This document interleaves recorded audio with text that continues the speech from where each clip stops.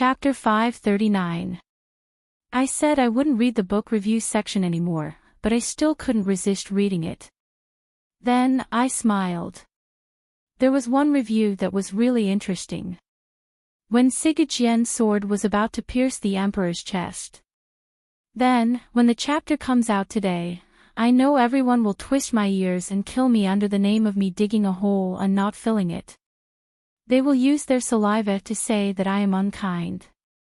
Recently, I have often thought about a problem. Things like techniques still have a need to exist. So, I will continue to work hard, accept it with an open mind, and resolutely not change. 100 years. P.S. I am indeed very tired. I don't have a cold and didn't read the semi-finals. I will once again enter the state of Wuzhu. Although book reviews cannot affect my train of thought, they can affect my mood, and I am a rolling writer who needs a happy mood. In the near future, there will be many reviews that should have been highlighted but have not been able to become popular. Please forgive me, everyone. This book is still long. I will try to finish it before the end of the year.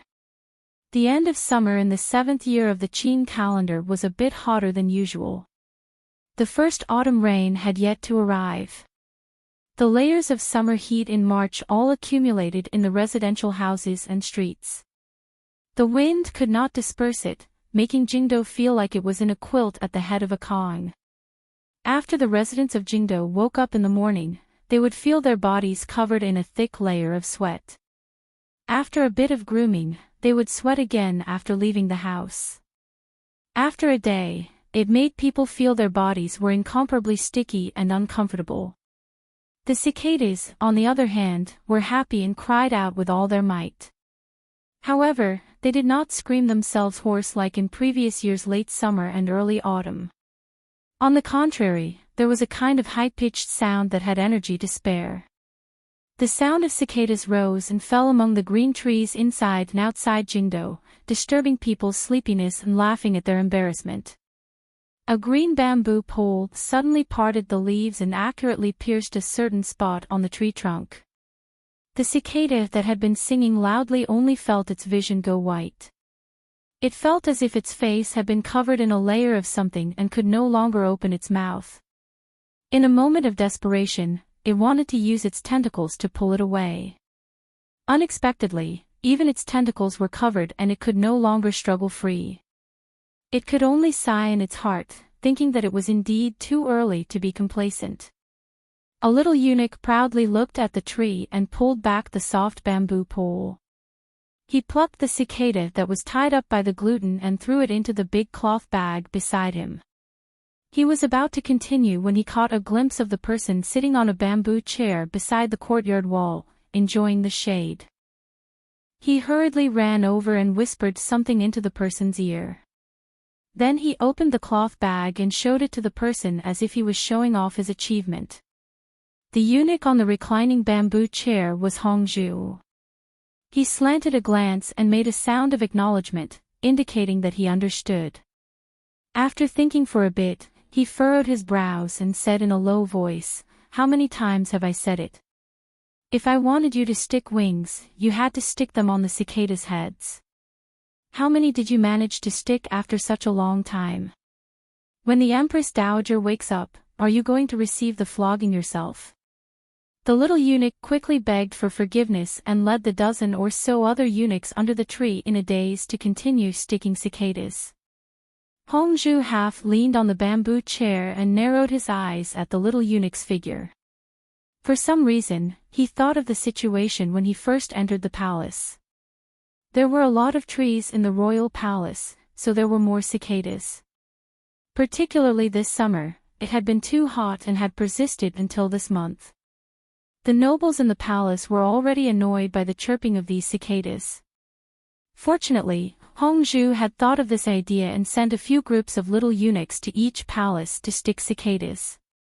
No wonder the emperor and empress both liked him. It was rare to see such a careful and considerate servant. Hongzhu forced a smile and thought that this method was taught to him by Sir Fan Jr. Sir Fan Jr. should be at Dong Mountain right now. He wondered how the emperor's worship to heaven was progressing. The Qing emperor had left the capital to worship heaven. He did not follow the ancestral tradition of having the crown prince oversee the country. Instead, he had invited the Empress Dowager to lead the ceremony. The political atmosphere contained in this was very clear. The people in the royal palace carefully waited for the day the emperor returned to the capital. Everyone was panicked. All kinds of small news spread again and again. The Empress Dowager had led the ceremony, but the Eastern Palace had long lost power. There was not a single noble in the rear palace who came out to take the lead. The peace within the palace walls could not help but show a kind of panic. Hongzhu was an exception in this panic. He had originally wanted to stay in the Eastern Palace to serve the Empress and Crown Prince. For some reason, the Empress Dowager had moved him to Hongguang Palace. Half a year ago, the Eastern Palace had caught fire. Everyone in the royal palace knew that the eunuchs and serving girls in the Eastern Palace and Guangxin Palace had all mysteriously died. Although no one dared to discuss this matter, they felt a bit more respect and distance toward Hongzhu, the only survivor. Everyone had died. Eunuch Hong was still alive. This matter was terrifying in itself. Hongzhu stood. His heart was a bit dim. Yes, he was a servant, but he was a loyal and affectionate servant. Thus, at this moment, in the palace, he didn't know what to do. Looking at the dispirited Eastern Palace, he actually felt a bit sad. He walked toward Hongguang Palace with his body slightly bent. He was young, but he was beginning to have the old eunuch Hong's smell of a dead person. The soldiers of the 13 city gate guards forced themselves to be alert in the summer heat. They carefully examined the documents of the people entering the capital. The Jingdo garrison raised their guard in the Yuantai camp. The thousands of imperial soldiers guarding the royal palace stood high on the palace walls and used suspicious gazes to examine everything beneath their feet. The entire defense power of Jingdo was controlled by the hands of these three groups of soldiers. In such a strange and quiet situation, the slightest carelessness could cause great chaos. None of the three sides dared to relax at all. With the great prince in the lead, they forcefully suppressed everyone's disloyal thoughts and movements. The common people of Jingdo were not as nervous as the officials and soldiers. In such hot weather, the wealthy people of the Qing kingdom did not want to stay at home and endure the heat. Instead, they were used to hiding in shady tea houses. They drank inexpensive cold tea and enjoyed the large leaf fans produced by the palace treasury. They talked about recent events in court and the gossip of their neighbors. For the people of Jingdo, the royal palace and their neighbors did not seem to be much different. The cicadas cried out loudly in the trees outside the tea house. A few even blindly stopped on the green banner outside the tea house and painted the large T into 2. These hissing cries just happened to cover up the discussions of the busybodies in the tea house. They were discussing the matter of the emperor's sacrifice to heaven. The news had spread for many months. Everyone under heaven knew that the emperor had made up his mind to depose the heir. However, the crown prince's behavior these 2 years was benevolent and steady. It was very different from how he had been in the past. So, the officials and common people were all muttering in their hearts. Why did the emperor depose the heir? Not many people dared to ask this to his face, but there were always people who dared to talk about it behind his back. Overall, the people of Jingdo had enough sympathy and comfort for the crown prince of the Eastern Palace. Perhaps it was because people had a spiritual need to sympathize with the weak, or perhaps, as common people, they always wished for the world to be more peaceful and did not want to create too many disturbances because of deposing the heir. Of course, the people of Jingdo, including the civil officials in court, had not thought that the storm at the turn of the summer and autumn of the 7th year of the Qing calendar would, in a way no one had expected, roll through like thunder and sweep up everyone and all of Jingdo's land. With a whoosh, a strong wind rose without warning through the wide streets of Jingdo and the densely packed residences. It passed through and swept past. The wind came too suddenly. It blew off the hats of the sleepy peddlers who had set up fruit stalls and had their heads down, revealing a pair of muddled eyes. It blew the fruit peels all over the street, and the cicadas on the green banners outside the tea houses could no longer stay and fell to the ground with a clatter. The word tea became tea. The customers sitting by the railings of the tea houses looked out curiously. They felt depressed in their hearts. It had already been stuffy for 3 months. Was a timely autumn rain finally going to fall? Then, they saw that the originally blue sky was suddenly covered by layers of cumulonimbus clouds surging in from the southeast. It was as if a large cover had been added to the sky above Jingdo. The shade enveloped the city walls and the people within. The clouds twisted and rolled endlessly like countless huge dragons in formation. Occasionally, strands of cloud would be pulled out. It looked very terrifying. Such thick black clouds were a sign of the heavy rain that was about to follow. Looking at the clouds, this heavy rain would probably be unusually fierce. The customers were not shocked. On the contrary, they were happy. They thought to themselves that the heavens were finally willing to clear up the world. With a crack of thunder, the rain finally came crashing down. The people on the street all moved out of the way. The customers upstairs narrowed their eyes and happily admired the rain that they hadn't seen in a long time, as well as the unique beauty that seeped out of the wet courtyard. The rain was not particularly heavy, but it was particularly cold. In a moment, the customers began to feel a chill. They couldn't help but be surprised. They thought to themselves that in the past, the autumn rain had only come down. There had to be 3 showers before it could completely dispel the summer heat. Why was the rain so cold this year? Given the knowledge of the people of this era, they did not know that a dozen days ago, the largest hurricane of the summer had risen on the surface of the East Sea. This hurricane charged straight toward Dong Mountain and dropped countless drops of rain on the ground 50 li from the coast. Its momentum did not decrease. It continued to carry with it the evaporating water vapor and humidity from the sea as it headed straight into the heart of the Qin kingdom. This hurricane was very interesting. Along the way, it didn't cause much damage. However, it brought an immediate cooling rain to the Qin kingdom, which had been sweltering for a long time. The customers rubbed their hands and drank their hot tea, silently cursing the heavens for being too strange. No one had brought umbrellas when they left the house. It was impossible for them to bring unlined clothing. They could only forcefully endure the chills in the building. What happened? Someone suddenly asked curiously as he gazed in the direction of the city gate. Hearing these words, the lively people all gathered around the railings of the tea house and looked in the direction of the city gate. Separated by layers of rain and mist, they couldn't see clearly what had happened. They could only faintly feel a wave of noise and the panic of the soldiers. The 4 city gates of Jingdo were all guarded by the soldiers of the 13 city guards. The military was always strictly guarded. It was rare for such a situation to occur. All of the customers were curious. Naturally, it was not an army coming to attack the city. First of all, regardless of how absurd the thought itself was, even if an army did attack the gates of Jingdo, the garrison on the perimeter would be the first to meet the enemy.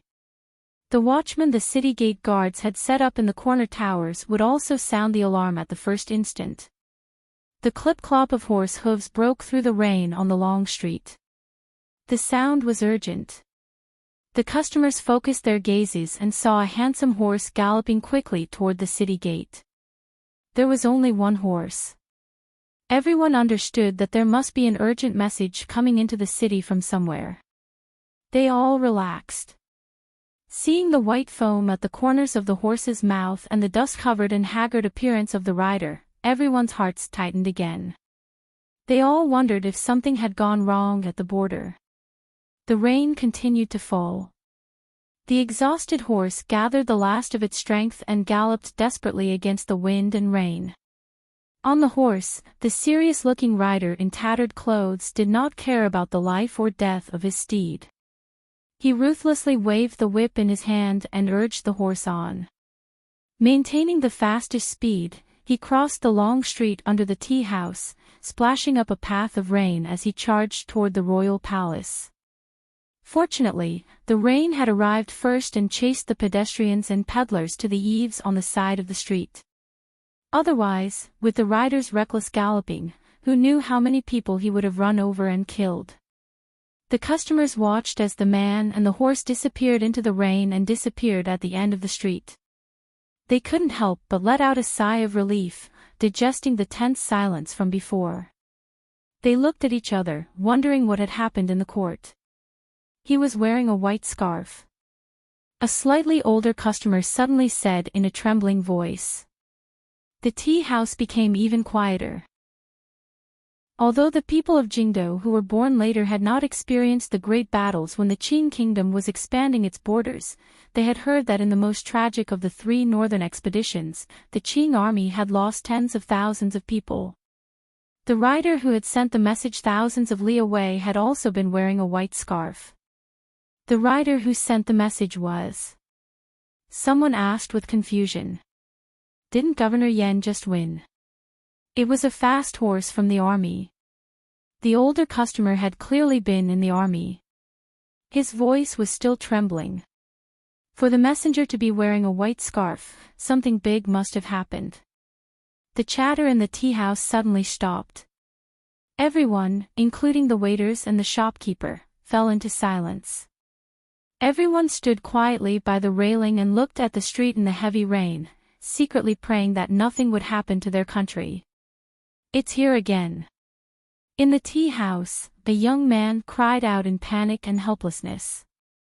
At this time, there was no longer any restlessness at the city gate. There was only sternness and wariness. However, the second rider came even faster than the first. Like a streak of smoke, it quickly flew past the tea house. This rider was not wearing armor. He was only wearing a deep black robe. He held the reins with one hand and kicked quickly with both feet.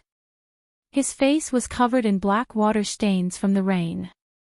His left arm, which was holding the border, was also tied with a white scarf, while his right hand was holding something that looked like a token. He directly rushed through the city gate, crossed the long street, and similarly sped in the direction of the imperial palace. The people in the tea house looked with hopeful gazes at the customer who knew the court well. They hoped to hear some good news from his mouth.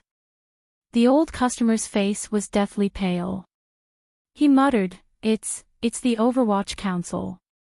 After some more time, a third thousandly messenger rider once again forced his way through the gates guarded by the 13 city gate guards and stepped onto the rainy street below the tea house. This rider was just like the previous one. He was also in a sorry state. It seemed that traveling thousands of li, changing horses without changing people, and using the fastest speed to send a message to Jingdo was a very tiring task. The rider did not feel it was tiring. He only knew that if he couldn't send this shocking news to the palace as quickly as possible, the Qing kingdom would probably have major problems. The rain washed over the rider's sun-scorched and cracked face and struck into his blood-red eyes. However, it could not stop his speed. The horse sped through the long street toward the royal palace. There was still a white scarf on his left arm. The customers in the tea house had become numb from the repeated shocks. They all opened their mouths but couldn't say anything. Although they didn't know which side of the court this third rider represented, they knew that the news these 3 riders brought to Jingdo was certainly the same. Receiving confirmation from all 3 sides, then a disaster would certainly happen to the Qing kingdom. There was a deathly silence in the tea house. Everyone lowered their heads. The old customer's face was deathly pale. Trembling, he sat down. His vision darkened, and he fainted to the ground. Everyone quickly went forward to help. No one noticed that the rain outside the tea house had lessened slightly. Although the rain was light, the chill had arrived. The cicadas, who had been swaggering around a moment ago, finally began to feel the irresistibility of fate, began to feel the impermanence of life, began to feel the desolation of autumn, and began to burn their own lives.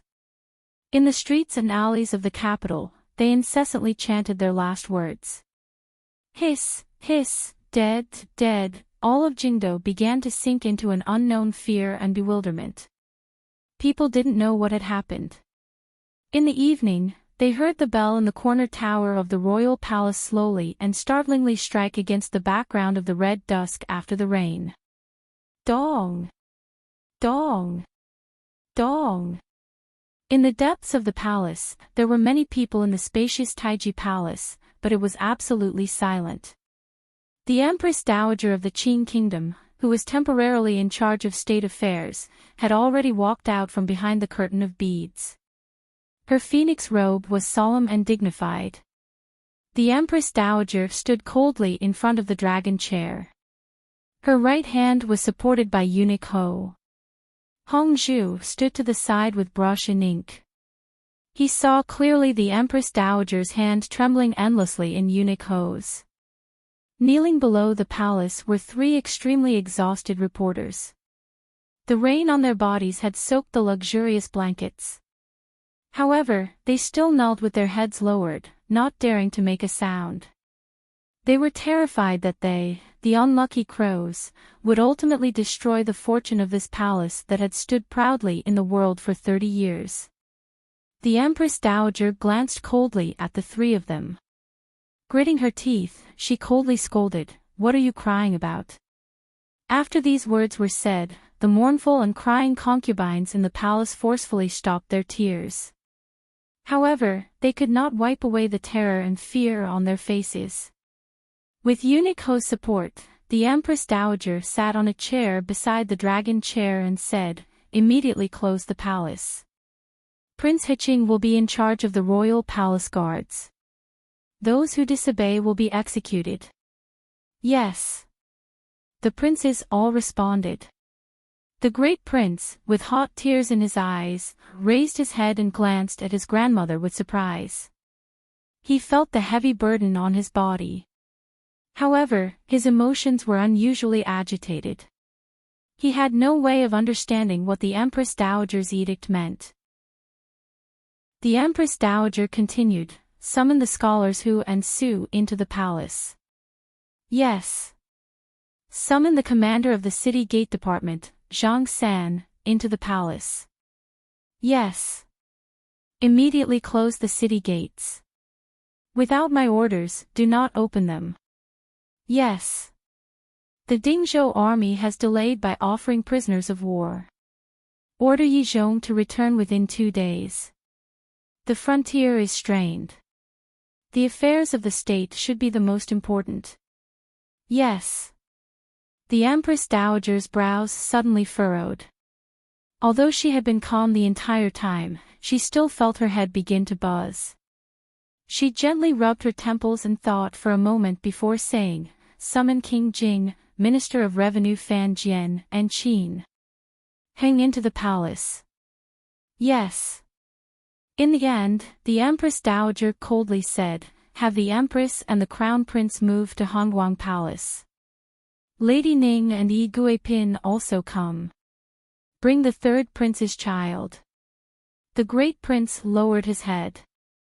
His heart tightened. He knew that his grandmother still did not trust him. In his sorrowful emotions, he did not want to fuss over these things. It was already dusk. The bells outside had stopped ringing. The candlelight in Taiji Palace flickered. It looked bleak and uneasy. The true controller of the Qing Kingdom, the old Empress Dowager, suddenly coughed. A complicated emotion flashed through her eyes. Lightly, she said, "Have the internal court invite the eldest princess and Princess Qin to temporarily stay in the palace. Fan Xian's pregnant concubine will also enter the palace." Yes, the Empress Dowager had not paid attention to matters for a long time. However, each of her edicts was clearly aimed at people's hearts. She was trying to cut off Jingdo from the outside world in the shortest amount of time and control those who could cause unrest within the royal palace.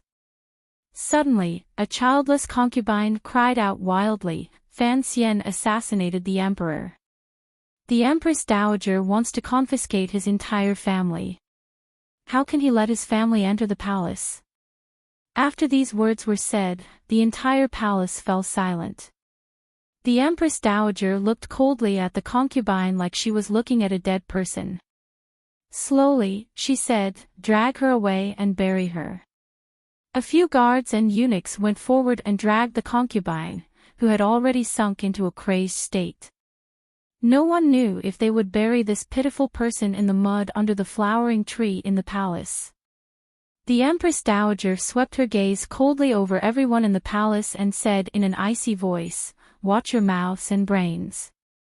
Don't forget, there is still a lot of empty space in the palace." Sorrow rose in everyone's hearts, but they didn't say anything. The sorrow and confusion in their hearts were the same as this concubine's. However, they were not crazy, so they didn't speak. "Where is Chen Pingping? Why hasn't he entered the palace?" the Empress Dowager asked with an icy expression. Hong Zhu put down the brush in his hand and met the Empress Dowager's questioning gaze. In a trembling voice, he said, "After Director Qin was poisoned, he returned to Qin Garden to be treated by the royal doctors. I'm afraid, he still doesn't know." The Empress Dowager's gaze turned cold. She gritted her teeth and said in a great rage, "Send an edict to this old dog. Tell him that if he doesn't enter the capital, mother and son will all die." Chapter 540. The sound of crying came faintly from a corner of Shufang Palace. With slightly red eyes, Yi Guipin looked at the eunuch kneeling in front of her. She forced a smile and had the eunuch leave the palace. After a moment of silence, her hand, which was pulled back into her sleeve, gripped the handkerchief tightly. In a raspy voice, she said, "I don't believe it." The royal palace was in a mess. The Empress Dowager had sent out a number of edicts in quick succession. Regardless of whether it was the Empress in the Eastern Palace or Lady Ning, they all had to immediately move to Hongguang Palace. Yi Guipin, who had raised the Qing Emperor's youngest prince, was no exception. At the time, Yi Guipin had clearly heard these edicts in the palace. She knew that the so-called moving to Hongguang Palace was only to make it easier to monitor the people in the palace. Her thoughts came to a sudden realization. She didn't know what kind of situation she and her son were about to face. The emperor was dead. The emperor was dead. The hair at her temples was a bit messy. She shook her head forcefully as if she wanted to chase this shocking news out of her mind. How could the emperor die? How could he die? She bit down hard on her lower lip. A white mark was left on her rosy lips. The rain outside the palace had stopped. The cicadas had stopped, but a chilling coldness still filled the air and wrapped around her body, making her shiver uncontrollably. Although the emperor never had any particular preference for female charms, and there were no more than 20 concubines in the back palace, Yi Guipin had been the most favored one in recent years. If one were to say that she had no feelings for the emperor, it would be a lie. However, her sorrow, fear, and unease were not only because of the news of the emperor's death. The military, Overwatch Council, and the provinces sent messages from thousands of li to Jingdo to deliver the major news to the nobles in the capital. The emperor had been assassinated. The military and the reports from the provinces said that the person who assassinated the emperor was the commissioner of the Overwatch Council, Fan Xian. Sir Fan Jr. colluded with Dongyi's Sigurjian. During the worship ceremony at Dong Mountain, his rebellious heart rose up and he killed the emperor.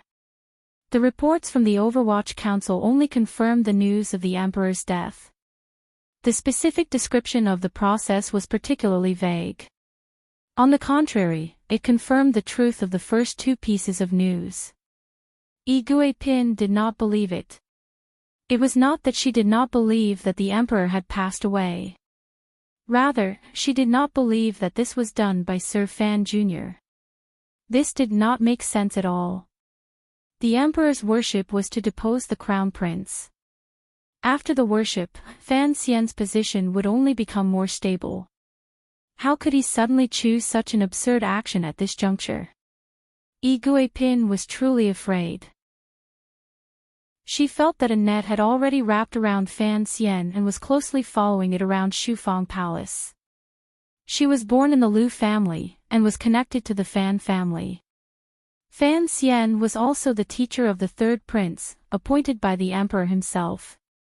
If Fan Xian truly became the chief criminal of the rebellion, the entire Fan manor would be executed, and the Lu family would not be spared. Pin might be pushed into the well, and the third prince, Mother.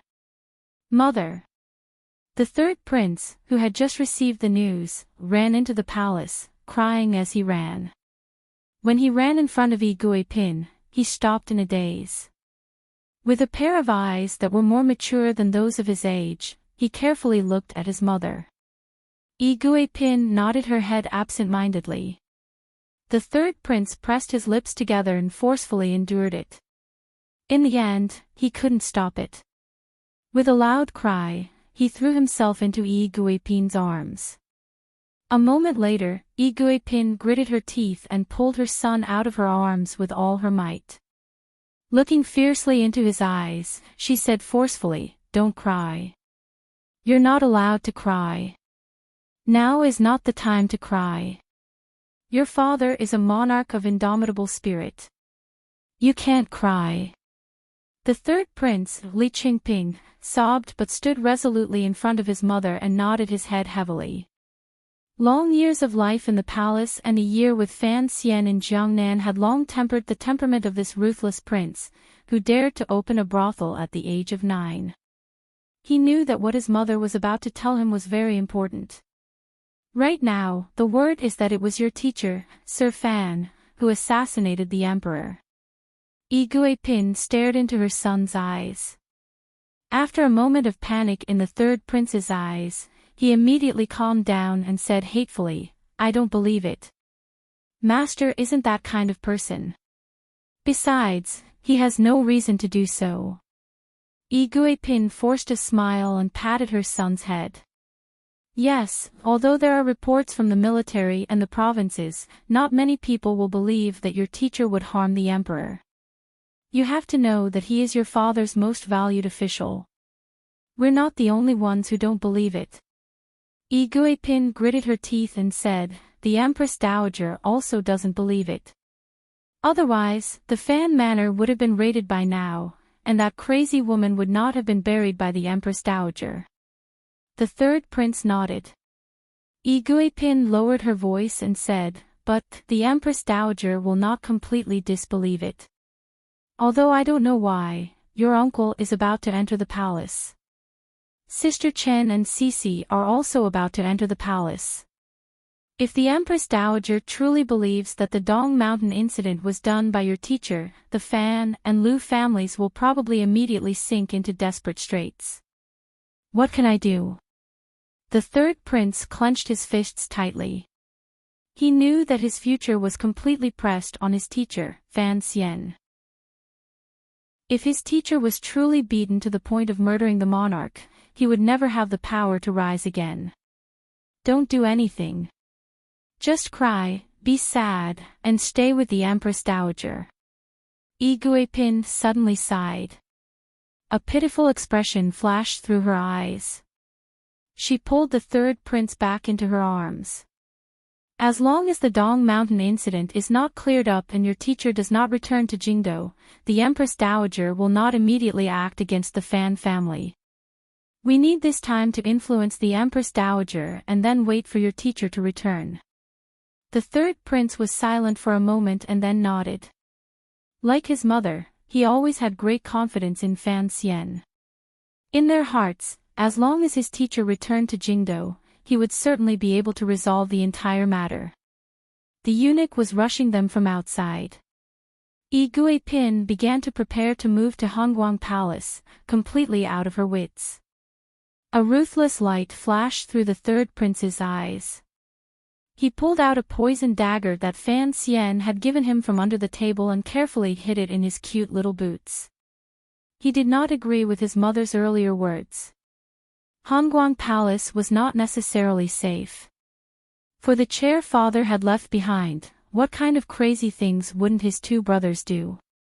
Crown Prince Li Qingqian slowly tidied up his clothing. There was not a glimmer of crazed joy on his face. When the news of the emperor's death reached the palace, the crown prince, like all the princes and officials, fell to the ground and cried loudly. It was difficult for him to hide his sorrow. Other than sorrow, there was also a glimmer of white on his face. Walking to the door of the eastern palace, he faced the dusk in the distant east and bowed deeply.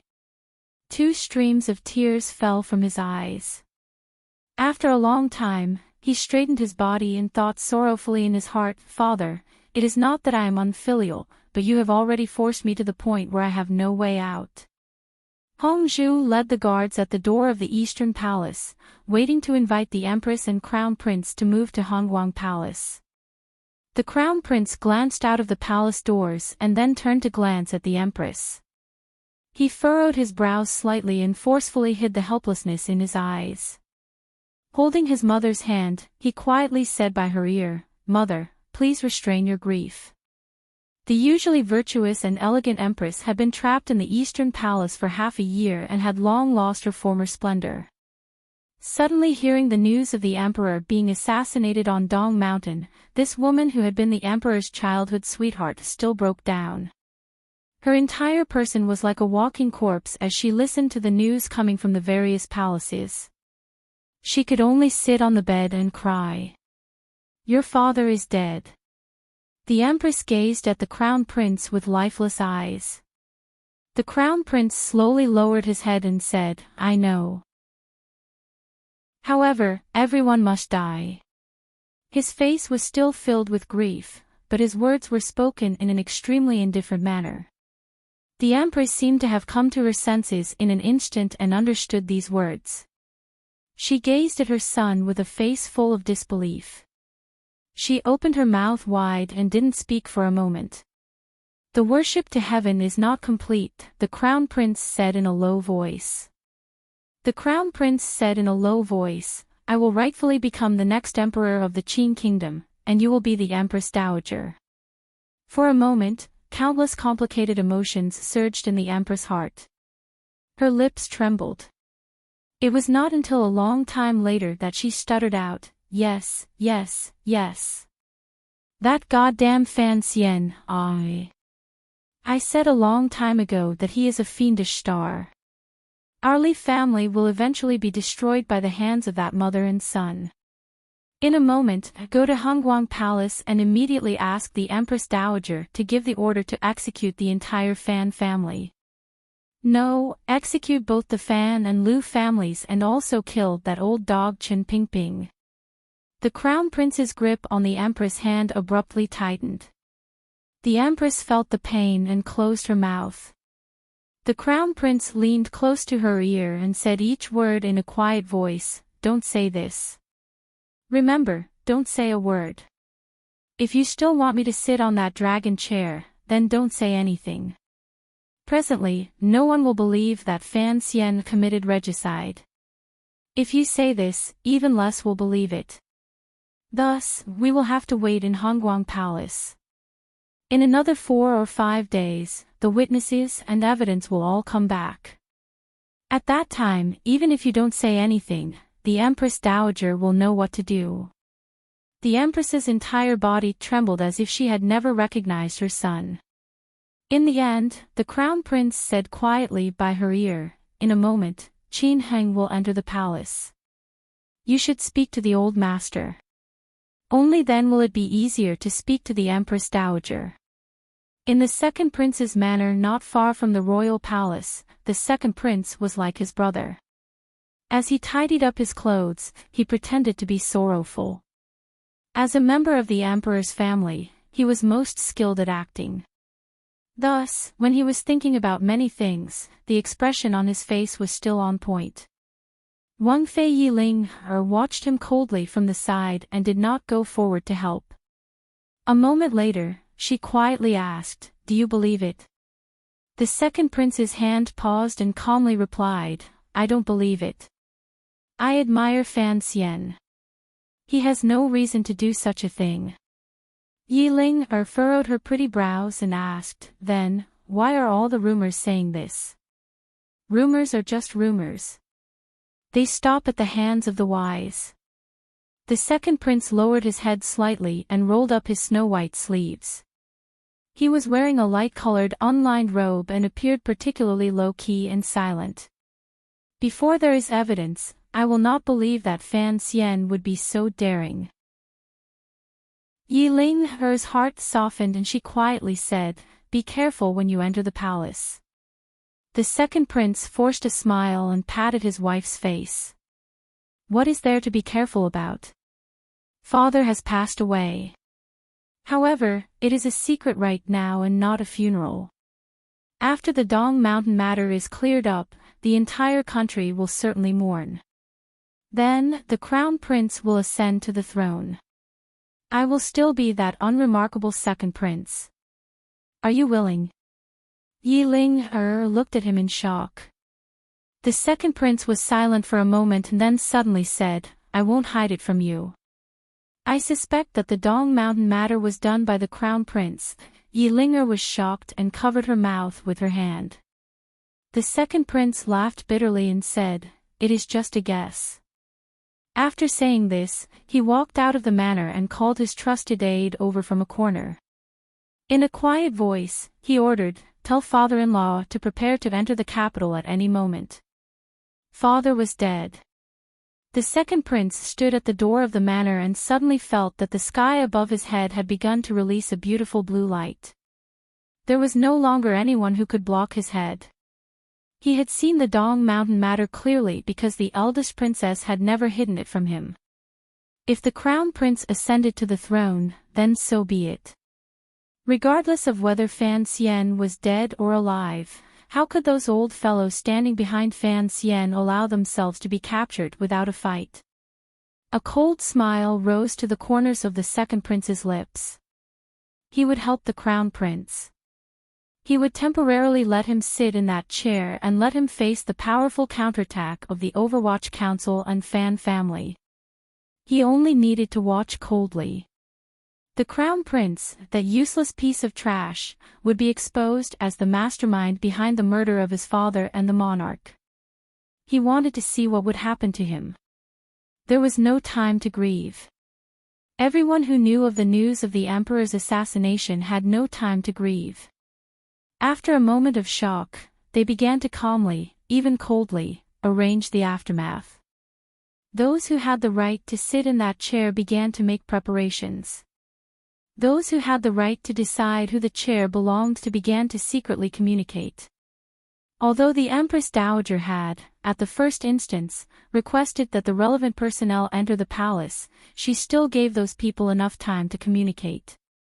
Everyone seemed to have forgotten that the person who had died was the most powerful ruler since the founding of the Qin kingdom, the sovereign who had ruled this land for over 20 years, and the spiritual symbol of all the Qin people. They were disturbed by the rewards in front of their eyes and the fragrance in their noses. They only had time to be excited, terrified, and pretend to grieve. They did not have time to truly grieve. Only one person was an exception. The eldest princess slowly pushed open the door to the royal courtyard that had been closed for many months. She stood calmly on the stone steps and looked at the carriage and eunuchs who had come to welcome her into the palace. Her beautiful and exquisite features did not tremble at all. She wore a thin white robe. She was very pretty, very plain, and very sorrowful. She didn't turn around to glance at the courtyard and slowly raised her head to look at the wisp of blue sky after the clouds and rain dispersed. The sorrow on her face grew heavier and heavier, thicker and thicker, and thicker and thicker to the limit before fading to the point there wasn't a trace of emotion. Her jade-like skin seemed to be about to become translucent, allowing everyone in the world to see the true feelings in her heart. That pain and calmness. Li Yunrui smiled slightly. Clear light scattered in all directions. In her heart, she said quietly to a certain emperor spirit on the distant mountain, "Brother, have a safe journey." Then, she climbed into the carriage and headed toward the royal palace that was about to decide the ownership of the Qing kingdom. Unlike the crown prince and second prince, she did not care to be on guard against the Overwatch Council and Fan Manor. Because she stood at a higher position, she could see further. The crux of the entire matter had already been confirmed with the 3 tired horses that had traveled thousands of li back to the capital. Everything else was just a matter of how simple it was.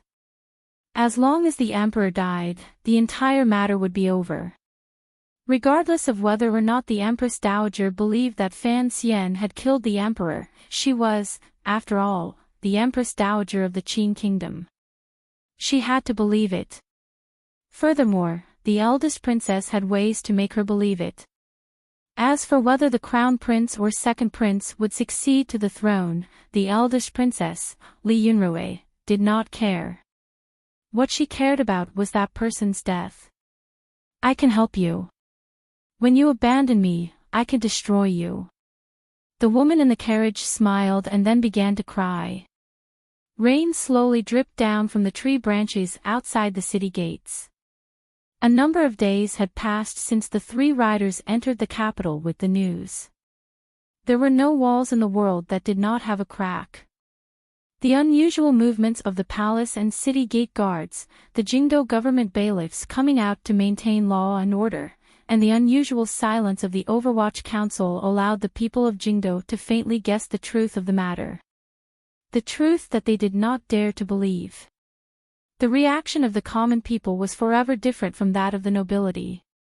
They looked at things more directly and, sometimes, more accurately.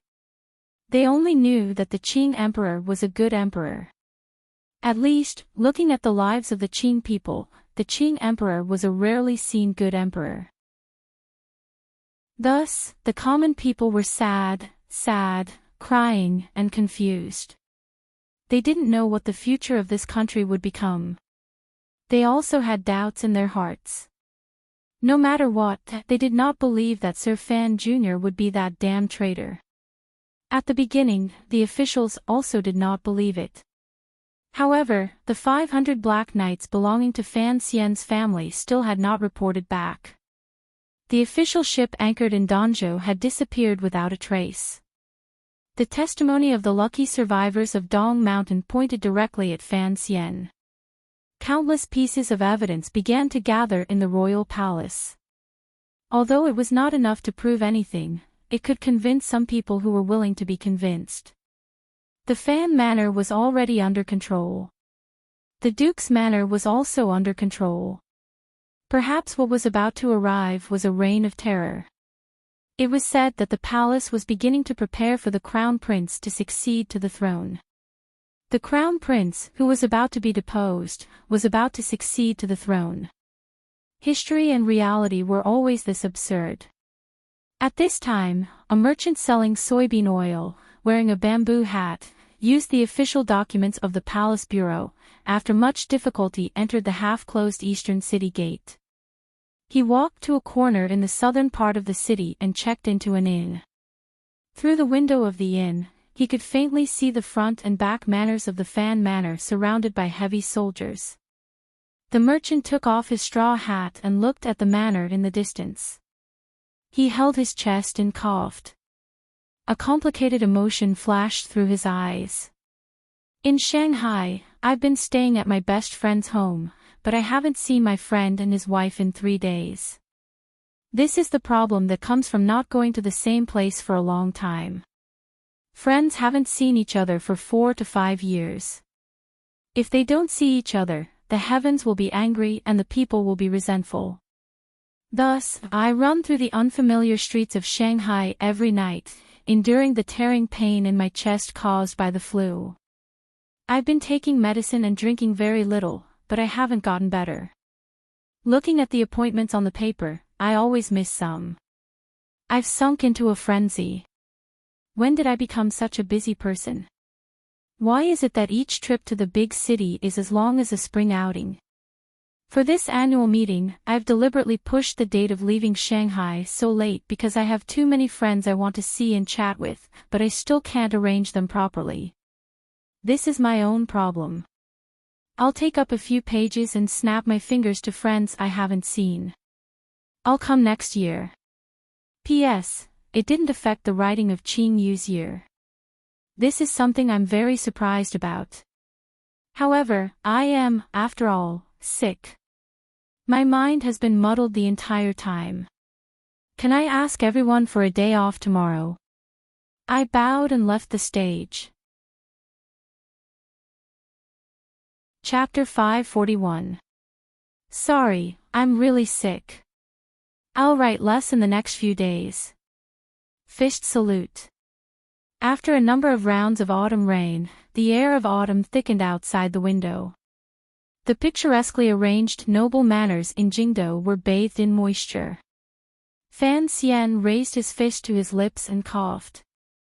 Pulling his gaze back from the window, he panted heavily a few times and then slowly sat down on the bed. This inn had a view of the beautiful scenery in the south of the city, so it was of high class. The mattress on this bed was not thick, but it felt good. He unconsciously slid his palm along the fabric and sighed in his heart. After experiencing the fatal attack at Dong Mountain, facing Bai Yanxiao's attacks, and escaping death countless times, looking at the familiar streets of Jingdo again, he couldn't help but feel as if a lifetime had passed. After using the assault rifle to kill Yanxiao, he, heavily injured, had to rest on the meadow for a full 2 days before he gathered enough strength and energy to walk toward the unknown small path surrounded by mountains. After experiencing some indescribable difficulties and passing through the small path Uncle Wu Zhu had told him about, Fan Xian entered the Song Kingdom under the protection of Dongyi. In that small vassal state, he didn't dare act rashly with his injuries not yet healed. He could only ask the waiter to get some medicine from the shop. He was Fei Jie's student. Although his medical skills were not the best in the world, he had spent a lot of time on treating knife wounds and poisons. The medicine he got was right. Additionally, with the tyrannical Jinqi in his body and the natural flow of Tianyi Dao's aura to heal himself, he gradually walked and his injuries gradually healed. However, Yan Xiaoyi's arrow was too powerful. Although it hadn't hit his heart, it had shaken his heart meridian. His injuries had not yet healed and his heart meridian was damaged, so he could not suppress his coughing. Fan Xian knew the state of his body well.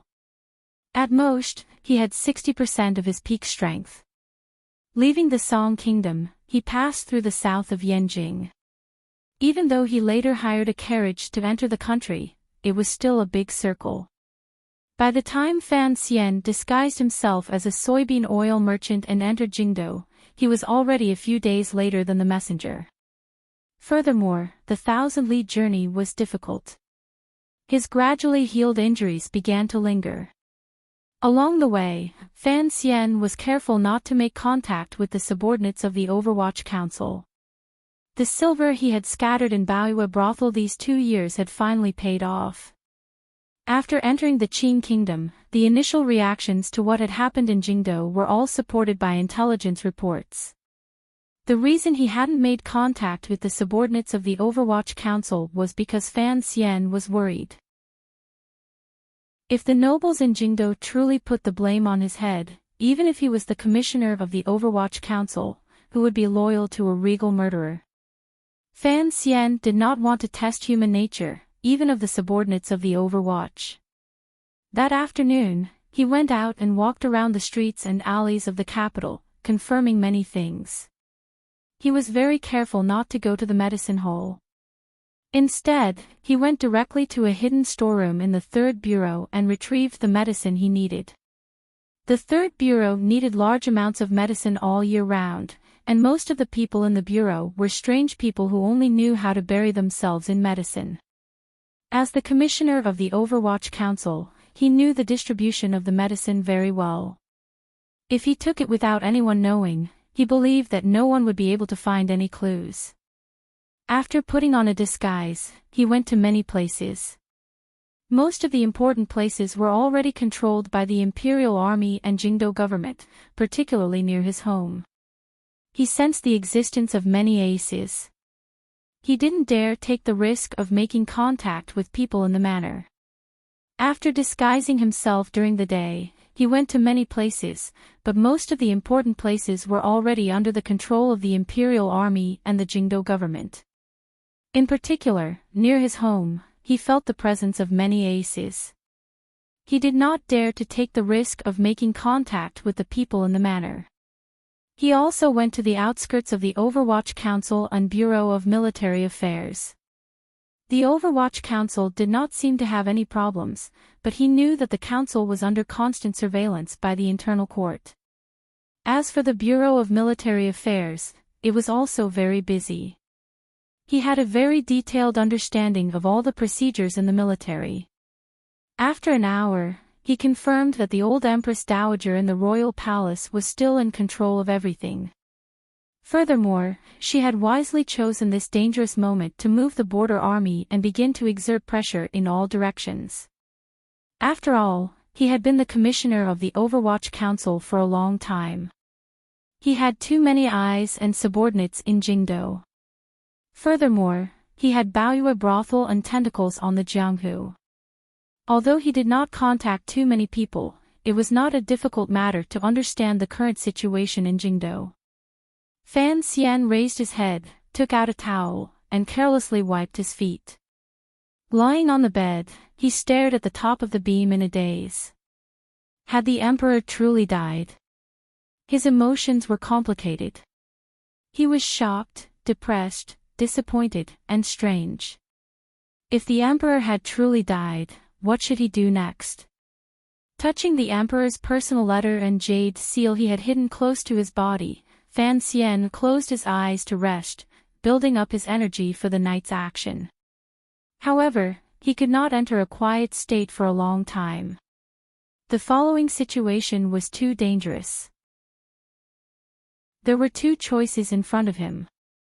Regardless of which choice he made, it was actually a kind of gamble. If he wanted to stop the crown prince from taking the throne, he had to think of a way to enter the royal palace and hand the emperor's personal letter and jade seal to the Empress Dowager's hands.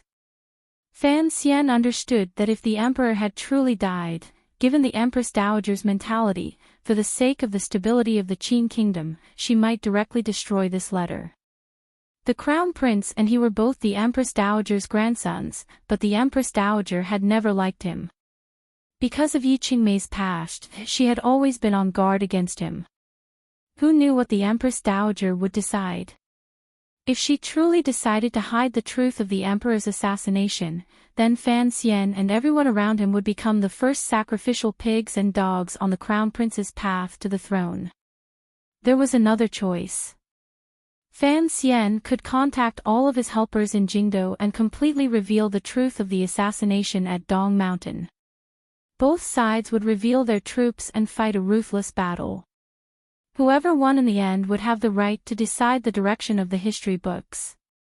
This choice would kill many people, but it looked like it was safer for Fan Xian himself. The problem at hand was that Fan Xian had no way of contacting his father or Chen Pingping. Rumor had it that the director had mistakenly taken medicine and been poisoned because of a cold. He had been bedridden the entire time.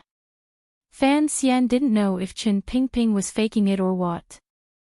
The intelligence he had secretly seen in the branch office said clearly that the person who had poisoned him was that master in Dongyi. There were 3 poison masters in the world. Shaowen was already dead, and Sir Fei had left. The most powerful was that person. If it had truly been that master who had acted, it was not difficult to imagine Chen Pingping being poisoned. All of the activity after the emperor's assassination faintly pointed to one thing.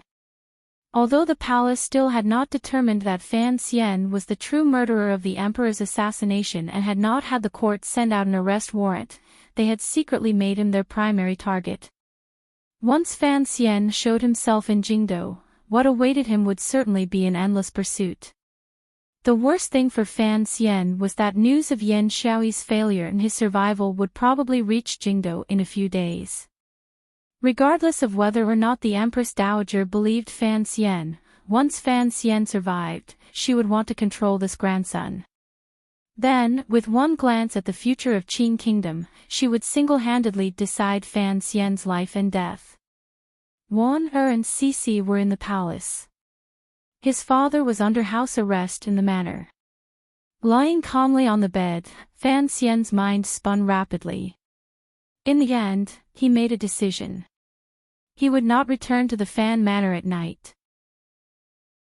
He would go straight to the palace. Even if he couldn't convince the Empress Dowager, he believed he could still obtain some benefit. After all, in the royal palace, he had many helpers. Furthermore, many people would stand firmly on his side for their own benefit. As for the Fan Manor, the imperial army was led by the Great Prince. They shouldn't be too much of a threat to his father. By the time he finished thinking all of this, another day in Jingdo had come to an end. A faint twilight seeped in through the window, filling the inn room with a warm color. Fan Xian abruptly opened his eyes. They were filled with powerful confidence and stubbornness. As long as he could wash away the crime of treason on his body, he had the Overwatch Council in his hands, the Great Prince's imperial army, the power of his father's manor outside the palace, the help of Yi Guipin and Lady Ning in the palace, and the little eunuch Hongzhu, who was said to always be by the Empress Dowager's side. As long as the Yi and Qin families' armies were unable to enter the capital, who in Jingdo could be more powerful than him? The edict has already entered the Western Expedition Army camp. The 5,000 soldiers who offered as captives have already broken camp and returned west. In about 10 days, they will begin to fight. In the royal palace, an old general sat on a soft stool and respectfully said to the Empress Dowager, "The king of Nanzhao is still young. He shouldn't be able to cause too much trouble." As for the two directions in the northeast, the Northern Expedition Army has the momentum of a new victory. Governor Yan should be able to suppress Shang Shanhu. The western camp of Yanjing borders the Song Kingdom. It won't take more than 3 days to invade. Dongyi won't dare make any strange movements. The Empress Dowager slowly nodded her head. The news of the emperor's death had already spread throughout Jingdo. They had just barely suppressed it. However, this news would eventually spread throughout the world. No one knew whether or not the powers in the world would take advantage of the death of the leader of the Pride and the absence of a new Lion King to greedily seek some benefits. Thus, at the beginning of handling the affairs of the country, the first thing the Qing officials and people had to do was to use powerful military power to intimidate those people's ambitions. Not enough. The Empress Dowager glanced coldly at the old general and said, "Pass on my orders. Order the Bureau of Military Affairs to draw up a battle plan. Within half a month, the 3 armies must attack outward. The limit is 100 li. We don't want any more land. If we lose 1 li, have Yi Zhong, Yan Xiaoyi, and Wang Zhikuan cut off their own heads." The Empress Dowager is wise. The old Qin master sighed. As the most important official in the military, he understood why the Qin kingdom was instead sending out troops on a large scale. However, he still said with doubt, to suddenly send out troops, I'm afraid the provisions won't be able to keep up. Chapter 542. Hongguang Palace was silent for a long time. The Empress Dowager's voice rang out again. "Do you have any objections?" The old Qin master lowered his head and respectfully reported, "I dare not. I am just following the rules. I pray that the Empress Dowager's phoenix heart will dictate." The Empress Dowager thought for a moment and then slowly nodded her head. Following the rules meant that since the emperor was already dead, then it should be the crown prince who succeeded the throne. The Empress Dowager thought of the conversations she had with the crown prince these 2 days. Her satisfaction with this grandson grew deeper and deeper. She felt that the child was much more clear-headed than his mother. The Empress Dowager was the Empress aunt. No matter from which angle, the Crown Prince succeeding the throne would be her first choice. Now that she had also received the secret declaration of an important military official, there was no reason to change all of this.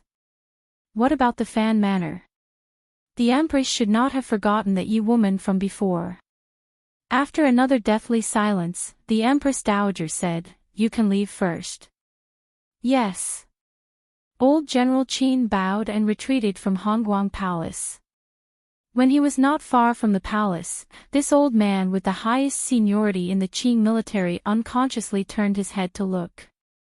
He felt that he could faintly hear someone crying inside the palace. The old man's heart suddenly twitched. He thought of the wisp of emperor spirit on the distant Dong Mountain. An unprecedented sense of fear surged through his heart. His back began to break out in a cold sweat. He increased his pace out of the palace. After the first 2 days and nights, the concubines who had been invited into the palace by the Empress Dowager had returned to their respective palaces, except for Lady Ning, Yi Pin, and Lady Shu. The reason was simple. These 3 concubines had all given birth to princes. At such an unusual time, if the Crown Prince was to safely ascend to the throne, the Empress Dowager had to hold these 3 women in her hands. As for the eldest princess, she had returned to Guangxin Palace, which she had not visited for a long time. The Empress Dowager sat alone on the couch. A few old nannies quietly served her from behind, not daring to make a single sound. The dim yellow light shone on the side of the Empress Dowager's face, clearly revealing countless wrinkles. It made the most powerful person in the Qin kingdom appear hopelessly senile. Could I have made the wrong choice? The question in the bottom of the Empress Dowager's heart was like a venomous snake that kept devouring her confidence. Suddenly hearing the news of their son's death in their old age was an extremely difficult blow for any old person to bear. However, the Qing Empress Dowager valiantly suppressed her sorrow and began to seek the most reliable and safe path for the future of the Qing kingdom. If he's still alive, he'll definitely blame me. The Empress Dowager slowly closed her eyes and thought of the emperor who had already left this world. Her heart was filled with sorrow. On this trip to Dong Mountain to worship heaven, the emperor's goal was to depose the crown prince.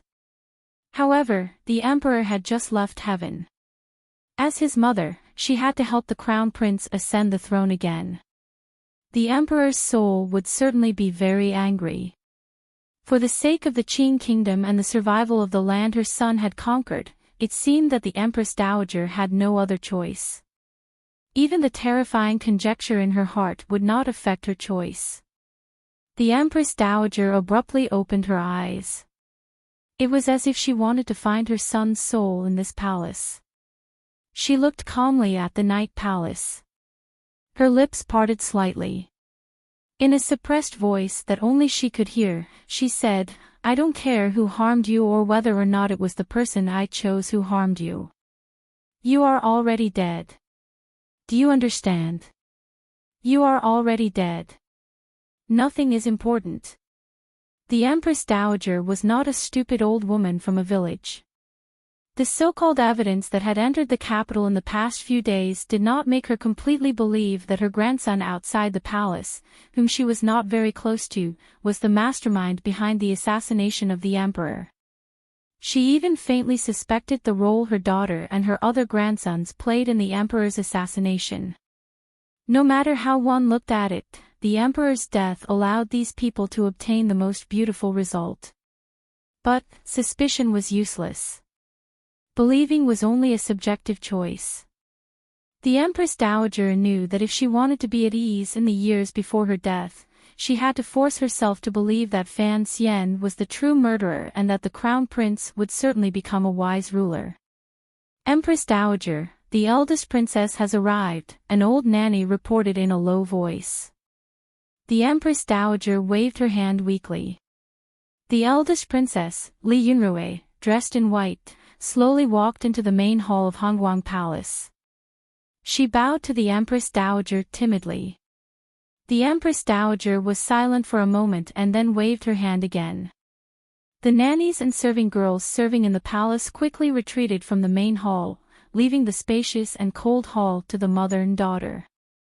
The Empress Dowager looked at the trace of tears at the corner of her daughter's eyes and was slightly absent-minded. A moment later, she said, "I heard you have been washing your face with tears these days. Why hurt yourself like this? He is already gone. There is no point in us crying here." The eldest princess smiled peacefully and said in a gentle tone that she had never shown in front of the Empress Dowager, "Mother is right." She then sat down beside the Empress Dowager like a 12 or 13-year-old girl and gently snuggled up against her.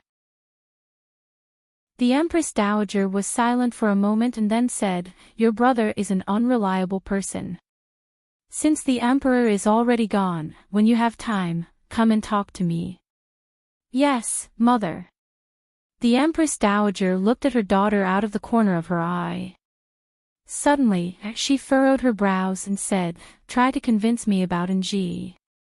The eldest princess was slightly startled. It was as if she hadn't expected her mother to ask so directly. After a moment of silence, she said, "I don't understand what you mean." The Empress Dowager's gaze gradually grew cold and then quickly calmed down. In an even voice, she said, "I just need something to convince myself." The eldest princess lowered her head. A moment later, she said, "Fan Xian has a reason to do this." "Why?"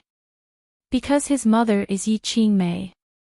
The eldest princess raised her face and looked at her mother with a faint bleakness. "Furthermore, he has never considered himself to be surnamed Li." The Empress Dowager did not get angry. Calmly, she said, "Continue." "He colluded with Northern Qi in Jiangnan.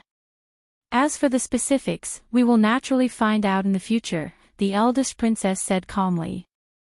The eldest princess calmly said, "Additionally, Fan Xian and Dong Yi are also somewhat unclear. Recently, the young 9th-level ace at his side should be Siga Jian's last disciple." "You mean 13th Wang," the Empress Dowager said.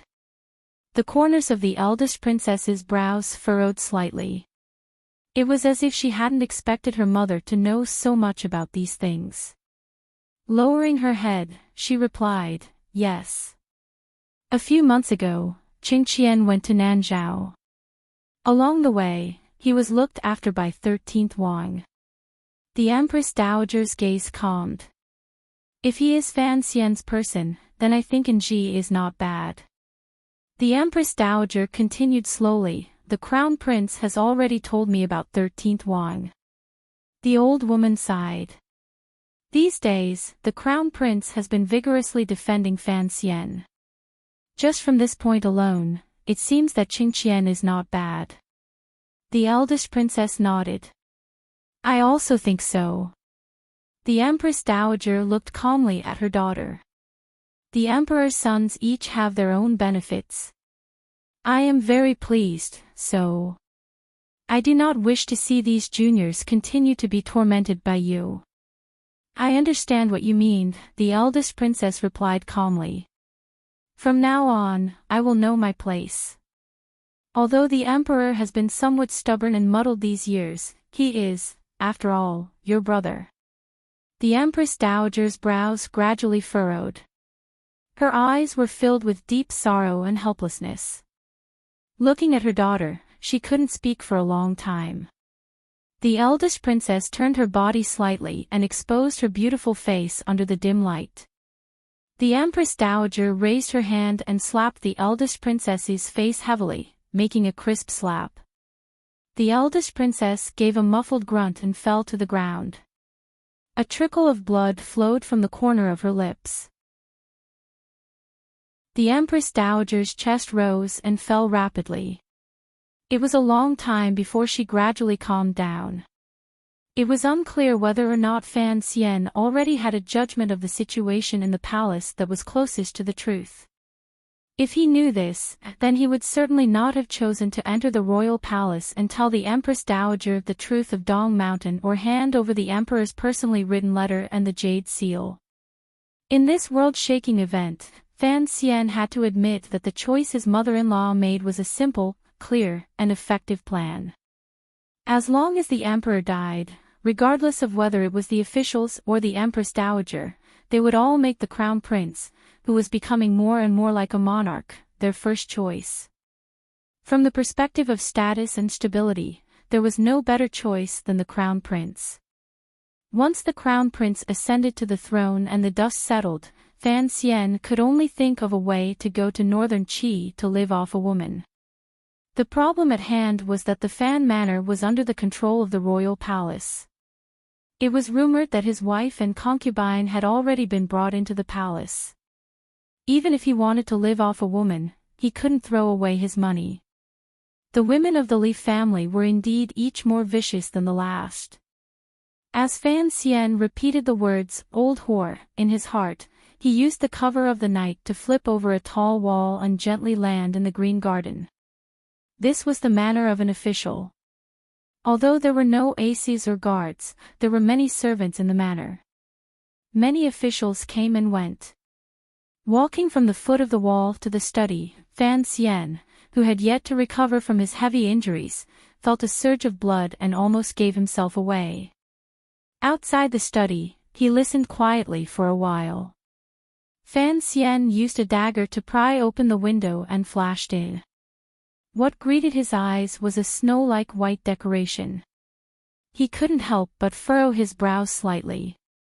He then turned around and grabbed the throat of the official who was about to cry out in shock. Moving close to his ear, he quietly said, "Don't cry, it's me." The official he had subdued heard his voice. His body shook like it had been struck by lightning, but he gradually relaxed. Fan Xian looked at his eyes cautiously and pulled his iron-like hand away from the other person's throat. If the other person actually disregarded his life and called for people to capture him, given his present condition, it would probably be difficult for him to escape Jingdo alive. This was a gamble, but Fan Xian's life was a big gamble. His luck had always been good. The official did not call for help. On the contrary, he used a strange gaze to look at Fan Xian's slightly pale face. It was as if he was surprised and unexpectedly happy. "Old Shu, don't look at me like that." Fan Xian confirmed that his judgment was correct. He put away his dagger and sat down across from Shu Wu. At this moment, he was in the Shu Manor's study. After some deliberation, Fan Xian still decided to first find this scholar with a high position. Of all the civil and military officials in court, he always felt that only this student of Zhuang Mohan's was the most trustworthy in terms of character and morality. Shu Wu looked at him with a complicated gaze. Suddenly, he said, "3 questions." "Please speak," Fan Xian replied with a serious expression. "Is the emperor dead?" Shu Wu's voice trembled slightly. Fan Xian was silent for a moment. "When I left Dong Mountain, he wasn't dead. However," he thought of the figure on the boat, Sigurjian hidden at the side, and the big Baldy who was likely to have taken action. Furrowing his brows, he said, "He should be dead." Shu Wu sighed and didn't say anything for a long time. "Who is the mastermind?" Shu Wu looked into his eyes. Fan Xian pointed at his nose and said, "According to the military and Overwatch Council's intelligence, it should be me." "If it was you, why did you return to Jingdo?" Shu Wu shook his head. Such madness is not at all in line with a ruler's nature. Both of them fell silent. Fan Xian suddenly opened his mouth and said, "Since I have come to find you, I have something to ask of you." "What is it?" "We cannot let the crown prince ascend to the throne." Fan Xian stared into his eyes and said each word clearly. Shu Wu's brows furrowed and then relaxed. Lowering his voice, he said, "Why?" A faint self-mocking smile rose to the corners of Fan Xian's lips. Because I believe that Shu the scholar does not wish to see a scum who killed his father and the monarch sit on the Qin kingdom's dragon chair. The entire room was silent. Fan Xian stood and took out the letter he had hidden close to his body. In a quiet voice, he said, Shu Wu accepts the edict. Shu Wu's heart jumped. Kneeling on the ground, he accepted the letter with trembling hands. Confusion welled up in his heart. If the emperor had already passed away, then who had written this edict? He had been in court for many years and had long been in charge of the matters of the Library of Records. He was very familiar with the emperor's handwriting and tone. With just a glance at the cover and the instructions behind it, he knew it was the emperor's own writing. He couldn't help but become excited. His eyes began to grow wet. Fan Xian opened the envelope and handed the paper to Shu Wu. The more Shu Wu read, the more shocked and angry he became. In the end, he couldn't resist slapping the desk beside him and cursing loudly, "Wolves! Wolves!" Fan Xian gently held his hand, not letting Shu the scholar's palm hit the desk. Slowly, he said, "This was personally written by the emperor the night he had me returned to Jingdou. I will enter the palace immediately." Shu Wu stood. He could not hide the anger on his face. "I want to see the Empress Dowager." Fan Xian shook his head. Shu Wu furrowed his brows and said, "Although there has been no funeral, the palace has already begun to prepare for the crown prince's ascension. This matter cannot be delayed. If we are late, I'm afraid it will be too late for everything." Fan Xian lowered his head and was silent for a moment. He then said, "This imperial letter was originally written for the Empress Dowager to read." Shu Wu was shocked. Given Fan Xian's hidden power in Jingdou and his own extraordinary strength, even if the palace was tightly sealed right now, he would certainly have a way to enter the royal palace and see the Empress Dowager. With this letter and the royal seal he had seen earlier, the Empress Dowager would certainly believe Fan Xian's words. Awe! Shu Wu's expression immediately changed. He stared at Fan Xian in a daze. Impossible! There has never been anything impossible in this world. Fan Xian's eyes seemed to have a will-o-wisp of fire jumping about. "You are a civil official, while I pretend to be a member of the royal family. As for the thoughts of the nobles in the palace, I want to see more clearly. If it were not for my fear of the Empress Dowager, why would I take the risk to come here tonight?"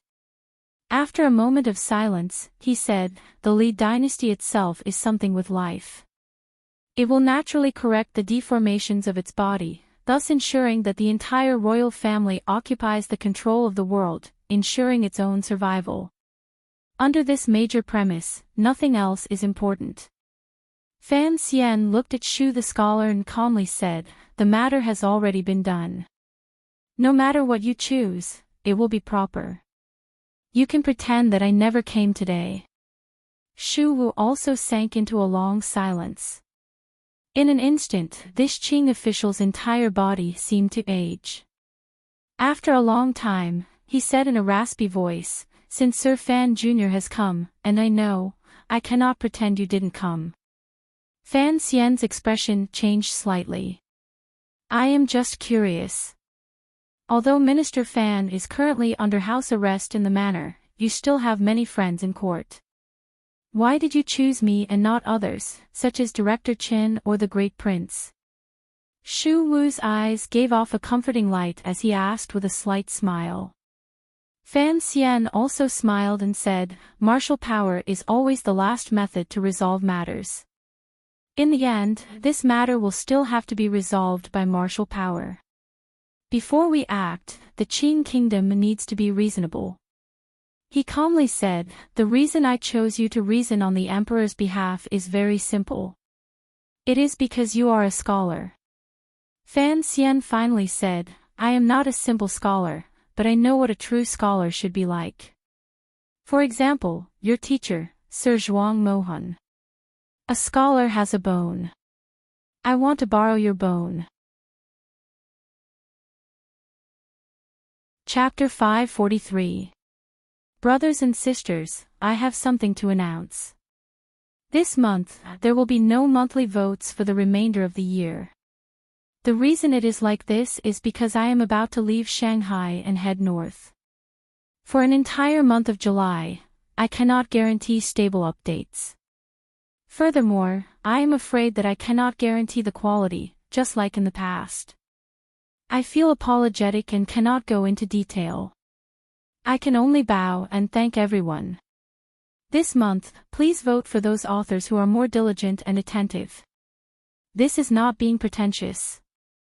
It is truly the self-blame of sitting in front of a computer in a daze for 2 hours and not being able to write a single word.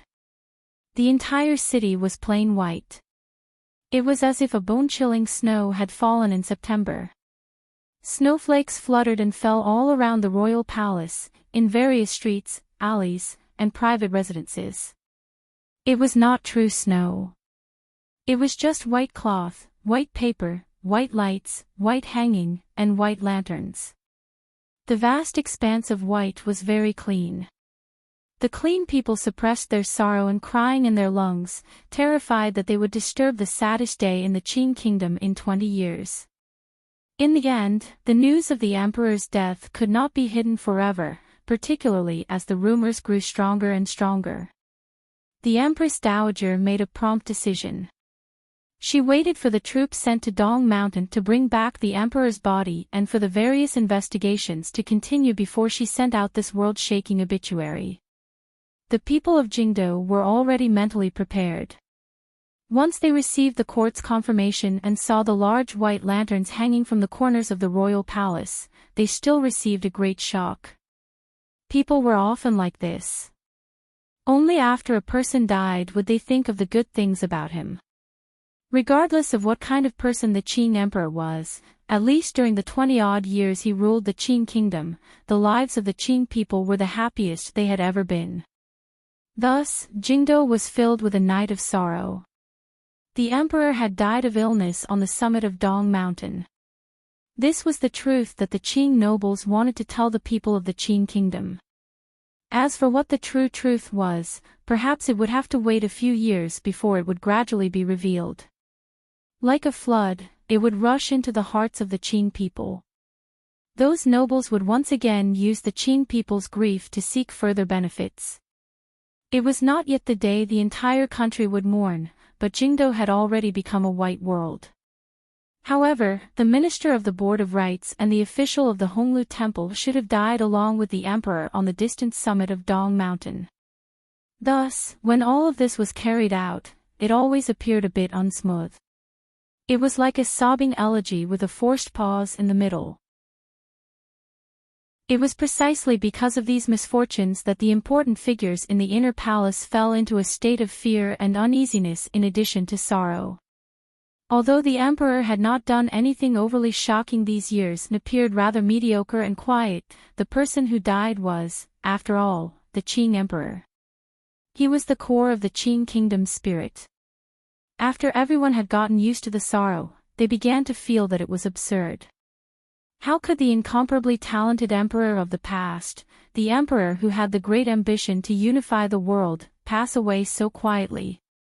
It was not that they could not accept the emperor's departure, but that no one seemed to be able to accept this manner of departure. This kind of quiet way of leaving was too strange. The ruler had quietly passed away. What would await the Qing kingdom? Was it a collapse after the turmoil?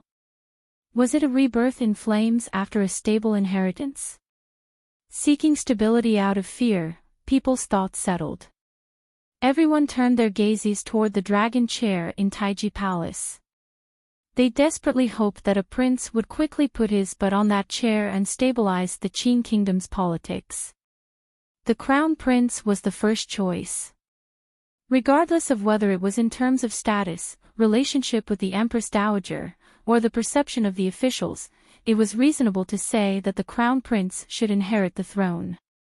However, everyone knew that the emperor's main goal in coming to Dong Mountain to worship heaven was to depose the crown prince. Some people thought of something and understood something, but they didn't say anything. The officials who had entered the palace to cry for the soul looked at the crown prince, who was crying bitterly as he held the coffin. An incomparable coldness and respect grew in their hearts. It was as if they were seeing a young emperor being reborn beside the coffin, crying bitterly. The truth of the Dong Mountain matter was circulating among the officials. It seemed to have something to do with Sir Fan Jr. Some people believed it while others didn't, but Fan Xian had disappeared. Perhaps he had died on Dong Mountain. Perhaps he had fled to escape punishment, leaving behind his father, wife, and child in their wombs to run to a distant foreign country. The officials knew that if Sir Fan Jr. did not have the ability to flip the heavens, then he could only bury his name in the darkness. The general situation was already set. The Empress Dowager sat in the doorway of Hongguang Palace and listened to the waves of crying coming from behind. Her brows furrowed imperceptibly.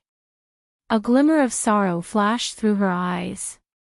She knew that now was not the time for her to be unbridled and sorrowful. She had to hand the entire Qing kingdom to the next generation before she could truly rest. Outside the door was the old custom of the place where the Li royal family had first made their fortune. There was a brass basin with some paper money used by the common people burning in it. The yellow paper money gradually burned to ash like a sign of the impermanence of life.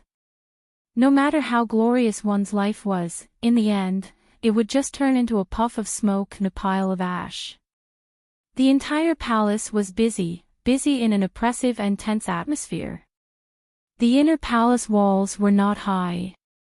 One could faintly see the tips of the white banners the internal court had bought hurriedly running along the walls toward the front of the palace. Inside Taiji Palace, something that would decide the future direction of the Qing kingdom was going to happen. Everyone's gaze stopped there. Compared to it, Hongguang Palace was rather cold and cheerless. The Empress Dowager pulled back her muddy gaze from the tips of the white banners.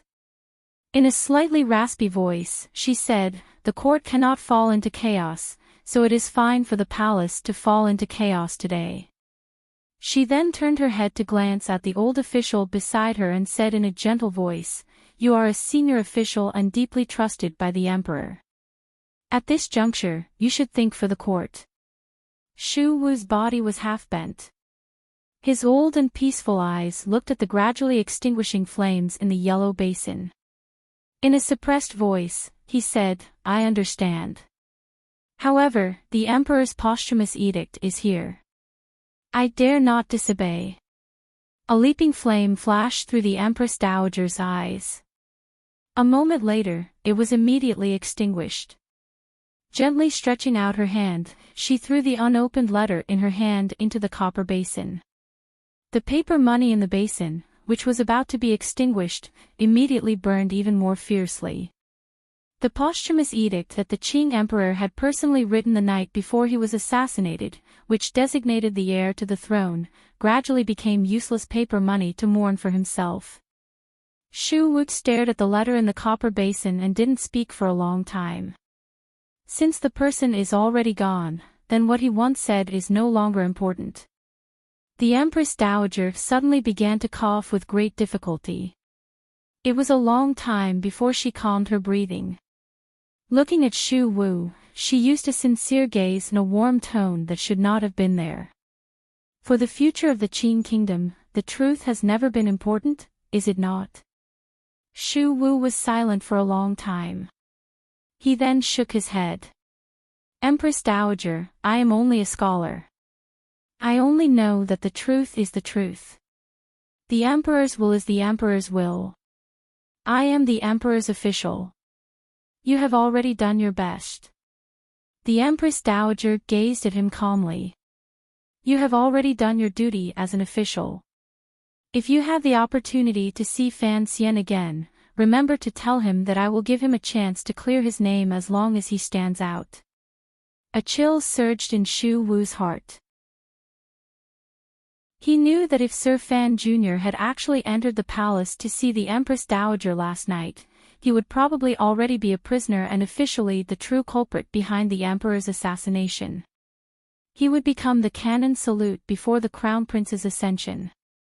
He bowed to the ground and respectfully said, "I am going to Taiji Palace." The Empress Dowager smiled slightly and shook her head. "Go. You must know that everything is predestined. Since it cannot be changed, any attempt to change will only make things worse, so why change?" Shu Wu was an old official of the Qing kingdom. He had a respected position in the hearts of the people. His students and old friends were all over the court. However, he had a stubborn personality. Today, it was the crown prince's ascension ceremony. Disregarding his life and death, he forcefully requested to see the Empress Dowager in an attempt to change the matter. Only this old official had the right to do such a thing. If it had been any other official, they would probably have long become a wisp of wronged spirit under the palace walls. The Qing emperor had just died, and the crown prince had ascended to the throne. At this juncture, the Empress Dowager prioritized stability and would not force this old official too much. However, Shu Wu could not change anything. If he was smart, he would quietly wait for the crown prince to ascend to the throne and then immediately beg for his bones and return to his homeland. Shu Wu walked alone and lonely to the door of Taiji Palace. He could not hear the greeting of the plain-clothed official beside him. He also did not hear eunuch Ho announce the crown prince's edict and invite the scholar into the palace. He only stood in a daze at the palace door and looked at the messy sacrificial procession in the square in front of the palace. He looked at the upright white banners and the vigilant imperial soldiers on the palace walls. He heard the waves of firecrackers in the distance and the mournful sound of whips outside the palace door. He suddenly felt a wave of hot blood surge into his head, making him dizzy. From this moment on, Shu the scholar's head was incomparably heavy. Like a wooden man, he walked muddle-headedly into the spacious Taiji Palace and stood in the second position among the civil officials. His entire person was muddled. He did not hear what the Empress Dowager said in a slightly sorrowful voice behind the bead curtain beside the dragon chair. He also did not hear the heartfelt sobs of the crown prince, the great prince, the second prince, and the third prince. He also did not hear the cries of the Qing officials echoing in the palace. Occasionally, a few words burrowed into his ears, such as fan xian, rebellion, wanted, confiscation of property. Shu the scholar muddle-headedly knelt to the ground with the officials. He then muddle-headedly stood to the side and stood quietly. In front of him, Hu the scholar glanced at him with concern. He used his gaze to send out a warning and wariness, but he hid the coldness in his heart well. All of the officials hid it well. There was only sorrow and no change in expression. Shu Wu furrowed his brows. He could not hear any sound. Looking at the colleagues he was usually very familiar with in the procession, he felt at this moment that they were strangers, particularly Hu the scholar in front of him. The two of them were very close.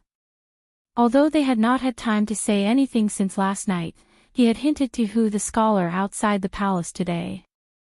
Why was Hu the scholar so calm? Shu Wu's brows furrowed deeper and deeper. Suddenly, his body trembled. His ears, which had been deaf for a long time, suddenly recovered. He heard the sound of gongs and drums ringing out from outside Taiji Palace. He opened his mouth. Only now did he know that he had finished saying what needed to be said. The crown prince was about to ascend the throne. Shu Wu's strange state fell into the eyes of many people. The officials in court all knew that the previous emperor and Shu Wu had always been on good terms. Suddenly hearing the news of the emperor's death, it was natural for the old scholar to not be able to withstand the emotional impact. It was natural for him to be a bit dazed, so not many people were suspicious. However, the Empress Dowager, sitting behind the beaded curtain beside the dragon chair, stared coldly at Shu Wu's every move. Her gaze turned, and the eunuch walked behind Shu Wu, preparing to help the old scholar to rest. The Crown Prince's gaze landed on Shu Wu.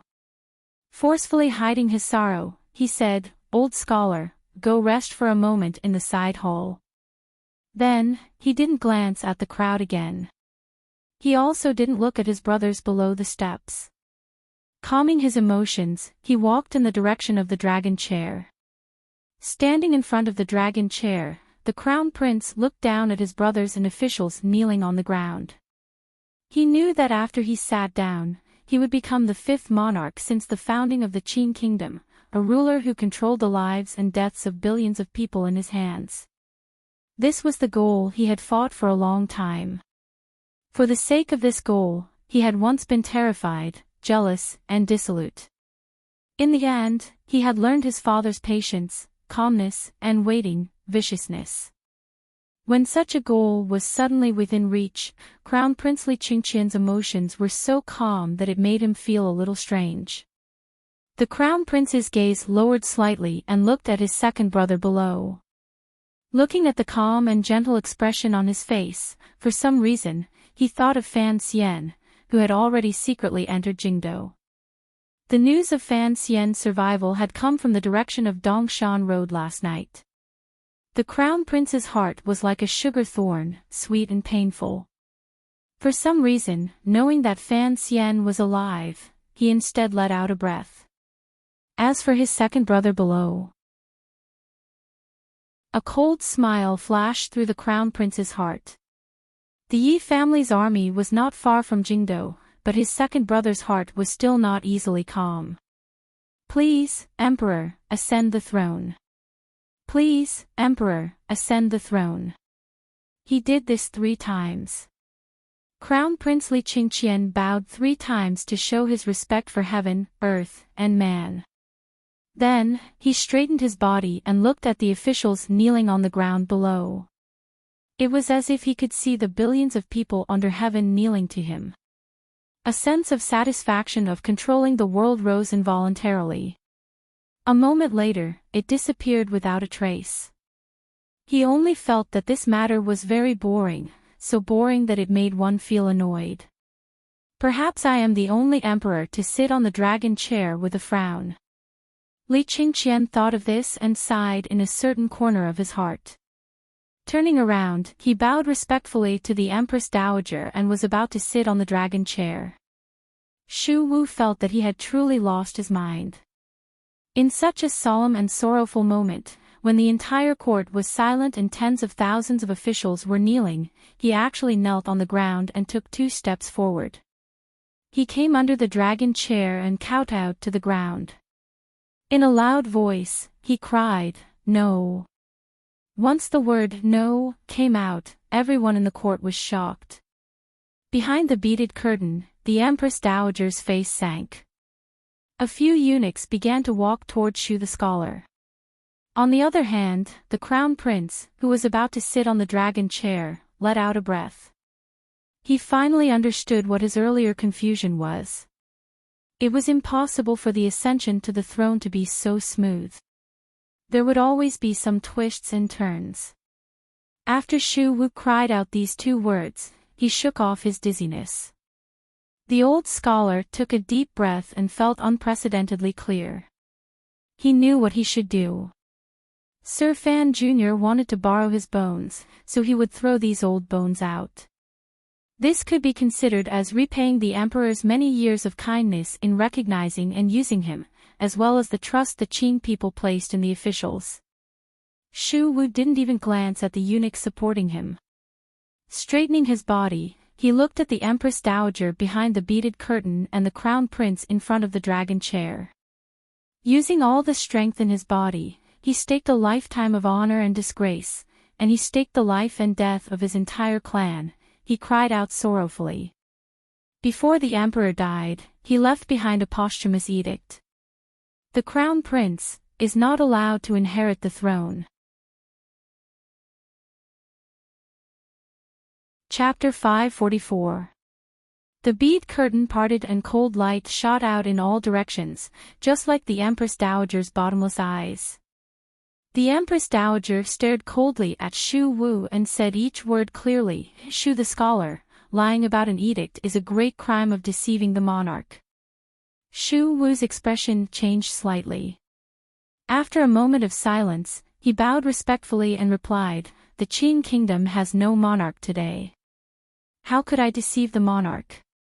Facing the Empress Dowager, this scholar did not yield an inch. The Empress Dowager extended her old hand and slowly pulled aside the bead curtain. Walking out from behind it, she stood beside the dragon chair. The Crown Prince quickly supported her. The Emperor was assassinated by the Commissioner of the Overwatch Council, Fan Xian, in collusion with Dong Yi. It happened suddenly, so how could there be a posthumous edict? The Empress Dowager stared into Shu Wu's eyes and said calmly, "If there is a posthumous edict, where is it now?" Shu Wu's heart chilled slightly. He knew that the Empress Dowager's words were pushing him to be involved with Fan Xian. He sighed and replied, "The posthumous edict is presently in the hands of the Duke of Donbua." After these words were said, the court immediately burst into an uproar. At the beginning of the Crown Prince's ascension ceremony, he had already pointed out Fan Xian's crimes and directly sent him into the endless abyss. None of the officials had thought that Shu the scholar would suddenly bring up the so-called posthumous edict. That posthumous edict was in Sir Fan Jr.'s hands. The Empress Dowager coughed and looked at Shu Wu. "Is that so? Fan Xian is a criminal who has committed the most heinous of crimes. The court has been secretly searching for him for a number of days and still doesn't know he has returned to Jingdo. How did you know about the posthumous edict?" Shu Wu bowed to the ground and said with deep pain, "The emperor was assassinated on Dong Mountain, and the whole world mourned. However, it was not more than half a month ago. The military and the prefectures have confirmed that it was done by the Duke of Donbua. I know the Duke of Donbua's character well. He would not dare to do such an evil thing. As for the posthumous edict, it is indeed true. I have seen it with my own eyes." The Crown Prince's hands were icy cold. The depths of his heart were even colder. He had never thought that his father would leave a posthumous edict before the Dong Mountain incident. He didn't even need to think to know what was written on the posthumous edict. The Crown Prince suddenly felt a glimmer of sorrow. It looked like his father truly hated him to the bone. He was silent by the Empress Dowager's side. A bitter smile rose in his heart. He knew that his grandmother's spirit was extremely exhausted today. Otherwise, she would not have made such a miscalculation. As the revered Empress Dowager, why would she need to tangle with an old official over these details? However, the topic had already been opened. If he wanted to sit on the dragon throne smoothly, he had to defeat this posthumous edict that had suddenly appeared. Fan Xian colluded with Sigurd Jian to commit this great evil. The Crown Prince looked at the officials below and slowly said, "Fan Xian is used to putting on makeup and deceiving the world to gain fame. Scholar Shu, please do not be deceived by this kind of scoundrel. If Imperial Father really has a posthumous edict, this Imperial Consort, as his son, will certainly hope to see Imperial Father's handwriting again." As he spoke, the Crown Prince's voice was filled with sorrow. His subordinates comforted him, and he took the opportunity to stabilize his emotions. The meaning of these words was clear. Something like a posthumous edict could be forged. Shu Wu, as the leader of the Hall of Governmental Affairs, how could he secretly have private dealings with Fan Xian, an imperial criminal? The Crown Prince looked at Shu Wu and furrowed his brows. "I have always deeply respected the scholar's character, but what I have seen and heard today has disappointed me. To think that you are secretly protecting an imperial criminal. Thinking of how highly Imperial Father regarded you in the past, yet you are so muddle-headed and vicious today. I don't know how I will have the face to see my Imperial Father in the future." The Crown Prince's gaze gradually grew cold. A rarely seen tyrannical aura began to infect all the officials in the hall as he spoke. Scholar Shu Wu colluded with an imperial criminal of the court and pretended to be the previous emperor's edict. Someone, kick him out of the hall. Because of his age, lock him in prison to await further trial. After these words were said, the entire hall burst into an uproar. All the Qing officials knew that when it came to the struggle for imperial power, there was never any gentleness to speak of. Shu the scholar had brought out the so-called posthumous edict with unusual tyranny. The crown prince would certainly choose the most ruthless method to suppress it.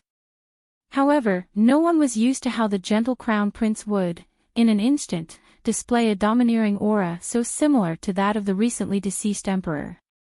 In this moment, it was like a wooden fish had been gently struck by a wooden stick in everyone's heart, making a clacking sound.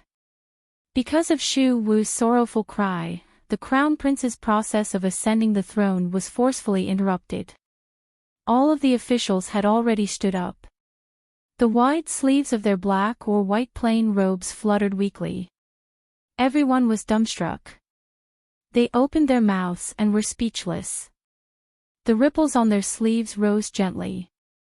Inside the spacious Taiji palace, all of the officials were silent. They watched as a few eunuchs supported Shu the scholar's arms. At the same time, they glanced out of the corner of their eyes at the indistinct figures of many people walking around. They should be the guards of the palace, the guards with short straight knives. All of the officials knew that if they didn't handle this well, it would probably be a bloodbath in the hall. Shu Wu laughed bitterly and didn't struggle at all.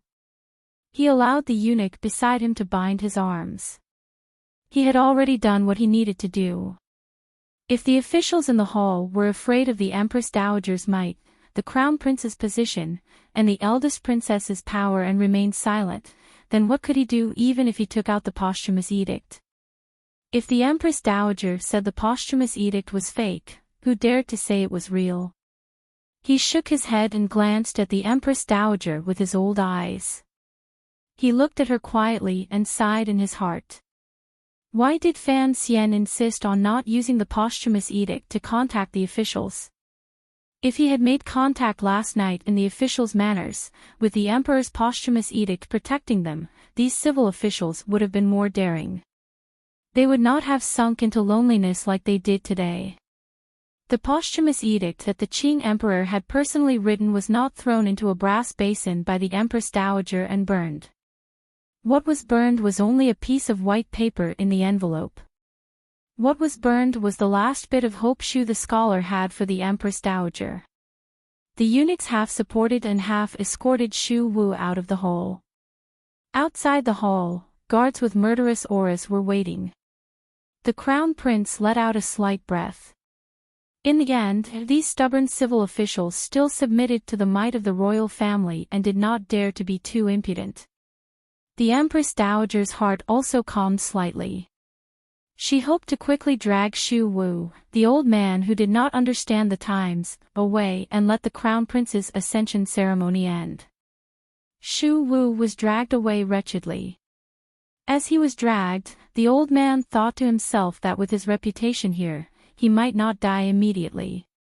However, once the crown prince truly sat firmly on the throne, would he be greeted with a cup of poisoned wine or a piece of white silk? At this moment, many people heard a faint sigh.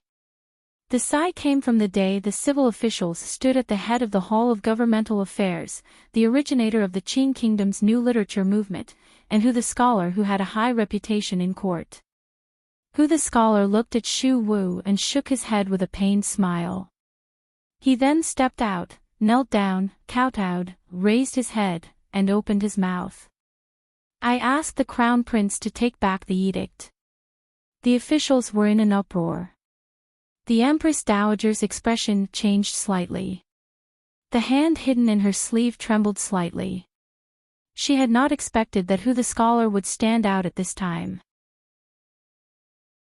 No matter how good his personal relationship with Shu Wu was, on this sacred moment when the country was passing on its throne, the scholar lowered his head. The 3-inch beard on his chin was incomparably calm. Since the emperor has a posthumous edict, I dare ask the Empress Dowager to announce the emperor's edict in the palace.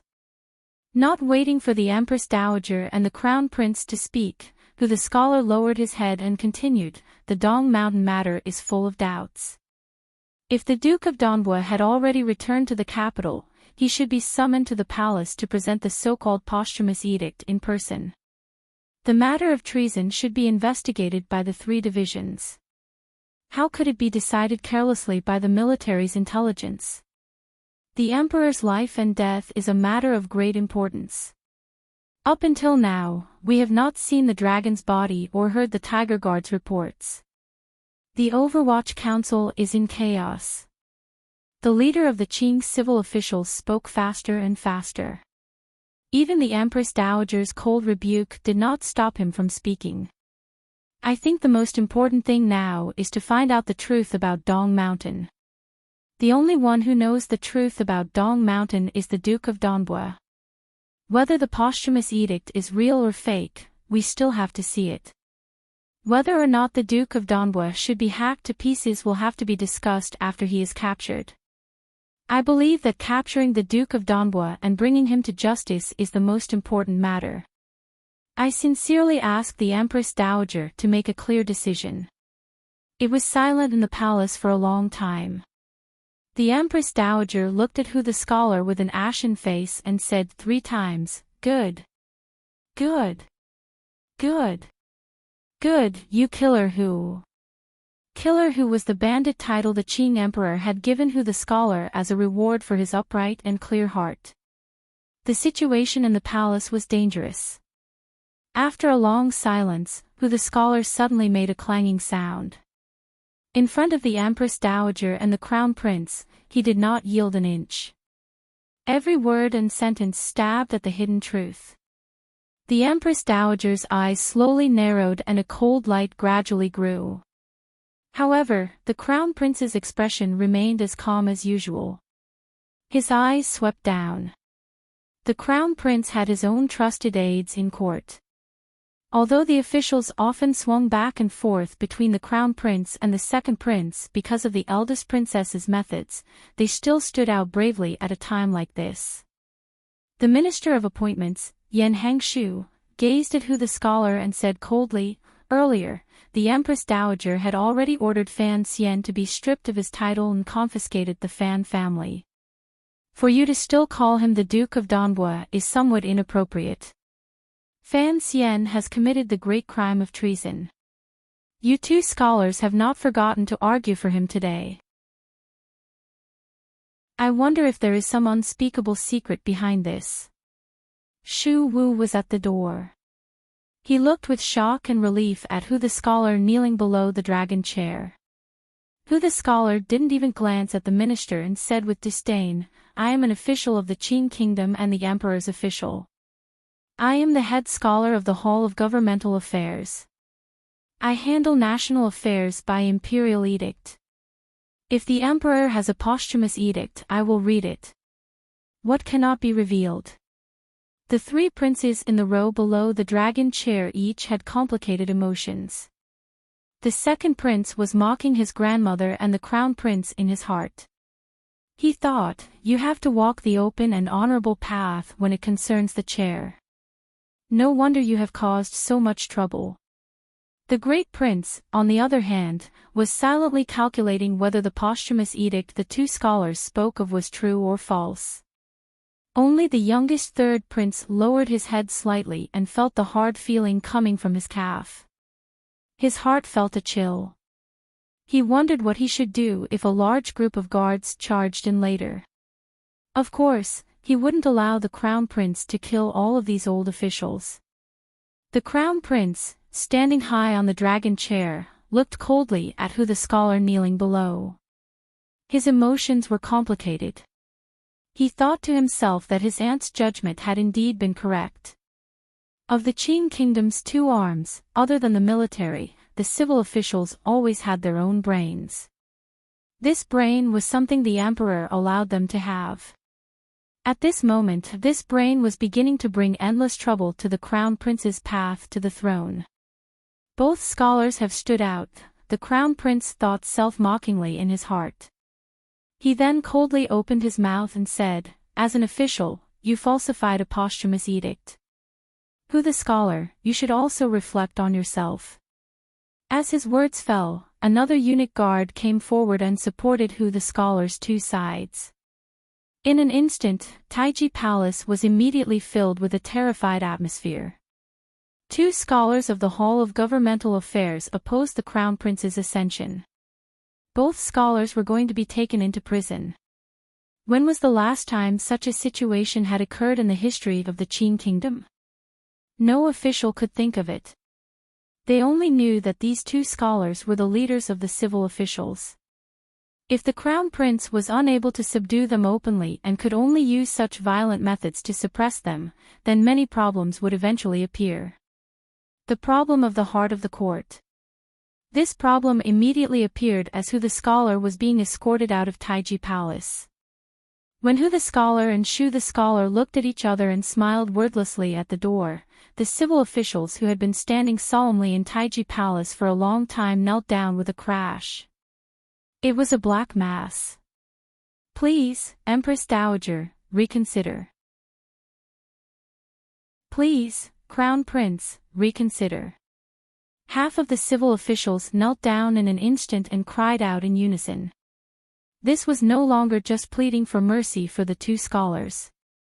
This was already a demonstration to the grandfather and grandson on the dragon chair. It was telling the people of the Li family that in the Qin court, it was not only the two scholars who were not afraid of death. There were many other people. The civil officials on the eldest princess's side and the row of military generals who had been silent all this time couldn't help but be moved when they saw this scene. They didn't understand what these civil officials kneeling on the ground were thinking. What exactly did they want? Were they really going to help Fan Xian escape punishment? Were they really going to stop the Crown Prince's ascension? Other than that mouth and that name, what other power did they have? Looking at the black mass of officials at her feet, the Empress Dowager felt a wave of dizziness in her head. She could not stand stably. The Crown Prince's expression finally could no longer maintain its calm. It became gloomy. He had not thought that a posthumous edict that had not appeared in front of everyone would bring such disaster to the ascension ceremony. Were there really people in this world who were not afraid of death? There shouldn't be. If the civil officials were all so open and candid, loyal officials who did not fear death, then what did the Qin Kingdom need the Overwatch Council for? In this instant, the Crown Prince's thoughts were slightly dazed. He didn't understand why there were so many people opposing him. Normally, it was impossible to detect it. The officials kneeling in front of him were all of the neutral faction. Had Fan Xian cast some sorcery on them? Kill them all. What if he didn't? A pent-up pain between the Crown Prince's brows began to spread through his brain. He suppressed it in his heart and thought, Fan Xian, looks like I still underestimated your power in Jingdo." The Empress Dowager, who had already returned to her chair, cursed a name viciously in a low voice. Only then did she remind the Crown Prince that this scene of officials kneeling and remonstrating was not something Fan Xian could start. Chapter 545. A posthumous edict had thrown the court into chaos. The officials gritted their teeth and resisted. It was as if everyone had personally seen this posthumous edict. Through Shu the scholar's words, everyone knew that the posthumous edict, which could at least topple the Crown Prince in name, was still in the hands of the Duke of Donbua, Fan Xian. Then, where was Sir Fan Jr.? For now, putting aside the heroic scene of swords drawn and crossbows drawn in Taiji Palace and blood splattered everywhere, the powers that wholeheartedly wanted to help the Crown Prince ascend to the throne, including the eldest princess, who seemed to be doing nothing behind the scenes but was actually the root of the chaos in the palace, were all sniffing around Jingdo and trying to find where Fan Xian was hiding. Capturing Fan Xian, killing Fan Xian, nailing Fan Xian, and destroying the posthumous edict. Then, no matter how chaotic the court became, it would not be too chaotic. The scholars Shu and who had lost their last support. No matter how strong they would not be able to mobilize the civil officials to fight against the royal power. Taiji Palace had just officially announced that Fan Xian was the main culprit of regicide and a great crime. The powers outside the palace had been hunting and assassinating Fan Xian for many days. Jingdo was too big. The resources in the eldest princess' hands could even faintly control Jingdo. Yet, she was unable to find a trace of Fan Xian among tens of thousands of people. The eldest princess had no way of stopping Fan Xian from secretly meeting with Shu Wu the night before the crown prince's ascension and doing so many things in secret. No one knew exactly where Fan Xian was hiding. In a remote alley far from the center of Jingdo's royal power and not close to the most luxurious and wealthy residences in Jingdo, it appeared particularly quiet. The sorrowful and terrified Jingdo people on the street were unable to enter this alley. There were only a few green trees swaying freely in the early autumn weather. The alley was called Yangtsong Alley. It was a very unremarkable name. At the end of the alley was a small courtyard. The courtyard had been bought by someone 2 years ago. Half a year ago, a woman moved in with a few servants. No one knew what the woman's identity was to be able to buy such a quiet and secluded courtyard. However, during this half a year, there had never been a visitor. There was a battle to the death going on in the royal palace. The main culprit of this matter was sitting leisurely under the shade of a tree in the courtyard. As he drank hot tea, he lowered his head and thought about something. Fan Xian wore a green cloth robe. His face had been slightly altered. Although it did not decrease his handsome aura, it made him appear more reliable. Gently twirling the slightly hot cup with his fingers, he suddenly frowned and said to the beautiful woman beside him with deep eye sockets, "Other than Prince Hiching, who else knows about this courtyard of yours?" The beauty pursed her lips and shook her head. Her big eyes were filled with curiosity and excitement. Fan, the beauty shook her. She had, and had not. Yes, this little courtyard was the secret place that Fan Xian had secretly purchased and gifted to the great prince before the new year as a golden house to raise pampered children. The beauty whose appearance and expression were very different from the dignified women in Qin Kingdom was the princess of a tribe in Shihu who had followed the Western Expedition Army back to the capital, Masuasua, who had troubled Fan Xian for a year in Jiangnan. Other than Deng Fan, as he is Deng, no. By. No, as, no. Fan, no. And after this courtyard was given to the first prince, with the first prince's cowardly personality, it was even more impossible for him to spread it around. Thus, after Fan Xian contacted the officials last night, he did not return to the inn. Instead, he chose to come to this small courtyard. He was not worried at all that the eldest princess would guess. There were people watching all around the Fan Manor and the Overwatch Council. The Yen Manor and Wang Qinyan's family were probably all watched by aces from the internal court. Fan Xian didn't want to take any risks. Only this little courtyard in Yangtsong Alley could guarantee his safety. At the same time, it was convenient for him to communicate with that important person. Hearing Ma Suasua's curious reply, Fan Xian's brows furrowed slightly. He stood up from the chair and looked calmly at the back door on the left side of the alley. This was because he heard someone walking towards the courtyard, and it was obvious that the person was not the first prince he was waiting for. With several clangs and creaks, the wooden door of the nameless courtyard was unlocked from the outside and pushed open. Ma Suasua looked at this scene in shock and couldn't help but cover her mouth. The servants in this courtyard had all been bought by the young master of the Fan family. No outsider had ever come to this courtyard. Who was this person? She turned her head to look at Fan Xian and called out in a low voice, "Young master, run." Fan Xian did not run. He only looked at the woman walking in from the back door and smiled. The emotions in his smile were complicated. He then bowed to the ground and said, "Greetings to Wang Fei." The person who had come was not Prince Hiqing. It was Prince Hiqing's consort, the Great Princess of Northern Qi. The Great Princess's expression was calm. There was a smile in her eyes and brows as she looked at Fan Xian silently. A moment later, she slowly bowed and said, "Greetings, little Duke." Fan Xian raised his hands in surrender and shook his head with a bitter smile. He thought to himself that he had been waiting for the eldest in the courtyard, but this person had come. From this, it could be seen how much the great prince feared his wife. He had even reported his little golden room to the great princess. "Suo, you go in first."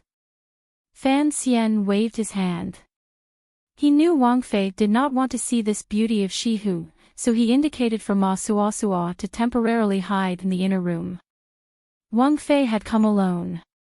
Although she had not purposely disguised herself, it was clear that she had been arranged. Fan Xian looked at her calmly and extended his hand to invite her to sit. After a moment of silence, he said, "Wang Fei is very daring. You know that the palace is certainly watching Prince Hiqing's manor, yet you still dare to come alone and meet with me.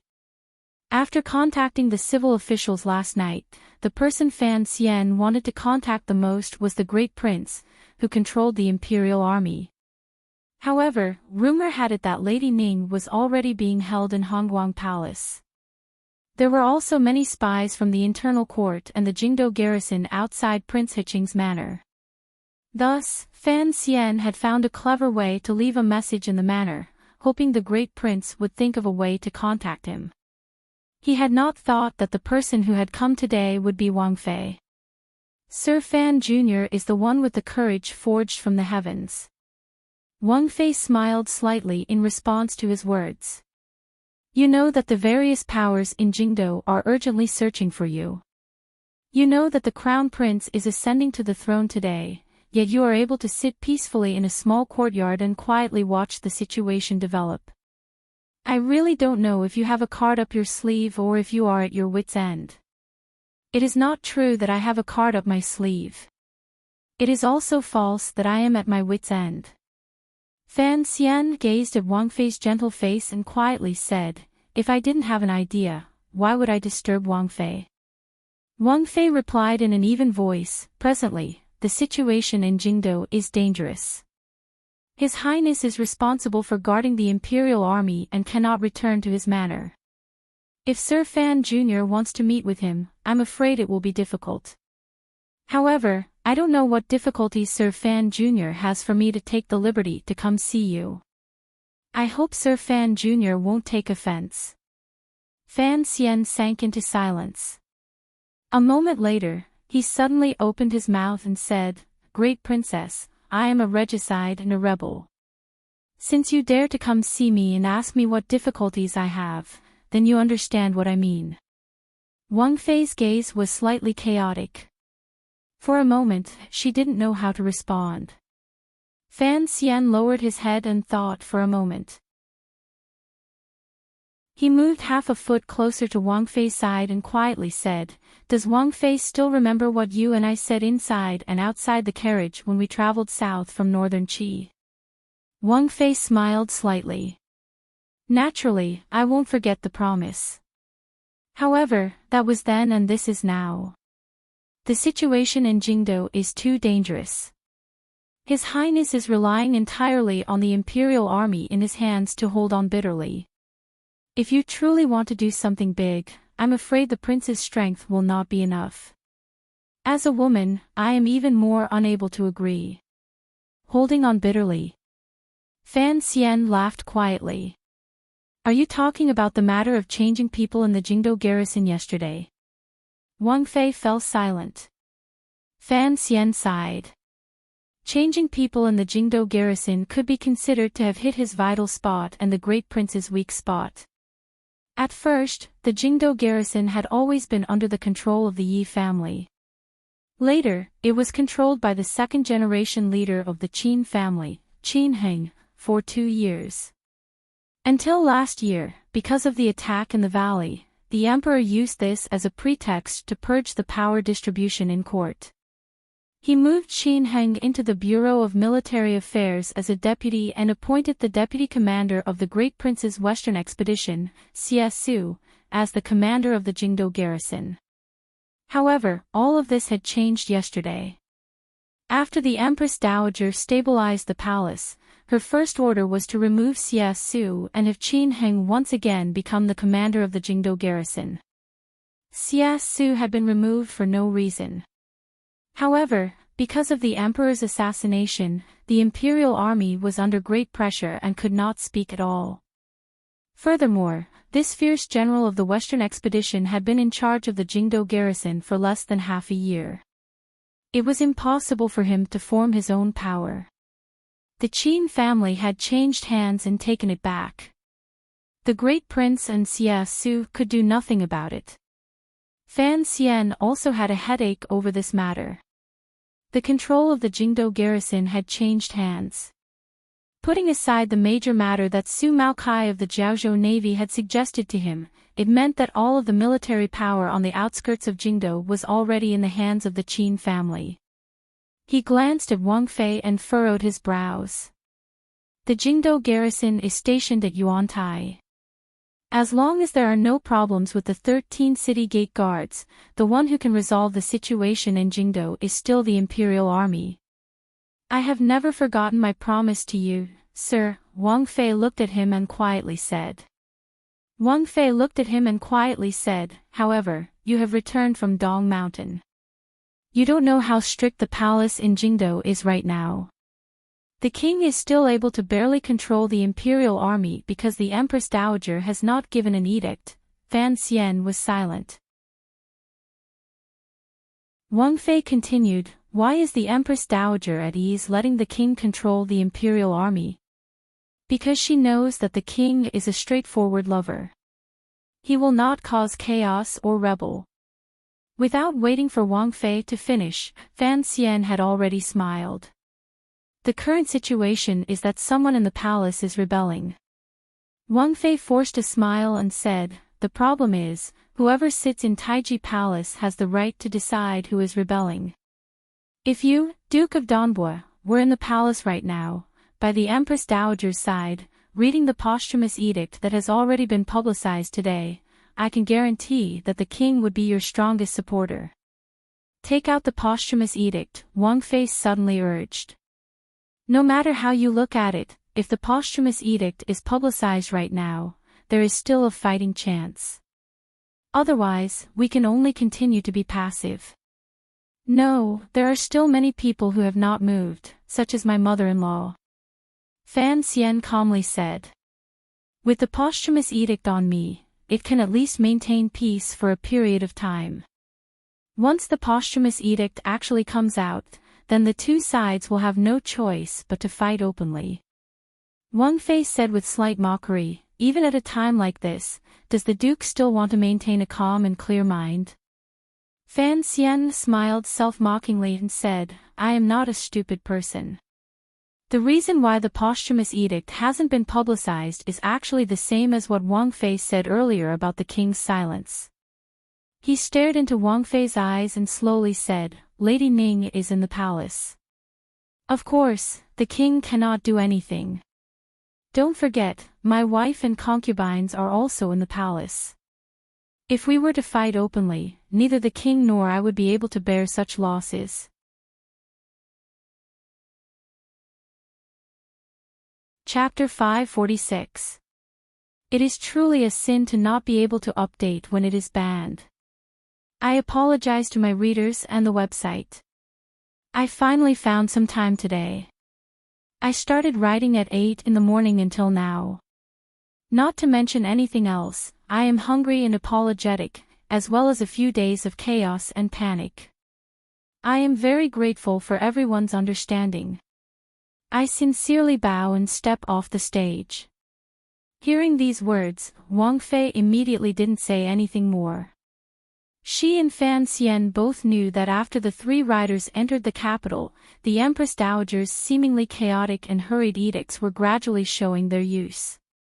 The reason those edicts had placed such great restrictions on the Great Prince was because the Empress Dowager had seen clearly her eldest grandson's true character. He disregarded his birth mother and pursued his own interests. In the Empress Dowager's view, perhaps Fan Xian was such a sinister character, but the Great Prince was definitely not. The Duke of Donbua has only been one night and caused such a ruckus in Jingdo.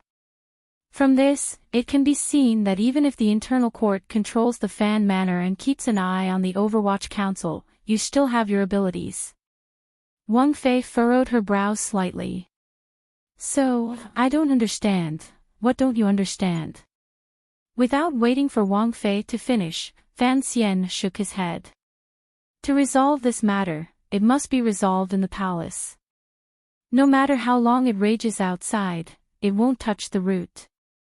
If we want to resolve this matter in the palace, we must need His Highness's help. He looked calmly at Wang Fei's face and said, "Of course, His Highness also needs my help. There are some sinister things that he disdains to do or cannot do. In the end, someone needs to do it." Wang Fei smiled and slowly said, "You misunderstand what I mean. What I don't understand is why, even now, you still don't know the two pieces of good news that you should know the most." "What good news?" Fan Xian was slightly surprised. "The situation in the palace is much better than you imagine," Wang Fei said with her head slightly lowered. Wang Fei lowered her head slightly and said, "It's because the family you care about reacted much faster than you imagined." Fan Xian's pupils constricted slightly. His father, wife, and family were all controlled by the internal court. That was why he had sunk into the darkness after returning from Dong Mountain. Because he didn't dare to take the risk of contacting the council, he could only secretly contact the power his father-in-law had left behind. He only had a general understanding of the situation at home. Hearing Wang Fei's words, he knew that the Empress Dowager's idea hadn't been completely realized. Thinking of this, his heart moved slightly, and he couldn't help but feel some anticipation. Wang Fei said seriously, "There were indeed soldiers stationed in the Fan Manor preparing to confiscate the property, but Minister Fan was not in the manor."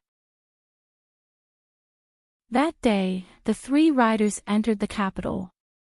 After Minister Fan came out of the palace, he did not return to the manor.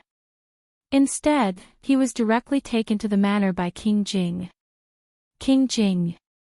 Fan Xian was shocked. "Are you saying that my father has been staying in the manor for the past few days? Why isn't there any wind outside?" Wang Fei said, "The Fan Manor has already been sealed. Naturally, there will be no news from inside. After all, Imperial Prince Jing was the Empress Dowager's biological son. Since the emperor had already passed, the old woman had to give her only son some face. Thus, right now, the Jingdo government and the internal court are jointly monitoring the outside, but they don't dare to charge into the manor." Fan Xian smiled coldly and said, "What don't dare? What face?" However, the Empress Dowager thinks she can control everything in Jingdo. Since she hasn't captured me, why would she be in a rush to deal with my family? Once the posthumous edict is destroyed and you are eliminated, the Empress Dowager will dare to act. Fan Xian smiled. "Is there any other good news?" "That Lady Cece who is about to give birth," Wang Fei said. "A dozen days ago, she went with Princess Chen and the young master of the Lin family to the Fan Manor. Fan Xian furrowed his brows slightly. "That day, the Empress Dowager issued an edict summoning your family into the palace. In the end, the eunuch who went to announce the edict came up empty," Wang Fei said calmly. Wang Fei calmly said, "Because Cece is not in the manor at all, and we did not find any trace of her in the Fan Manor. In other words, Lady Cece disappeared over a dozen days ago." Wang Fei gazed at Fan Xian with a glimmer of admiration in her eyes. That is why I don't understand. Sir, you made such appropriate arrangements beforehand. What exactly are you worried about right now?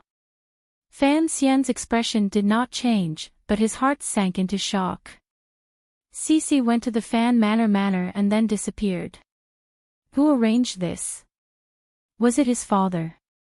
Could it be that father already knew that His Majesty had been assassinated more than 10 days ago? So he deduced what would happen next and made the appropriate arrangements? It wasn't me. Fan Xian's expression was slightly ugly. I also don't know who took Cece or where she went. Wang Fei was shocked and stared at him speechlessly for a long time. She also sensed the great strangeness behind this matter. Just who would arrange this for Fan Xian so many days in advance? Seeing that the Fan Manor had hidden the news of Cece's disappearance for a dozen days, it was clear that they knew inside information. Fan Xian also understood this, so he was no longer worried about Cece's safety. Instead, he sank into some kind of confusion. He glanced at Wang Fei and saw the shock in her eyes. Old cripple. Director Qin. The same answer rose in both of their hearts. If they continued to theorize from this, perhaps they would touch upon an absurd and exaggerated truth. Thus, the two of them wisely did not continue to discuss it in depth. Fan Xian furrowed his brows slightly and said, "The manor has a good relationship with the director. Recently, Jingdo has been in such chaos that I was unable to return to the council. I found that the council was also in chaos. Does Wang Fei know why such a situation has occurred?" Wang Fei looked at him and was silent for a moment. She then said, "Everyone in the capital knows that once the emperor is not present, Director Chen's subsequent actions are the key. I don't believe the eldest princess would not have thought of this." On the first day, the Empress Dowager summoned Director Qin into the palace. I always thought he had entered the palace. Later, there was no news. Only then did I know that the matter was strange. Fan Xian waved his hand and said, "Even if the 13 city gate guards strictly control the flow of information inside and outside the city, it is not enough to seal the Qin garden on the outskirts of the capital into an isolated island." He furrowed his brows. A few days after returning to the capital, he could only secretly communicate with some subordinates in the council. He did not know much about the details of the council, but he could feel that the Overwatch Council had become anxious because of the news of the Commissioner's rebellion. For some reason, Chen Pingping, who was supposed to oversee the Overwatch Council, did not enter the capital on the Empress Dowager's orders. Could the news of the poisoning be true? Fan Xian thought to himself. Wang Fei didn't know what he was thinking, but she coincidentally sighed and said, "I'm afraid the news of the poisoning is true." Fan Xian's heart tightened slightly. Given the Overwatch Council's defensive power, how could someone have poisoned Chen Pingping's tea? Everyone said it was the work of the poison master in Dongyi. At first, I thought the director was using the poisoning matter to remove himself from the fight in court, he said with his eyes slightly closed. If the poisoning matter is true, then this matter is troublesome. It is already very troublesome. Wang Fei gazed at him and quietly said, "The Empress Dowager still trusts Director Qin, but the poisoning matter is too coincidental. I'm afraid she will have some thoughts in her heart. If the Empress Dowager did not think Director Qin would stand on your side, I'm afraid she would not have chosen the Crown Prince so decisively and not leave any leeway in the middle." Fan Xian nodded. He and everyone else would suspect Chen Pingping's poisoning. Naturally, the Empress Dowager would also suspect it. Suspicion was like a thorn that would cause people more and more pain. Since the Empress Dowager was so suspicious of Chen Pingping, she would use her greatest power to suppress the Overwatch Council. Looks like Qin Heng's first mission after leading the Jingdo garrison was to watch over Qin Garden. It's hard to see that there has been no news from inside. Fan Xian's brows furrowed even tighter. As long as the Qin family's army did not enter Jingdo, there would not be major unrest in the royal palace. However, Chen Pingping, that old cripple, was also the person Fan Xian was most worried about. If the poisoning matter was true, no matter how strong the defenses in Qin Garden were, could they withstand the attack of the Qin kingdom's elite troops? "We have to hurry," Fan Xian said with his head lowered. "Please tell the prince that sometimes he needs to make up his mind." "What about my mother-in-law?" Wang Fei looked at him. She had to ask Sir Fan Jr. to give a concrete promise. "I will guarantee Lady Ning's safety," Fan Xian said each word clearly. Fan Xian enunciated each word clearly. "What I want is the prince's determination. He has to understand that although the imperial army is under his control, there will always be Governor Yan's trusted aides. After a long time, the Empress Dowager will change him from the position of commander of the imperial army. He and I will just wait to eat sh*t." Eating sh*t was a crude phrase, but Wang Fei did not feel any disgust. She understood that the present situation was indeed sh*t. She gazed at Fan Xian's disguised face with confusion. Deep in the palace, everything was under the control of the internal court. What ability did Fan Xian have to say he could guarantee Lady Ning's safety? She understood that Princess Chen was also in the palace. Fan Xian would not use a big lie to sacrifice his wife's life. The 13 city gate guards are the key. Wang Fei pulled Fan Xian's teacup in front of her and quietly said, "To stop the army loyal to the Empress Dowager from entering the capital, the person in this position must be on our side." Fan Xian's heart relaxed slightly. He knew that the woman across from him had finally decided to persuade her husband to carry out a change in the palace. Only then would they begin to discuss these specific matters. He thought for a moment and then said, "As you know, I've never had much of a relationship with the military. I don't know what to do with the city gate guards." Wang Fei sighed. The prince's Western Expedition Army has long been scattered. He doesn't have much power in Jingdo. He is far from the Qin and Yi families.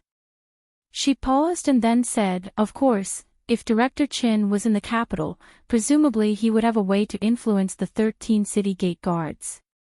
"Don't bring that up." Hearing Chen Pingping's name, Fan Xian pushed down the chill in his heart and shook his head. "Since it is so, we must hurry and resolve the matters in the palace before the city gates open. It is too difficult." Wang Fei stared into his eyes. "Perhaps they will pay the price with their lives, yet you are quietly watching from the side. I don't know if this is calmness or cold-bloodedness." Wang Fei smiled gently. "Sometimes, I have to admire you for picking countless people to stand up for you, to shed their blood, to lay down their heads, and to seek benefits for you. If those officials had thought through this, would they have cried out that they had been tricked in the moment before they died?" As she spoke, there was a glimmer of mockery at the corners of Wang Fei's lips. In her opinion, Fan Xian's actions had forced the crown prince into a very embarrassing and terrifying situation. Fan Xian had chosen to collude in this matter the night before his ascension to the throne. He had not given anyone a chance to react. If the crown prince killed the officials, he would be implicated as unjust. It was as if those officials were using their heads to shout for Fan Xian. Fan Xian's expression gradually calmed. Today, the crown prince of Taiji Palace's ascension had been stopped because of him, with the help of his father-in-law in Wuzhou, inciting the two scholars. As for the risks of this matter, it was not that he had not thought about it. From a certain point of view, he was using the lives of the truly brave civil officials in Taiji Palace to take a risk. This was indeed a very risky and selfish choice. Faced with Wang Fei's mockery, he did not refute anything. He only slowly said, "Thieves have a way, and officials also have a way. In the past, I was a person who was very afraid of death. Only recently did I understand a principle. Death is heavier than Dong Mountain and lighter than a goose feather. The scholars who and Shu are willing to follow the righteous path in their hearts. This is their choice. Heavier than Dong Mountain and lighter than a goose feather. Wang Fei repeated these words and looked at Fan Xian's face in a daze. She faintly felt that when she met Sir Fan Jr. again this time, this young man still had a murderous nature mixed with warmth on the surface. However, there seemed to be some changes happening in his bones. She still couldn't resist asking, since that is the case, why do you hide behind the scenes and not charge forward bravely? Suddenly appearing in the hall, showing the posthumous edict, and facing the attacks of the aces of the internal court. Fan Xian smiled bitterly. This is indeed very handsome, but it doesn't seem to have a good effect. He withdrew his smile and said with a seriousness that had never been seen before, 20 days ago, on a meadow at the summit of a tall mountain, I learned some things. From now on, I am not afraid of death.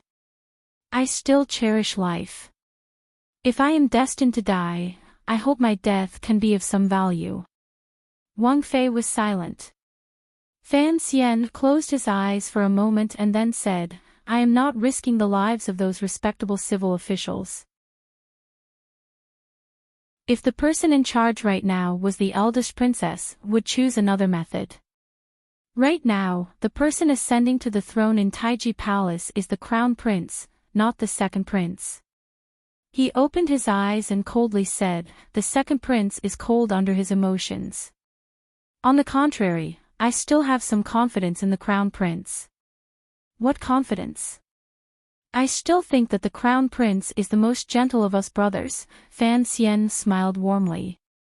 The Empress Dowager is old and does not want to kill enough. The crown prince is a good person, so I don't think the bloody scene you predicted will appear in Taiji Palace today. Fan Xian gave the crown prince in Taiji Palace a good person card. Wang Fei felt it was strange. She shook her head and prepared to leave. Before she left, Fan Xian called her back and called Ma Suosua out of the room. He warned Wang Fei seriously, I won't stay in one place in Jingdou. I won't come back to Yangzhong Alley, but I am worried about her safety. I hope you can take her back to the manor. Wang Fei was slightly surprised. She hadn't thought that Fan Xian would be thinking about Ma Suosuo's safety. She also hadn't thought he would make such a request. Ma Suosua also looked at Fan Xian in shock. Fan Xian said, the manor is currently the safest place in Jingdou.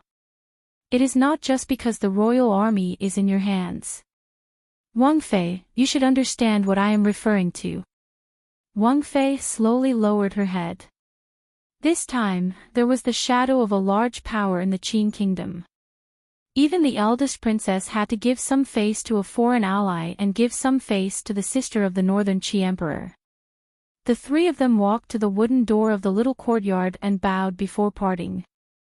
At the last moment, Fan Xian stared into Wang Fei's eyes and said, earlier, you used righteousness to reprimand me.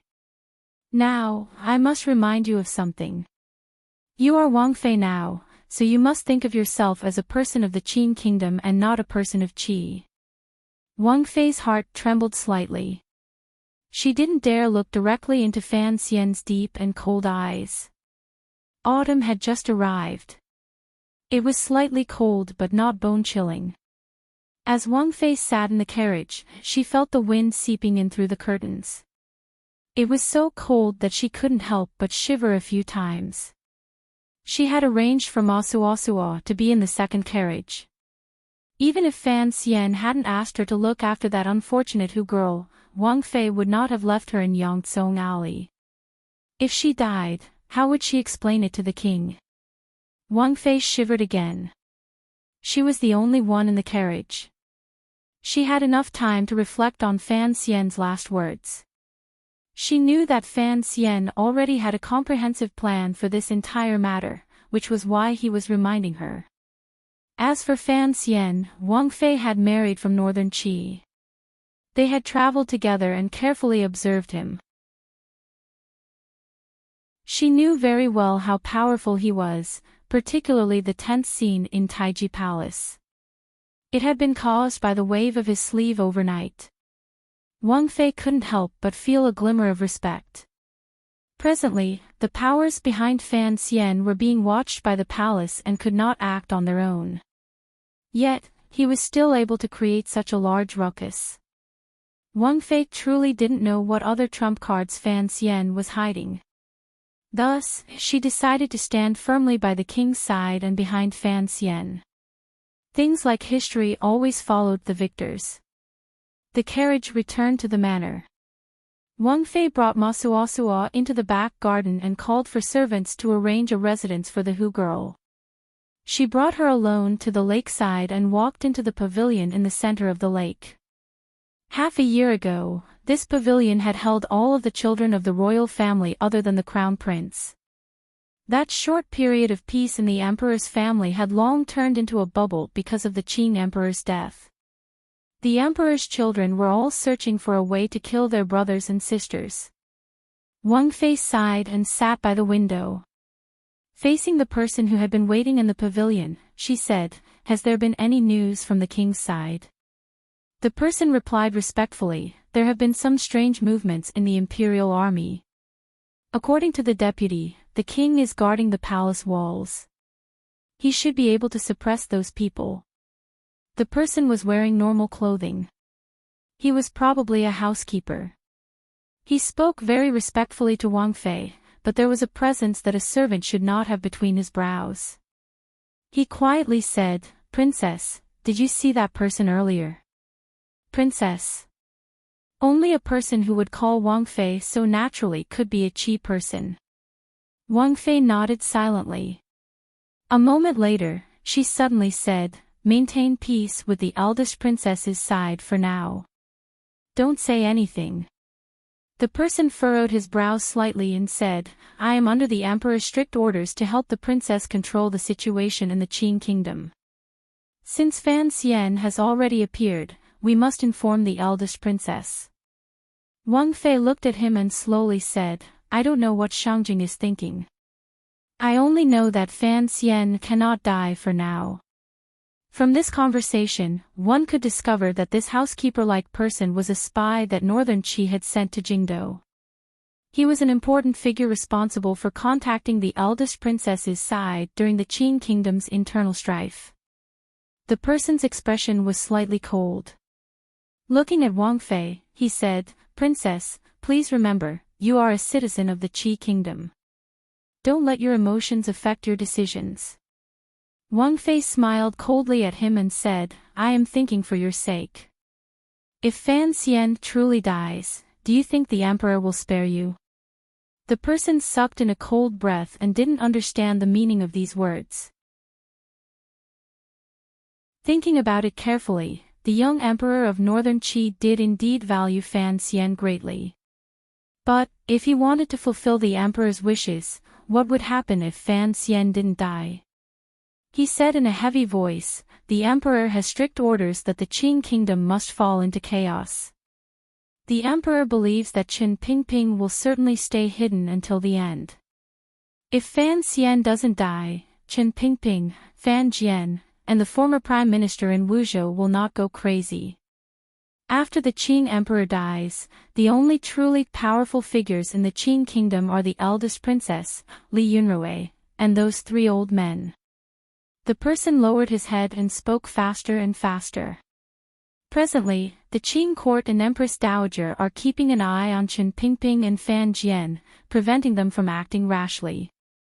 Once something actually happens to Fan Xian, I'm afraid even the Qing royal family won't be able to suppress these two people. As long as the Qing kingdom truly falls into chaos, regardless of who wins or loses in the end, it will be good for the Qi kingdom, the person said with his head lowered. The man lowered his head and said, "The death of the Qing emperor is one of the sources of chaos. Fan Xian's death will light the last fire." Is this the brocade guard's intention or the emperor's? Wang Fei's gaze wavered. This matter has not been handled by the commander of the guard. It is all the emperor's personal will. Although the emperor has not said it explicitly, his intentions are clear. Presumably, he has thought of Fan Xian dying. Then, which side does the Qi kingdom favor as the victor? The person raised his head and was silent for a moment. He then said, "We favor Fan Xian's side as the victor, so Fan Xian must die." "Why?" Wang Fei asked in surprise. "Even if you help him, he cannot defeat the powerful armies of the Yi and Qin families." "I don't dare rashly guess the emperor's intentions," the person said calmly. "But, presumably, the emperor has confidence in Chen Pingping." "All right, even if it is as the emperor says, Fan Xian dies, Jingdo falls into chaos, and Director Chen borrows celestial soldiers and generals." Wang Fei furrowed her brows and said with slight mockery, "If the eldest princess's side loses and the people behind Fan Xian regain control of the Qin court, so what? It would probably be better for Fan Xian to be alive. If they win, given Fan Xian's good relationship with our court, the world will probably be peaceful for decades." The person stared at Wang Fei in a daze. A moment later, he said, "Princess, do you really not understand the emperor's intentions?" "What do I mean?" Wang Fei furrowed her brows slightly. The person quietly said, "Everyone's eyes are on the crown prince, the second prince, the third prince, and Fan Xian. If it truly becomes a mess, the prince controls the imperial army. Additionally, he has always been on good terms with Fan Xian. Director Qin sees him as a nephew. Minister Fan's pain of losing his son, no matter how you look at it, the prince has the greatest chance." Wang Fei's body shook and she sucked in a cold breath. Looking at the top of the person's head, only now did she understand that her brother, far away in Shangjing, was planning such a sinister and terrifying deal. Her brother in Shangjing definitely did not just want to kill his peers on the dragon chair. If one Qing emperor died and another Qing emperor was reborn, as long as the Qing kingdom's national strength was not damaged, the situation between the three countries would not change. If the great prince of the Qing kingdom actually succeeded the throne, he would marry the great princess of northern Qi and have the blood of Dongyi in his body.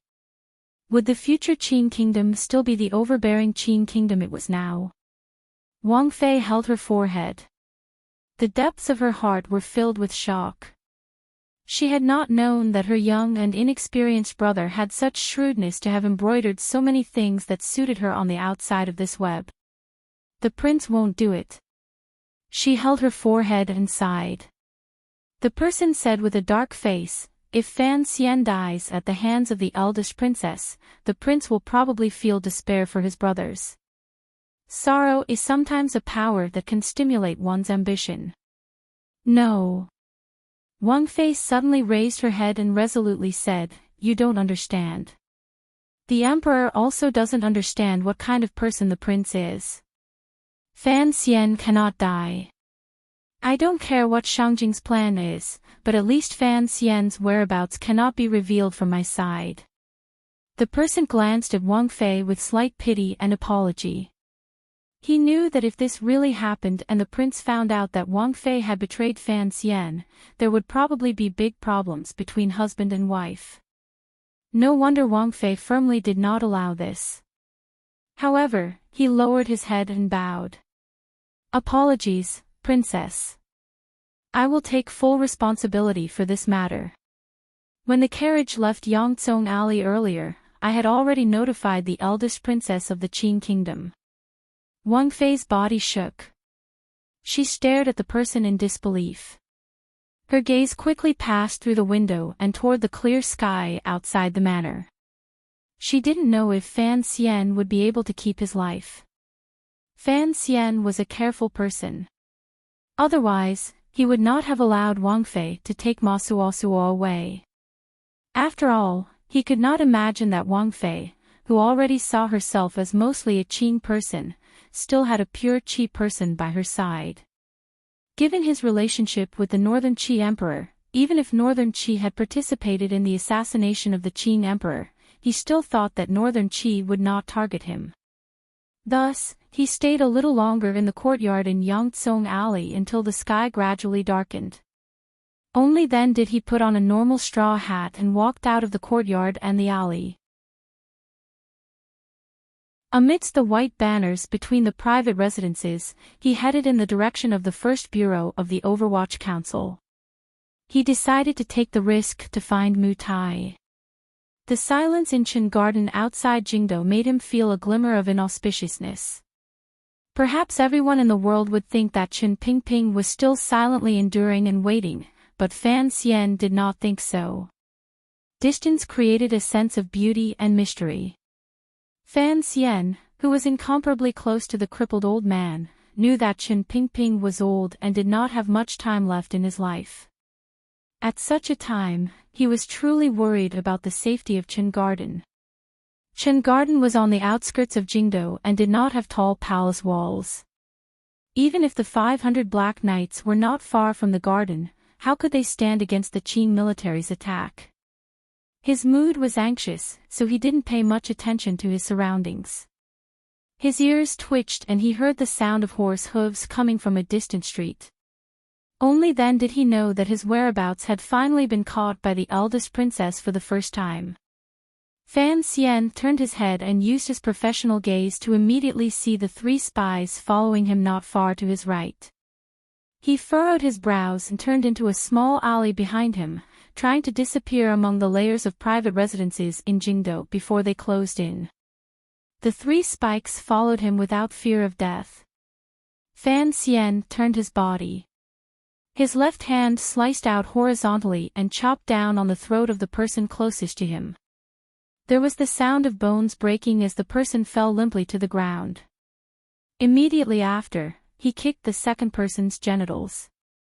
His left hand dug in, and a crossbow bolt flew out from his sleeve and pierced into the third person's eye socket.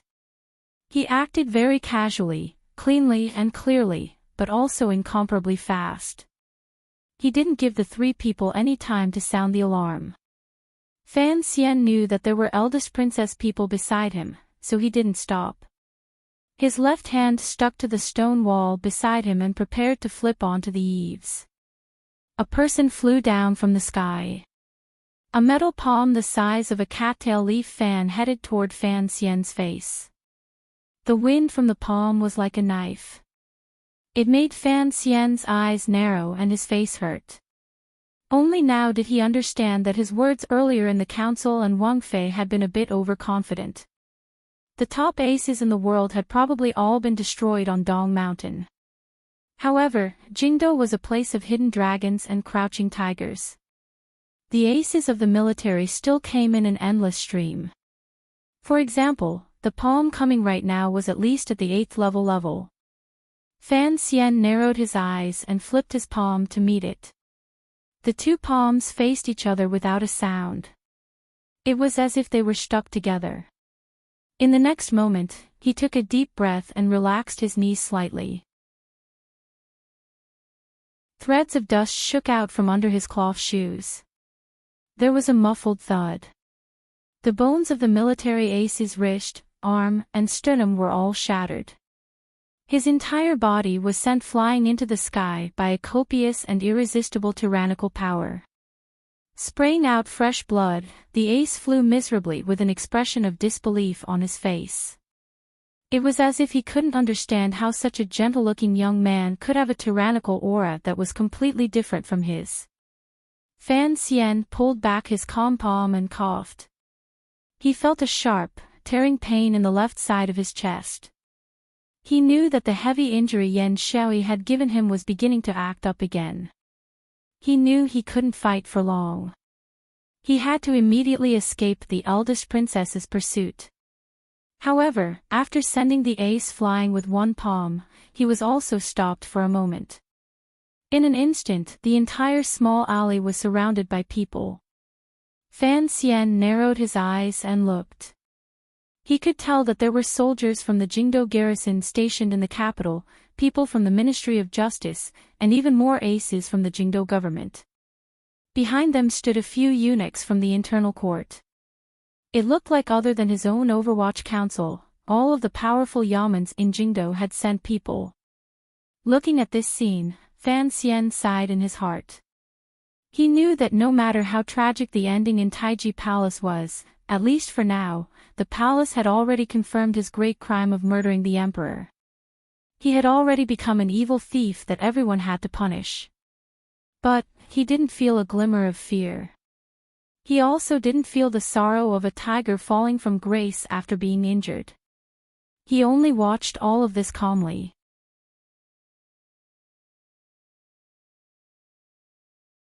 Chapter 547. Kill. Shouts of killing rang out from all directions in the alley. Countless people surged toward Fan Xian, who was standing in the middle of the alley. The tide of people surged forward. It was like a large river running into an immovable rock. Water splashed in all directions. The sound of sharp blades slicing through flesh pierced into people's eardrums. Then, the 4 people at the very front fell down like 4 pieces of wood. They clutched their throats and fell down. Fresh blood flowed endlessly from their hands. A slender black dagger had appeared in Fan Xian's hand. There were a few drops of dark blood on the blade's lightless edge. The deaths of a few people could not force back everyone's charge. The soldiers' charge did not even pause for a moment before they once again drowned out Fan Xian. The black light flashed again. This time, Fan Xian sinisterly chose to strike downward. He no longer tried to kill with one strike or slice open the throats of the soldiers. Instead, he slashed a few times at the legs and abdomen of the people around him. At the same time, several bloody wounds appeared on their bodies. The flesh that had been flipped open spurted out bright red blood. After a moment, the blood immediately turned black, and a faint fishy smell wafted out. A number of particularly wretched cries rang out in the alley. The injured people would not die immediately. They were in incomparable pain from the poison on Fan Xian's black dagger. The rising and falling of the wretched cries finally brought the soldiers surrounding Fan Xian to their senses. It made the people holding long spears and sharp blades remember the legendary power and viciousness of Sir Fan Jr. The tide of people paused. Taking advantage of this opportunity, Fan Xian charged toward the back of the alley like a wandering spirit. Like a shadow and wind, he moved close to the people's bodies. Occasionally, he stretched out a demonic palm and gently brushed it across their earlobes, fingers, armpits, and other weak spots. Each brush left behind a wretched cry and an injured person who fell to the ground. In this instant, Fan Xian chose a small trick. This was the best way to save energy and not use up Qi. The crowd was surging, and moving like this was the most suitable method. Every time he made a move, he no longer intended to make the soldiers beside him fall, but to make them cry out in pain and jump up, turning them into leaping trees to conceal the cunning beast he was. In the twilight, he fled towards the back of the encirclement. Not far away, a general who was in charge of the search looked at the commotion, and a trace of coldness and fear flashed through his eyes. He had never imagined that there would be someone in this world who could turn himself into a wandering soul, who could pass through the crowd of people who were chasing after him under the watchful eyes of the public, leaving behind a trail of blood, and taking away fresh lives. But this person seemed to be so casual, as if he was walking through a field of flowers without a single leaf touching him. Fan Xian didn't even have a single wound on his body, and he had already killed and injured more than 20 people. Amidst the chaos of the encirclement, he had forcefully advanced a distance of 30 meters. Stop him! The general looked at the commotion that was getting closer and closer. His pupils constricted and he roared in a hoarse voice, "Kill the traitors!" The sound of a crossbow being knocked rang out. In such a noisy environment, it actually appeared very weak, but it was particularly terrifying. In the crowd, Fan Xian, who was holding a dagger with 3 fingers and gently making intimate contact with the soldier's muscles, heard the sound of the crossbow outside the encirclement. His right hand paused for a moment. His ears accurately captured a familiar sound, so his heart tightened and caused his right hand to pause for a moment. It stabbed into the chest of a bailiff who was leaping toward him in fear and forgot to pull it out. Jingdo strictly forbade the use of crossbows, except for the Overwatch Council, which had been specially permitted by edict. Hearing this sound, Fan Xian knew that the eldest princess had already mobilized the power of the army through the Qin family or the Yi family to sneak into Jingdo. He didn't have time to think about the problem of the 13 city gate guards. Instead, he unconsciously felt a chill. The extreme danger of the attack in the valley had left a deep impression on him. This thought only lasted for a moment. In the next moment, his foot stomped down and landed heavily on the hard stone ground with a bang. With just one foot, the square, hard stone slab split open in the middle. The corners of the slab rose up and headed toward the bodies of the soldiers leaping toward him. When he moved through the encirclement, it appeared easy and casual. In reality, he was moving with unusual speed and powerful, precise control. That was why he needed such a powerful and tyrannical kick to stop his body that was moving at high speed. The stone slab split open. In that instant, his body also changed from a fast speed to an unusual stillness. The change between these two extreme states even made the air around him involuntarily make a tearing sound. The surrounding soldiers that had been following him like a ripple did not keep up in this instant. Wretchedly, they fell forward, leaving an empty space 3 feet in front of Fan Xian's body. Thud, thud, thud. The sound of breaking wind rang out. Dozens of sinister and terrifying crossbow bolts grew under Fan Xian's feet like crops. They narrowly missed his body. His right hand continued to stab horizontally. The body of the bailiff hanging from the dagger was suddenly thrown forward by the sudden decrease in speed. His flesh sliced through the sharp black dagger. With a hiss, half of his body was sliced open. He fell heavily to the ground, splashing out countless amounts of blood. The soldiers behind Fan Xian could not stop their feet and directly crashed into his suddenly still body. He pulled back his elbow. 2 muffled sounds rang out, and 2 figures were sent flying into the sky, shattering into pieces in the dusk sky, drawing countless shocking arcs in the air. Before the next round of crossbow bolts arrived, Fan Xian glanced at the general at the end of the alley from a distance. The tip of his foot pushed off the ground. Unexpectedly, he followed the 2 broken shadows he had sent flying and flew in the opposite direction toward the sky above the alley.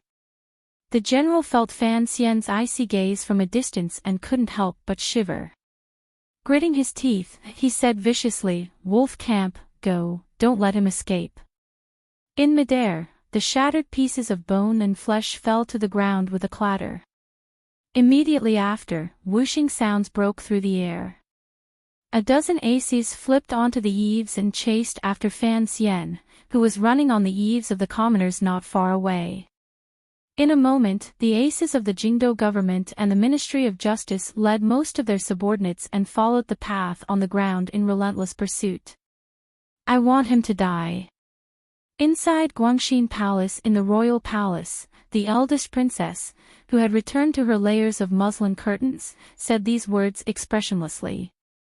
The him in her words referred to Fan Xian, who was fighting guerrilla warfare with her in Jingdo. As long as Fan Xian did not die, it would be difficult for the eldest princess's expression to show a smile. "There seems to be a problem in Qin Garden," the eunuch beside the eldest princess said in a low voice. The eunuch beside the eldest princess said in a low voice, "The most important thing is that there seems to be a problem with the information transmission from Dongshan Road. It's already been 3 days, and the last news was 3 days ago." A strange flush suddenly flashed across Li Yunrui's cold and beautiful face. This flush was like the rosy clouds on the horizon.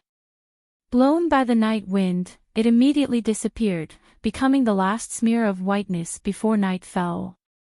The corners of her lips twitched slightly. In a quiet voice, she said, I only want Fan Xian to die. You don't have to worry about the Overwatch Council. Yes, Your Highness. The eunuch bowed respectfully and then raised his head. It was one of the Qing Emperor's trusted eunuchs, Eunuch Ho, who was on the same level as Eunuch Yao. The eldest princess looked at Eunuch Ho's face with a slight smile and said, "You set that fire in the Eastern Palace very well. I want to see how well you set this last fire in Jingdo." After the Battle of Dong Mountain, no one knew if Eunuch Hong was dead or alive. Eunuch Yao must have already followed the Qing Emperor to heaven. In the present royal palace, the eunuch with the highest seniority, the most power, and the most trust of the Empress Dowager was Eunuch Ho. In the past, the Fan Manor and Lady Lu had spent a great deal of money to win over Eunuch Ho. Who would have thought that all this money would be wasted? From the beginning, he had been the eldest princess's person. The Qing Emperor and Fan Xian had long guessed who had set the fire in the Eastern Palace, but they had not thought of Eunuch Ho. Eunuch Ho bowed respectfully and said, "I will ask the Empress Dowager to issue an edict. However, my words do not have much power. At most, the Empress Dowager can issue an edict to the Imperial Army to join the search." He raised his head and carefully glanced at the eldest princess. "As you know, we have already used all the power we can. The Imperial Army also appeared in Yangtsong Alley earlier, but they did not move at all. It is clear that the Great Prince has other intentions." The eldest princess calmly said, "We cannot move the Imperial Army." Eunuch Ho probingly said, "Although something major happened in Taiji Palace today and 40 officials have been thrown into prison, the Empress Dowager's intentions have not changed. Since it has already been confirmed that the Crown Prince will inherit the throne, do you think we can move the Great Prince's position? You want me to talk to my mother?" The eldest princess said with slight mockery. "Don't make such plans. Presently, the Jingdo garrison is in my hands. The 13 city gate guards are still wavering. The Qin and Yi family armies are only a few days away from the capital. If even the commander of the Imperial Army is changed, how can my mother be at ease? As long as Lady Ning is well behaved in Hongguang Palace, the Imperial Army will belong to the Great Prince," the eldest princess coldly said. "Mother has to find some balance. Otherwise, is she not worried that I will destroy this royal palace in the future?" Eunuch Ho's heart shivered and didn't say anything more. "Fan Xian is sick," the eldest princess continued to smile slightly. "With me holding on to his illness, it is impossible for him to leave Jingdo. He can only endure in Jingdo. I want to see how he, an evil assassin, will continue to endure when those dozens of officials can't endure, the officials of Taichung Temple and the Ministry of Rites can't hold on, and the Crown Prince can rightfully ascend to the throne." Eunuch Ho glanced at the eldest princess with respect. Carefully, he said, "It's a pity that when the Empress Dowager gave the edict, the concubine carrying Sir Fan Jr.'s blood somehow escaped." "Not escaped." The eldest princess narrowed her eyes slightly. Her long eyelashes blinked slightly.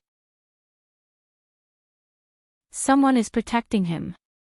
However, I am very curious whether or not that person, who has lost his master, can still protect himself. Your Highness's calculations are divine. There is nothing to calculate. You have to prepare.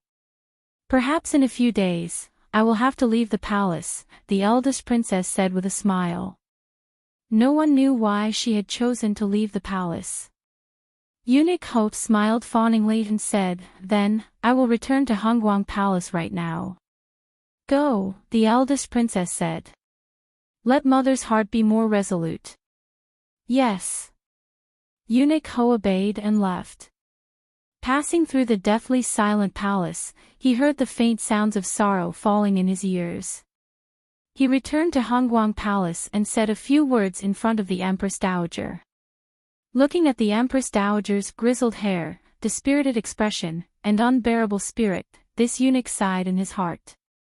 He thought to himself that the Empress Dowager had once been a very powerful figure. Now, she could only wholeheartedly maintain the peace of the court and could not bring out much boldness. He had decided to follow the eldest princess many years ago. This was truly a wise choice. In Guangxin Palace. After Eunuch Ho left, the eldest princess lowered her eyelids slightly and quietly said something to her trusted aide. It seemed that she was going to send a message somewhere outside the palace. A few words could be faintly heard. It should be related to the situation outside Jingdo. Then she sat in silence and solitude for a while. She clapped her hands, and palace maids respectfully surrounded or guarded a man and a woman. They walked in from the back of Guangxin Palace and sat by her side. The eldest princess revealed a slight smile and quietly said to the daughter beside her, whose brows did not resemble hers, "Chen, mother has already found Fan Xian." Lin Wan lowered her head slightly and gently bit her lower lip. She was not shocked by these words. She didn't even raise her head. The eldest princess furrowed her brows slightly. It was as if she felt a glimmer of anger at her daughter's emotional reaction.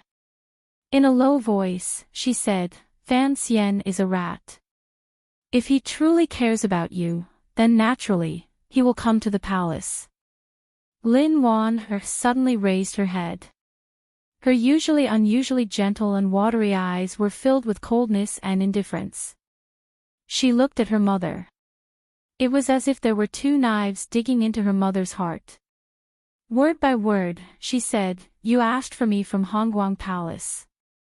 I had thought you still had some mother-daughter feelings. So, you used your own daughter as bait." Lin Wan's expression was calm as she said, "But, that's right. Uncle has said many times that you are a madman and cannot do things like normal people. Don't worry, I won't resent you." She smiled gently and appeared very calm.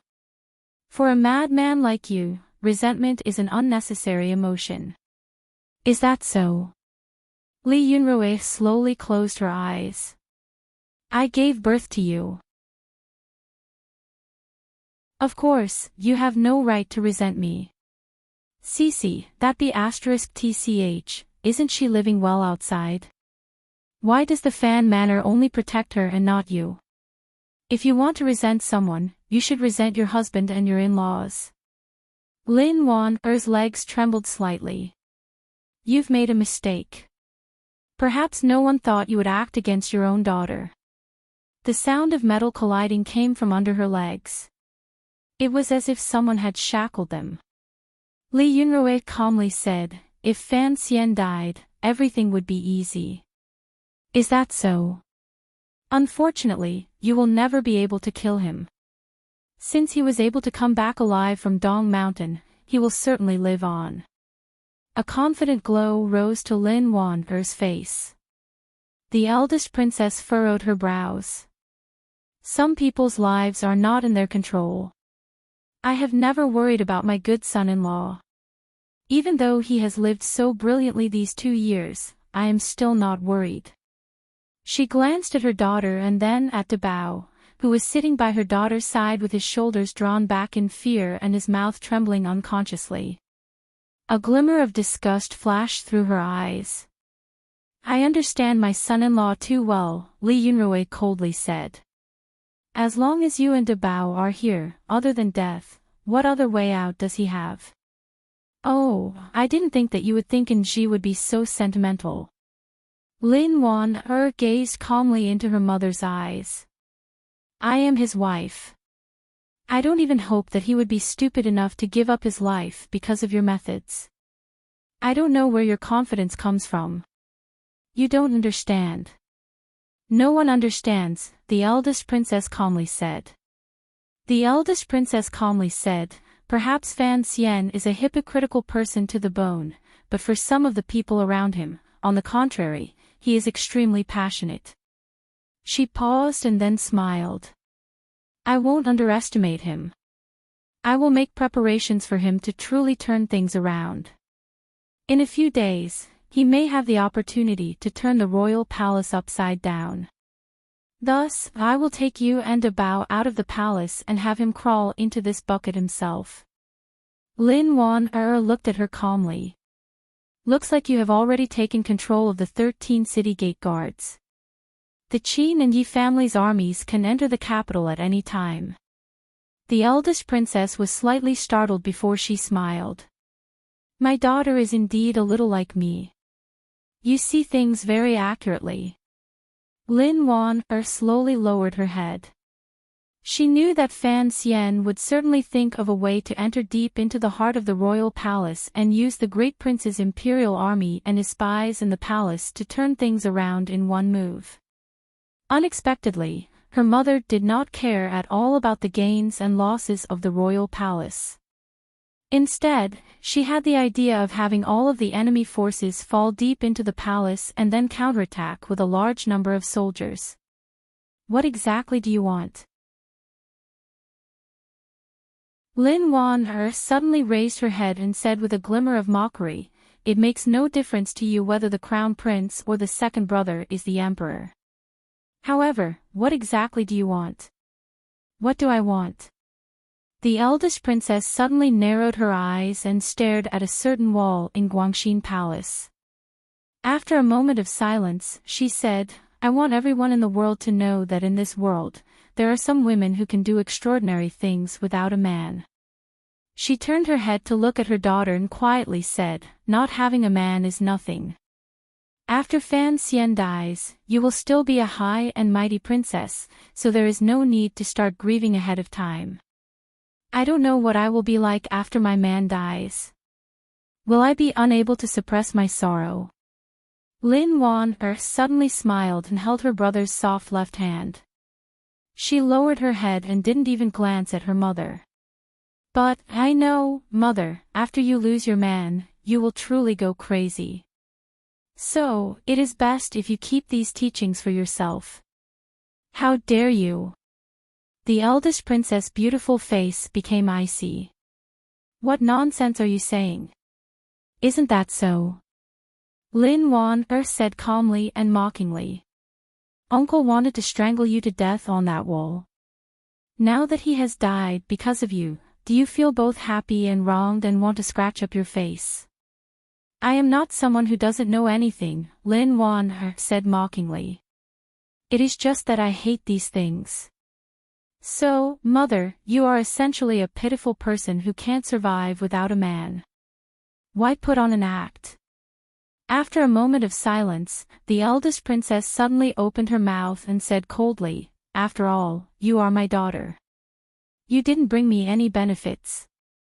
Just by angering me, do you think I would kill you? However, I must admit that your words are very powerful." She suddenly sighed and gently caressed her daughter's slightly thin cheeks. "I haven't been with you for long enough, so I didn't realize that my dear daughter is actually such a powerful character." Lin Wan gazed calmly into her eyes. A moment later, she said, "I am a person without power, so I can only use words.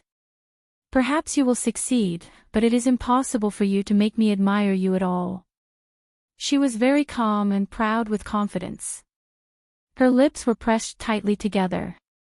Suddenly, Dabao quietly muttered beside her, "Sister, you're hurting my hand." The eldest princess smiled and then quietly said, "Good daughter, don't be so angry. I will have Fan Xian die in front of you. When the time comes, you will be even angrier." She gently patted Lin Wan's icy face. Fan Xian found that he had sunk into a sea of people's war. Even if 80% of the Jingdo people thought he had been wronged, there were still 20% who truly saw him as a heinous and unforgivable traitor who had assassinated the emperor, colluded with foreign countries, and sold out the country. There were too many people in Jingdo.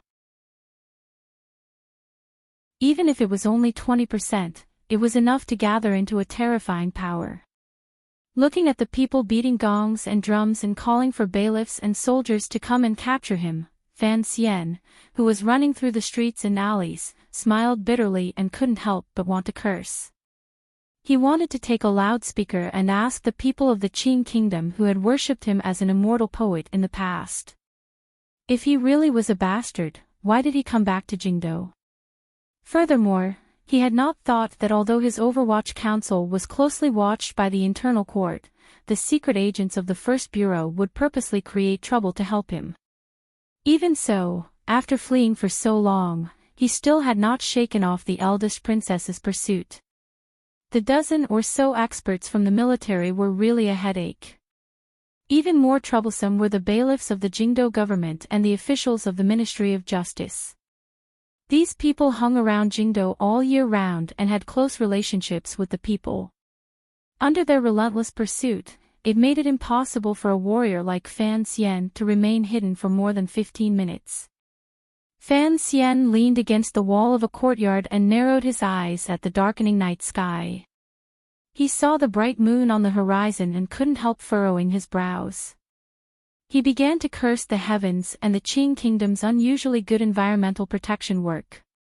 Under the clear moonlight, Fan Xian was faced with the largest number of people in Jingdo's history and the strictest search for an imperial criminal.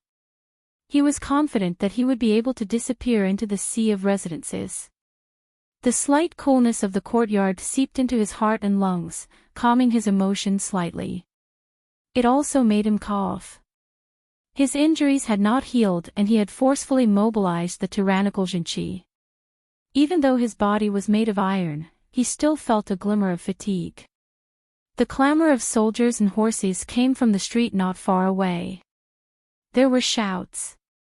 It was probably another enthusiastic patriotic citizen pointing the direction Fan Xian had escaped into the government. If it was just escaping, Fan Xian had enough confidence that he could even fight guerrilla warfare in Jingdo with the eldest princess's side for half a month. He was confident that he wouldn't be caught. He could even slowly assassinate the important enemies one by one like a spring dream without a trace. But his wife and family were under house arrest in the palace. Outside the palace, he had some misgivings. He had to hurry and find a peaceful place to contact his own forces and obtain precious information. He had to follow the right path of evading and escaping. At present, with the eldest princess's relentless pursuit, it was clear that it would not allow him to find a safe place to temporarily stay. It wasn't that Fan Xian didn't have suspicions about the exposure of his whereabouts. However, the journey was dangerous and hurried. He had no time to consider these things. The sounds of people outside grew closer and there was also the sound of horses. Fan Xian turned his head to glance at the corner of the alley. His left hand dug into the skin of the wall. Circulating his Jinqi, he dug out a few pieces of rock and flicked them toward the wall in the corner. With a light pop, a few inconspicuous marks appeared on the wall in the corner. It seemed that someone had crawled over there. Fan Xian's fingers curled. His entire body floated up like a large bird and flipped over the side of the wall. He had already investigated clearly. Behind this wall was a decent manor. Looking at the furnishings, it seemed to be the family of an official. He decided to take a gamble and see if he could find someone he could trust. Even if he couldn't, he would try to hide. Flipping over the wall, he walked past the fake mountains and flowing water. He went up to the second floor and entered a room filled with the scent of books. The sound of soldiers and horses outside the courtyard grew louder and louder. Fan Xian didn't have time to think. He turned around a bookshelf and a black dagger was pressed against a person's neck. His luck was not that good. It was impossible for him to find someone he could trust in the vast sea of people in Jingdo. However, his luck was not that bad. He had thought that this was a study and the person inside was the owner of the house. He had not expected that under the black dagger was a delicate and pitiful girl.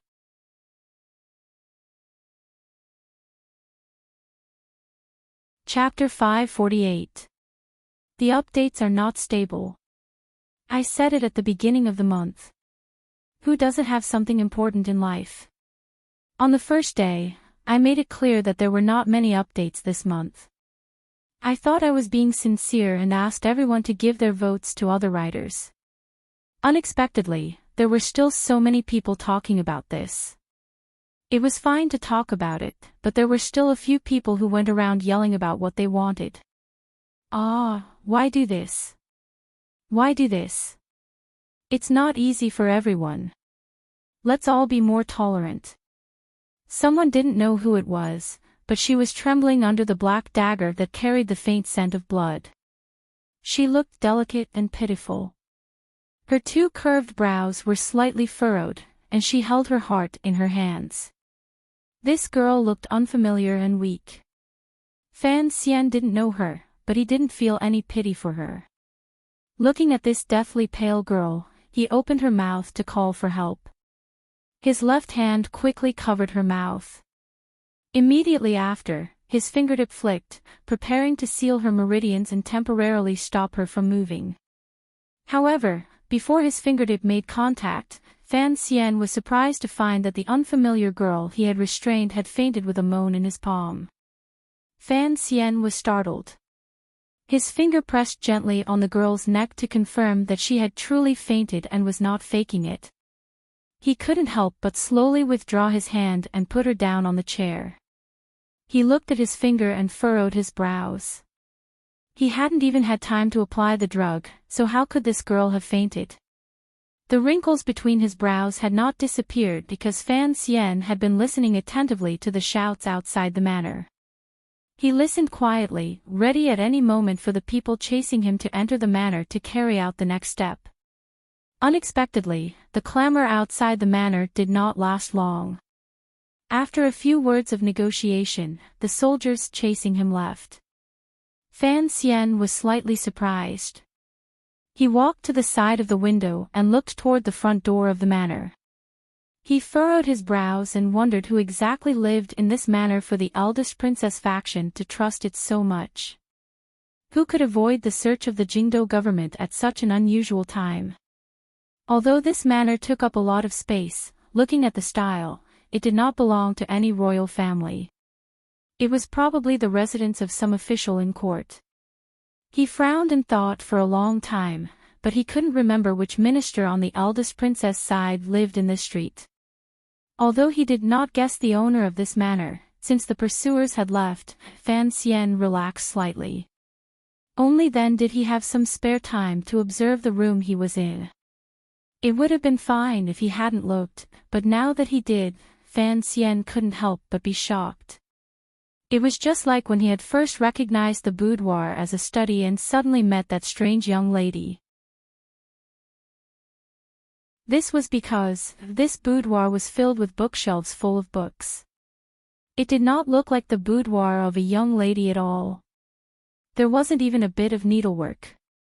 What's more, on the two pillars on either side of the desk were two very familiar couplets. The tender cold locks one's dreams because of the cold spring, and the fragrant wine covers one's body.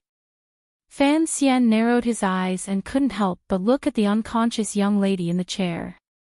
He thought to himself that this was not appropriate. This couplet was written by Qin Guan, a scholar of the Song dynasty in that world. And the reason it appeared in this world, in this young lady's boudoir, was because of Fan Xian's handwritten copy of Dream of the Red Chamber. This couplet had once appeared in Qin Keqing's room in the book. The reason Fan Xian thought it was not appropriate was because Qin Keqing was such a charming and romantic person, a person whose spring dreams were scattered like clouds. This couplet in the room matched her character. This couplet, the young lady in the chair, and the scholarly atmosphere of the boudoir did not match well. The bookshelves were densely packed with books, which was the second reason for Fan Xian's shock. There were no female biographies on the shelves, no schoolwork for the girls' school, and no poems and biographies of the world's most widely circulated poems. What was on display was the Banxian's High Poetry Collection. There were various editions of the Banxian's High Poetry Collection, especially the edition personally annotated by Master Zhuang Mohan. There were 3 sets of it. There were also 3 whole rows of Zhuang's classics and histories, personally edited by Fan Xian a year ago and published by the Imperial College. These were the results of some of the books in the carriage. And on the bookshelves was Dream of the Red Chamber, or Story of the Stone. There were various editions of Story of the Stone, some long, some short, some exquisite, some crude. Most of them were editions published by Donbo Bookstore in the past 3 years, but there were also some works from unknown bookstores.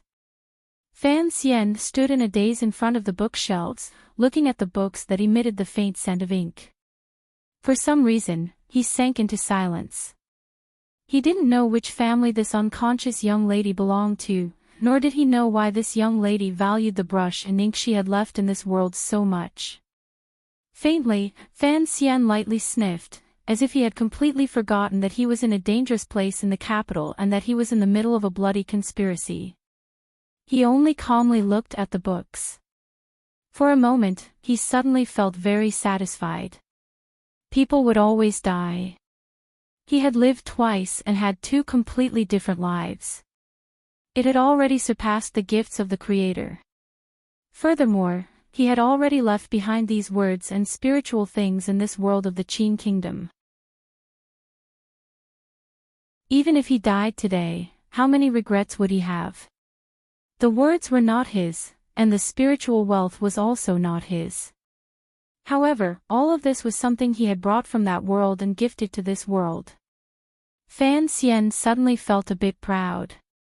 Proud to be a bridge and proud to have left behind some traces. Perhaps this was very similar to the sentiments Yi Qingmei had when she changed this world. Outside the window, it was already night. Only the silver light from the sky shone in. People in this era always ate very early. This young lady was probably used to being alone, so during this time, not a single serving girl or servant came into the room to greet her. On the contrary, it gave Fan Xian a rare moment of solitude and reflection.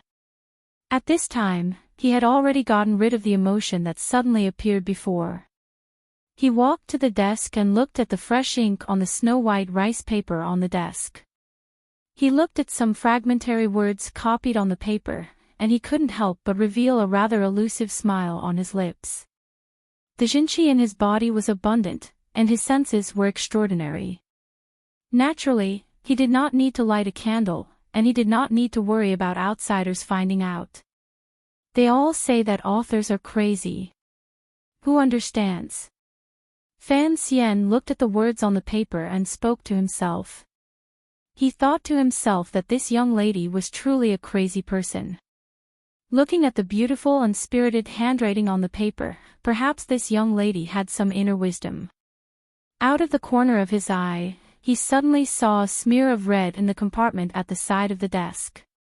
Curiously, he extended his hand and took it out. It was not a thick book. The cover was a wordless red cover about 8 inches long. Fan Xian's fingers gently lifted the cover and saw the words Feng Yu Treasure Mirror written on the title page. Involuntarily, he felt a great deal of emotion. It was this book. He remembered when he had first entered Jingdou.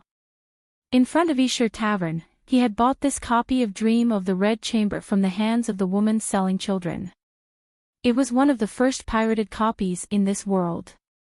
Fan Xian looked at the book in his hand in a daze. He had not thought that he would reunite with an old friend here. In an instant, years of life in Jingdou and Jiangnan floated through his mind like fleeting light and shadows. He didn't know what to say. Gradually, he understood that even if he was reborn, he would still not be a match for Jingdou's fame and fortune.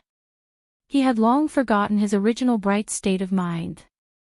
He had long lost that free and easy life. I wonder which manor this young lady is from. He pondered this in his heart. Holding the book in his hand, he unconsciously looked toward the face of the young lady in the chair. Only now did he realize that this young lady was very delicate and pretty. The skin on her face was particularly clean, and there was an inexplicable coldness between her brows. She looked like the snow on Song Mountain, almost reflecting light. Fan Xian narrowed his eyes slightly and couldn't help but think of his sister Ruoruo, who was always as cold as ice in front of outsiders, and his wife Wan, who was currently trapped in the palace. This young lady's still cold demeanor in her unconsciousness seemed to occupy some of Ruoruo's and Wan's energy. Fan Xian gazed at the young lady's face with a smile. Suddenly, he noticed that the young lady's eyelids moved slightly. He knew that she was finally going to wake up. Sun Pin slowly woke up. She felt that her eyelids were as heavy as lead stones. She only remembered that after she ate, she had returned to her room to rest.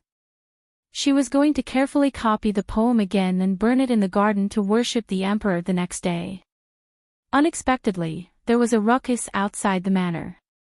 It seemed that the people of the Jingdo government were capturing a criminal. Then, that man charged in. That black dagger was cold. That pair of hands had such a heavy smell of blood and a thick smell of a man's body. Sun Pin had never been treated so rudely in her life. The smell of sweat from the hands covering her mouth and nose assaulted her. She couldn't help but feel embarrassed and angry at the same time. Unable to breathe, she fainted. After fainting for an indeterminable amount of time, she finally woke up and slowly opened her eyes. In a daze, she saw a face. It was the face of a handsome and amiable young man looking at her with a hateful smile.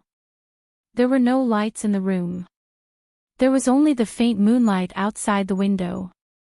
However, it made this face appear even purer and gentler. Sun Pin's heart tightened. Her eyes were filled with terror. Unconsciously, she shrank back into the chair. Just as she was about to open her mouth to call out, the terror in her eyes turned into a sense of loss and helplessness. Her heart thumped as she wondered who exactly this young man was. He didn't look like she knew him, but why did he look so familiar? It was as if she had seen him a long time ago. Fan Xian was a bit surprised to see the young lady in the chair slowly open her eyes. A complicated emotion flashed through her eyes, but she didn't cry out.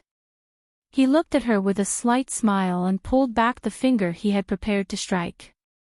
He didn't prepare any drugs because he needed a sober hostage. "Who are you? Who are you?" The two of them spoke at the same time.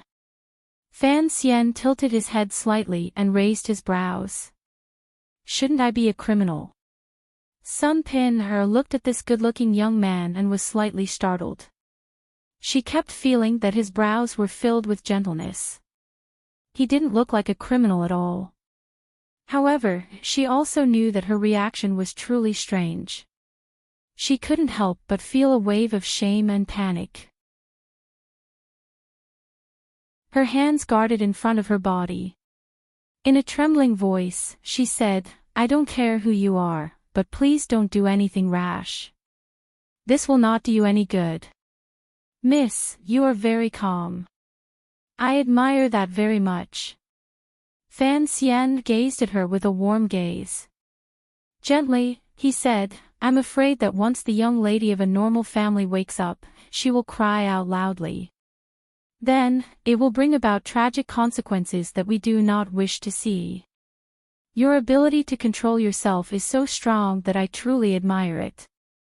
Sun Pin's face heated slightly.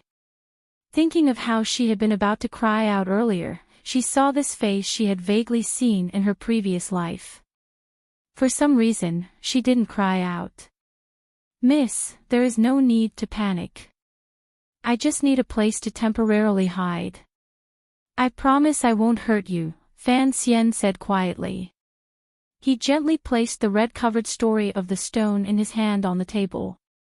He could have drugged this young lady, but he had a premonition in the depths of his heart that talking more with this young lady might bring him great benefits. "Hide." Sun Pin lowered her head in fear and glanced at the intruder's clothing out of the corner of her eye. She wondered who exactly this person was.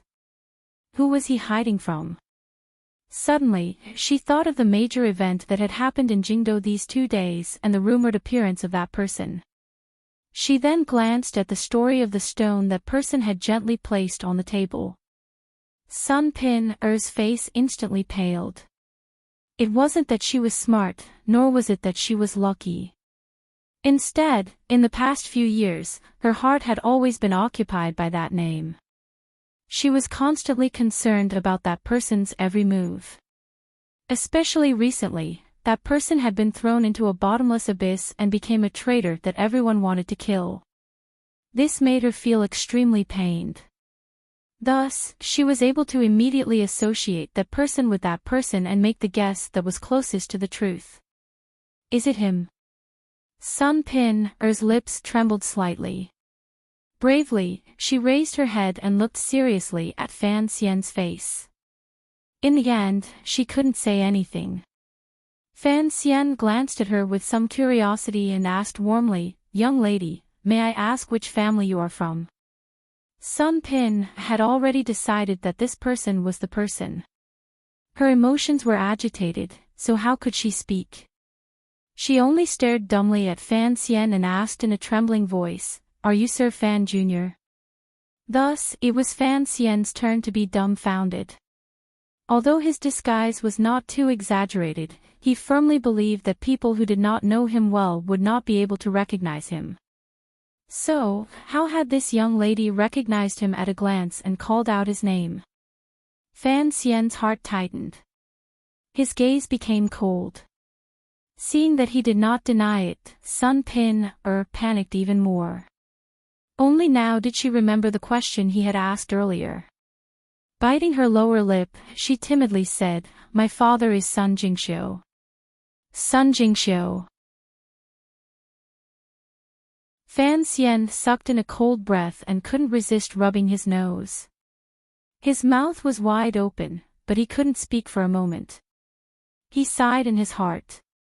He didn't know if his luck was extremely good or extremely bad. Sun Jingxiu. The present Jingdo magistrate. He controlled the bailiffs and daily security in Jingdo. He was the main official who had been ordered by the Empress Dowager to capture him. Unexpectedly, he had hidden in the Sun Manor and captured Sun Jingxiu's daughter. Fan Xian sighed and gazed at the young lady of the Sun family. "So, it is young lady Sunday. I hope I didn't startle you." His brows furrowed. Sun Jingxiu was now a second-level Jingdo magistrate. Although he had never been divided into factions, he had no connection to Fan Xian, particularly since the Empress Dowager trusted him so much. If Fan Xian continued to stay in the manor, it would be no different from being in a tiger's den. For safety's sake, it was best for him to leave early. Glancing at the young lady of the Sun family, Fan Xian secretly extended a finger and picked up the fragrance that had once enchanted Sea Lily, Xiao An, and Yan Bingyun. He prepared to enchant the young lady of the Sun family and then quietly leave. "Are you Sir Fan Jr.?" Sun Pin bit her lower lip and persistently asked. Fan Xian stood in front of her with a mysterious smile on his face. Curious, he asked, "How did you recognize me at a glance?" Sun Pin heard his disguised acknowledgement and covered her mouth in disbelief. For some reason, 2 drops of tears slid down from the corners of her eyes. Fan Xian shook his head in confusion. Sun Pin saw that he was preparing to leave and immediately sat up from the chair. Throwing herself at him, she hugged him tightly in her arms. Feeling the soft fragrance fill his body, Fan Xian was truly dumbstruck. Was this young lady of the Sun family a patriotic young woman who was prepared to risk her life to capture him, a criminal who had assassinated the emperor? No, the girl in his arms was crying. It didn't seem like she was going to capture him. Then, what exactly did she want to do? Fan Xian circulated his xinqi to his hands. He didn't pull on her shoulders. He only felt the twitching of her shoulders and couldn't help but feel puzzled. This seemed to have sunk into some kind of problem between a man and a woman. Fan Xian's memory was astonishing. He had never owed a woman named Sun in his life. In reality, he had never seen her before. Bao Yu. Sun Pin sobbed in Fan Xian's arms. Suddenly, she said the word as if she was sleep-talking. Fan Xian's heart jumped and he pushed her away from his arms. In a quiet voice, he said, "Miss, wake up." After waking up, Sun Pin woke up. With a cry, she immediately retreated. Thinking of how she had so shamelessly thrown herself into the arms of a strange man, she couldn't help feeling happy, shocked, embarrassed, and angry. She sat on the chair and began to sob. Fan Xian looked at this scene and couldn't help furrowing his brows. He seemed to have faintly caught onto something. The Jingdo magistrate. The young lady of the Sun family. The room full of Dream of the Red Chamber, the Banxian's high poetry anthology, the young lady's unintentional call of Bao Yu earlier. In a flash, Fan Xian finally remembered something from long ago. It was a story that had once caused much discussion in Jingdo. "You're the one who burned my Bao Yu." Fan Xian looked at the young lady of the Sun family and spoke in shock. Sun Pin was recognized by Fan Xian and couldn't help being surprised. She lowered her head and glanced at him shyly. This was a story Fan Xixia had told Fan Xian 3.5 years ago. At the time, the two brothers were preparing to start the Donbo bookstore and sell Fan Xian's handwritten copy of Dream of the Red Chamber. Fan Xian was worried about the sales of Story of the Stone. Fan Xixia told him not to worry because Story of the Stone had long become popular in Jingdo and had harmed many young ladies of large families. Among these young ladies, the most famous was the young lady of the Jingdo magistrate's family. Because she had read Dream of the Red Chamber, she had lost her appetite and was in a daze. In the end, the madam of the magistrate's family burned the manuscript. The young lady cried out in pain. "Burned my Bao Yu." She became seriously ill and lingered on the bed for a long time. This matter had been sung about for a long time in Jingdo.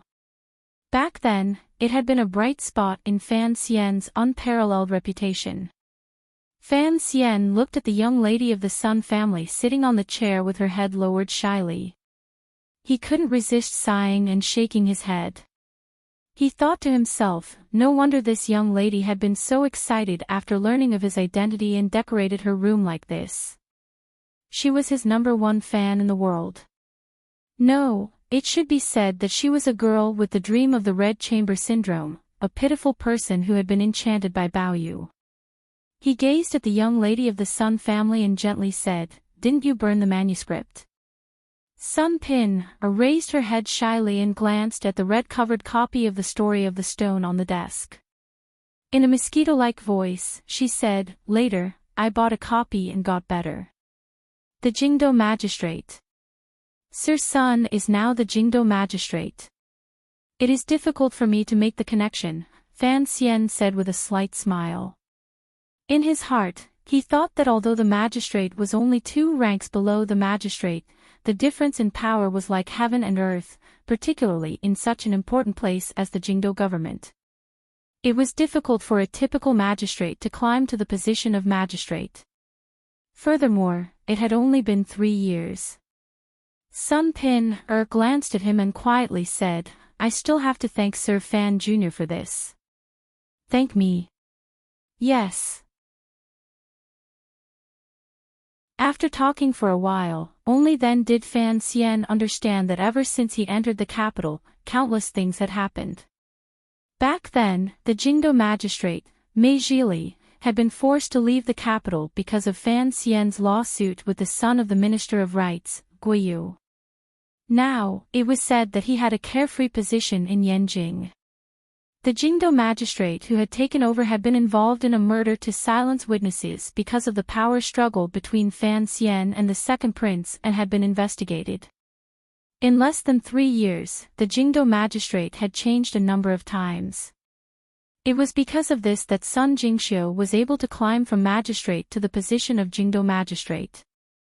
Thus, it was not wrong for Lady Sun to say that all of this was because of Fan Xian. Fan Xian looked calmly at the young lady of the Sun family. His mind spun quickly. The Jingdo government's position was very special. He had suddenly and coincidentally met this young lady. Was the heavens helping him in some way? Lady Sun, do you trust me? Fan Xian looked at Sun Pin with an incomparably pure and sincere gaze. You can call me Pin Sun Pin said with her head lowered. Pin Fan Xian's heart jumped. He knew that he had a bit more confidence in this matter. Warmly, he said, right now, I am the courts, I don't believe you. Sun Pin raised her head in panic and spoke first. I'm a bad, you're not. Sun Pin bit her lip and looked at Fan Xian's face, which was very close to her. She didn't know that this was the effect of Fan Xian's disguise. She only felt that the dream she had for 3 years seemed to have become reality in an instant. The man in her dream had come to her like this. She could see him, hear his voice, and even smell the sweat on his palm earlier. A wave of panic and joy bloomed in her heart. In Sun Pin's heart, how could Sir Fan Jr. be a bad person who plotted to assassinate the emperor? She had never thought of it like this. Having spoken to this point, there was nothing to worry about. Fan Xian looked at her warmly and said each word gently and shamelessly, Pin, there is something I need your help with. Sun Pin bit her lower lip and nodded forcefully. She then said in a small voice, quickly, light the lamp. No one knew whether she thought the moonlight outside was too dark and she couldn't see the face of her dream idol clearly, or whether she was reminding Fan Xian to not arouse the suspicions of the servants in the Sun Manor. Everyone under heaven is looking for you, but no one would have thought you would be hiding in Sir Sun's manor in the Jingdo government. Sir, you and I have known each other for 2 years. It is only now that I truly admire you. Under the candlelight, a young man sat opposite Fan Xian and shook his head. Fan Xian gazed at him with a slight smile and said, Sir Yan Jr., have you finally learned to admire others? The person who had come was the first person Fan Xian had contacted after entering the capital, Yan Bingyun. After Fan Xian returned to the capital, he had not had a proper place to stay, so this was the first time the two of them had met. As for how Yan Bingyun had shaken off the surveillance of the internal court and quietly come to the Sun Manor where he would not draw attention, that was not a problem Fan Xian needed to worry about. As the only candidate to become the next commissioner of the Overwatch Council, it was unlikely that he did not even have this bit of ability. Yan Bingyun looked at him and said, It is not only me who admires you. I'm afraid the eldest princess also admires you. Sir Sun of the Jingdo government has an edict to capture you, yet you are hiding in his daughter's boudoir. Fan Xian spread his hands and shrugged. My luck has always been better than other people's. After a slight pause, he said in a more serious tone, Perhaps this is not luck. After all, this is a benefit that my past has brought me. Yan Bingyun moved closer to the chair and crossed his hands in front of his legs. Rubbing them together, he glanced at the large bed in the back of the boudoir and furrowed his brows. With important matters at hand, let's not bother with trifles. However, how are you going to use this girl? His voice was very low. He was not worried that the young lady of the Sun family would hear. Fan Xian calmly said, I need a central point of communication. If there was no Sun Manor, it would be impossible for me to speak to you so calmly. It would also be difficult for the orders I want to pass on to be successfully passed on. The Sun Manor is where the Jingdo matter started. Yan Bingyun looked at him and shook his head a moment later. He sighed and said, Only you could do such a thing. That's right, no one would suspect that you would hide in the Jingdo government. Lady Sun is willing to help me, Fan Xian calmly said. The city gates are basically half open to me. I don't think a young lady can have that much influence over her father. This is a problem I need to consider. What you need to do is to arrange it. Fan Xian stared into Yan Bingyun's eyes. You need to arrange for the people entering the capital to be evenly distributed outside the manors. Once you act, you need to strike like lightning and not give them any chance to retaliate. Yan Bingyun paused and then said, but there is a problem right now. A month ago, all of my authority in the council was taken by Director Qin. Fan Xian's pupils constricted slightly. In a low voice, he said, what is this? Has Qin Pingping gone mad?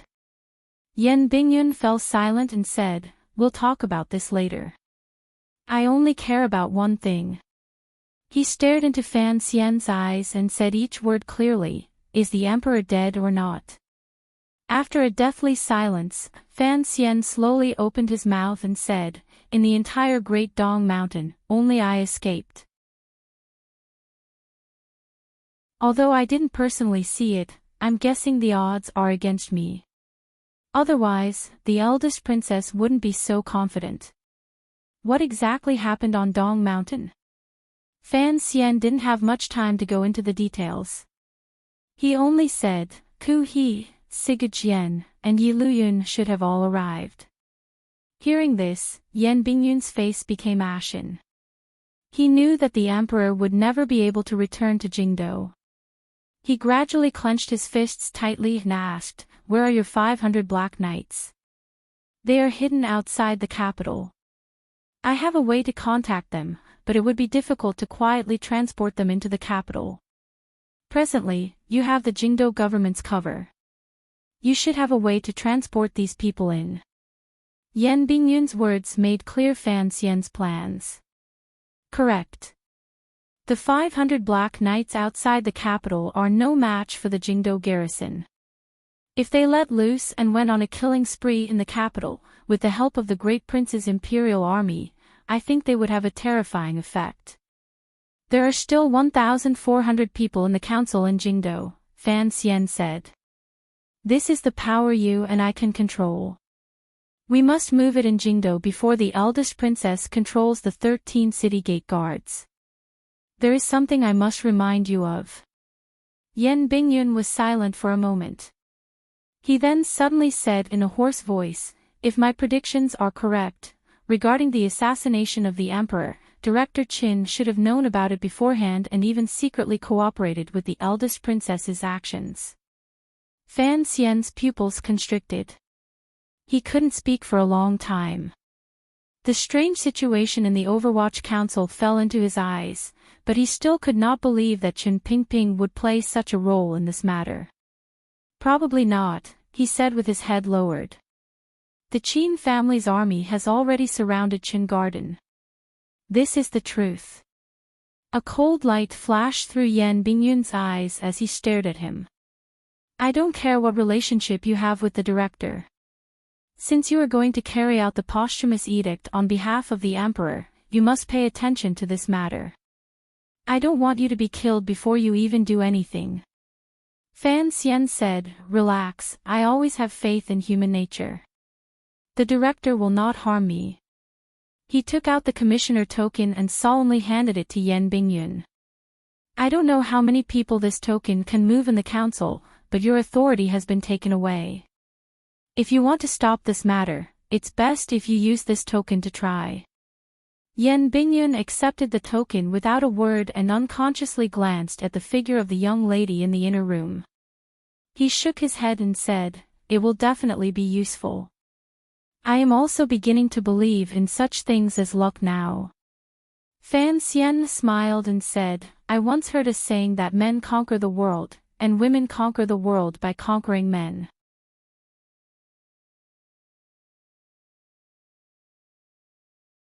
Chapter 549. Before Yan Bingyun left, he was stopped by Fan Xian. Fan Xian was silent for a moment.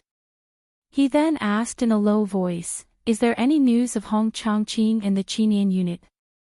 After escaping from Dong Mountain, Fan Xian had charged straight toward Danzhou. The trusted aides on the white sailboat had all been scattered in that chase. Although Yan Xiaoyi had died to Fan Xian's assault rifle, Fan Xian had been worried about the lives of Qin Hua and his trusted subordinates. Since the rebel army had the power to seal off Dong Mountain and the provinces had given their reward as the eldest princess had wished, they had a way to seal off the road back to the capital. Yan Bingyun's thin lips pressed together tightly. A moment later, he said, "No news." He glanced at Fan Xian, indicating that he had already left council affairs for a month and did not know enough about this area of intelligence. Fan Xian shook his head. "Don't comfort me. No news is bad news. All right, I admit that I still have channels to know about the council's intelligence." Yan Bingyun looked at him and said, "There is a very strange matter. The intelligence system on Dongshan Road, and I'm not just talking about the councils, but all of the intelligence feedback systems, seems to have stopped working. The most recent news came 3 days ago." Hearing this news, Fan Xian's heart tightened. Sweat gradually seeped out of his palms. His mouth was dry, but he forced his expression to remain calm. Forcing a smile, he said, "For now, we can't worry about other places. Let's first settle the Jingdo matter." Yan Bingyun brushed away the dust on his light robe and lowered his head. "You've given me the token, which is the same as giving me the authority to command over 1,000 people. Do you want to give me a strategy?" Fan Xian lowered his head and was silent for a moment. He then said, "Follow the established plan." Yan Bingyun glanced at him and furrowed his brows. "A lot of people will die. I don't want to die myself." Fan Xian glanced back at him with a cold expression. "I want you to control the 13 city gate guards. This is the crux of the problem." Yan Bingyun did not show his loyalty.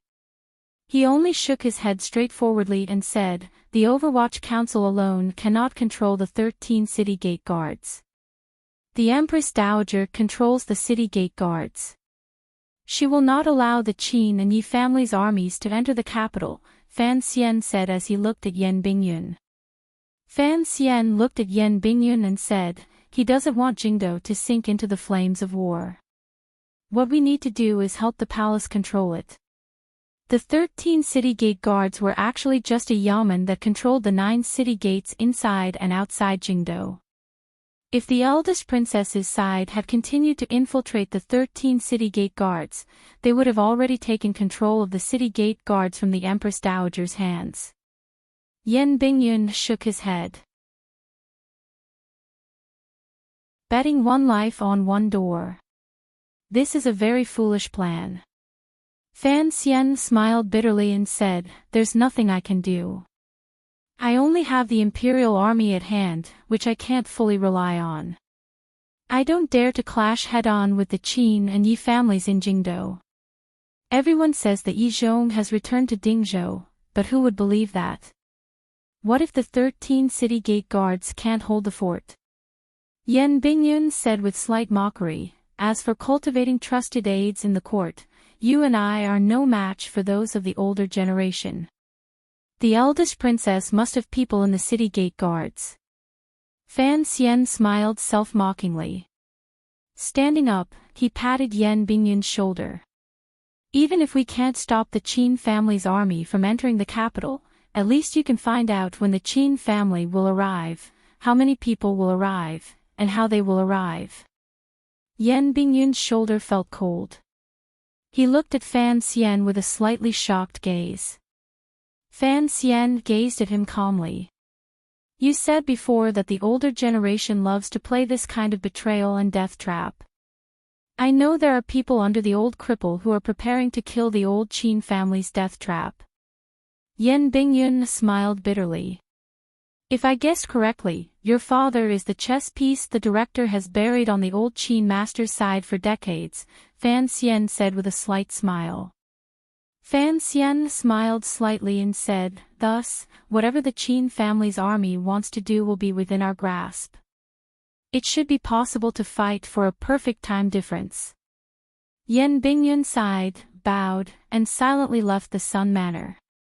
After Yen Bingyun left, Fan Xian sat in Sun Pin's boudoir and began to count his fingers. He wasn't calculating how much silver he had earned after his rebirth. Rather, he was calculating time, calculating the power he could control in his hands, and what kind of ripples he could create in Jingdo. After thinking it over and over again, he had to admit that if the Qin and Yi family's army entered the capital, he could only fight guerrilla warfare. Thus, before the army entered the capital, he had to launch a thunderous attack on the powers in the royal palace. Lady Ning, Yi Guipin, and the third prince, whose state of mind was unknown, were the people he had to save. As long as he could save these people, he was not afraid of anything. Holding a sniper rifle and fighting guerrilla warfare, Fan Xian could not imagine who could do anything to him. However, he still felt a bit sullen. At least, he was unable to have a head-on confrontation with the eldest princess's side on the battlefield. He had no choice but to choose to strike and retreat. Thinking of this, he couldn't help but shake his head. He wondered if the emperor knew that the Qin kingdom had fallen to such a state, would he regret forbidding him from having any contact with the military? There were 7 roads of elite soldiers under heaven. None of them could be used by him. Fan Xian smiled bitterly and was speechless. However, Fan Xian was still full of confidence. He stood up and walked to the window. Glancing at the gradually extinguishing lights outside, his expression was calm. He began to have some optimistic judgments about this matter. His confidence in some of the elders also grew. Sir Fan Jr. Seeing Yen Bingyun leave, the young lady of the Sun family, who had been sitting quietly in her room, walked out slowly. She was no longer as excited and terrified as she was earlier. She had recovered the pride and restraint that a lady of a noble family should have. It was only the occasional glance she gave Fan Xian that revealed the complicated emotions in her heart. "You can call me Nji." Fan Xian returned the bow warmly. Sun Pin's heart was filled with emotion. She also faintly guessed what Sir Fan Jr. had been discussing with the famous Sir Yen Jr. earlier. She couldn't help but feel afraid. She also felt excited because she could help Sir Fan Jr. She lowered her head and quietly said, "Sir Fan Jr., I am only a girl. I don't know exactly what has happened in court, but She raised her face and looked bravely at Fan Xian. "But, I trust you. So, if you need me to do anything, please speak frankly." Fan Xian was silent for a moment. He then smiled and said, "Traitors are currently in power in the court. The ruler is not a ruler, the officials are not officials, the sons are not sons, and the country is not a country.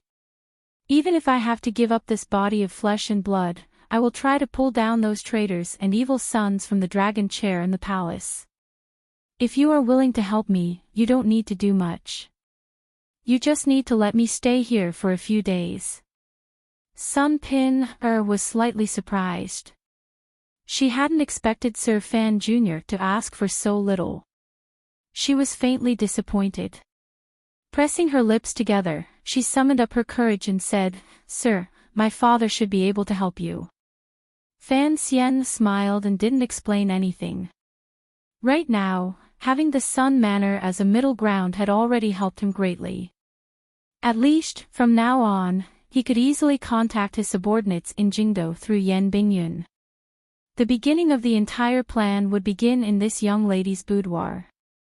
"If there is a chance, I will indeed need you to introduce me to your father. There are many things that I will need Sir Sun's help with." Fan Xian did not completely believe that a girl could persuade the Jingdo magistrate to change his stance. However, with Sun Pin acting as a bridge, as long as the opportunity changed and Fan Xian's side held the advantage, Sir Sun might be able to add some flourishing flowers, and Fan Xian would not refuse. The shame on Sun Pin's face grew stronger.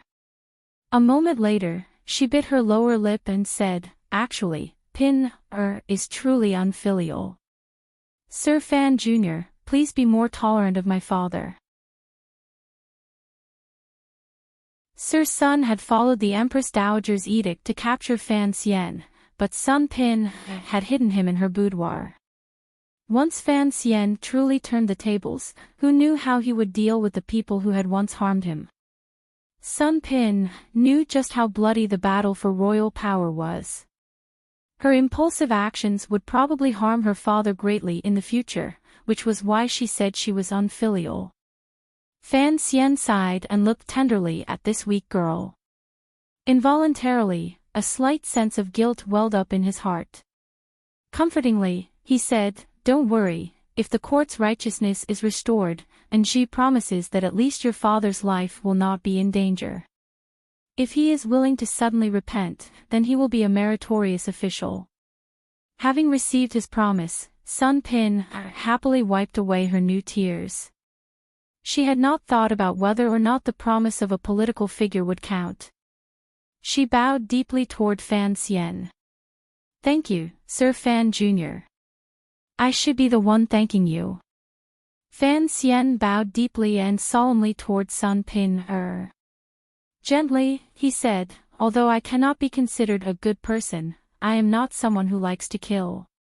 I also hope that the Empress Dowager can see the truth of the Jingdo matter and resolve everything peacefully without the need for bloodshed." The two of them bowed toward each other. It looked like they were bowing to heaven and earth. Fan Xian felt it was inappropriate and hesitantly rose. Fan Xian turned and looked at the lonely sky and moon outside the window. He thought self-mockingly, how could such a quiet night be a day for killing? There were some mysterious shadows moving back and forth outside Prince Hiching's manor.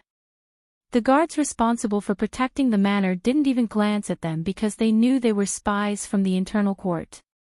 Perhaps there were also some spies from the Bureau of Military Affairs.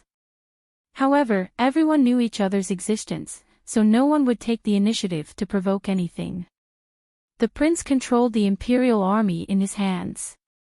As long as his military power was not reduced, the various powers in Jingdo would have to maintain supreme respect and curry favor with this manor.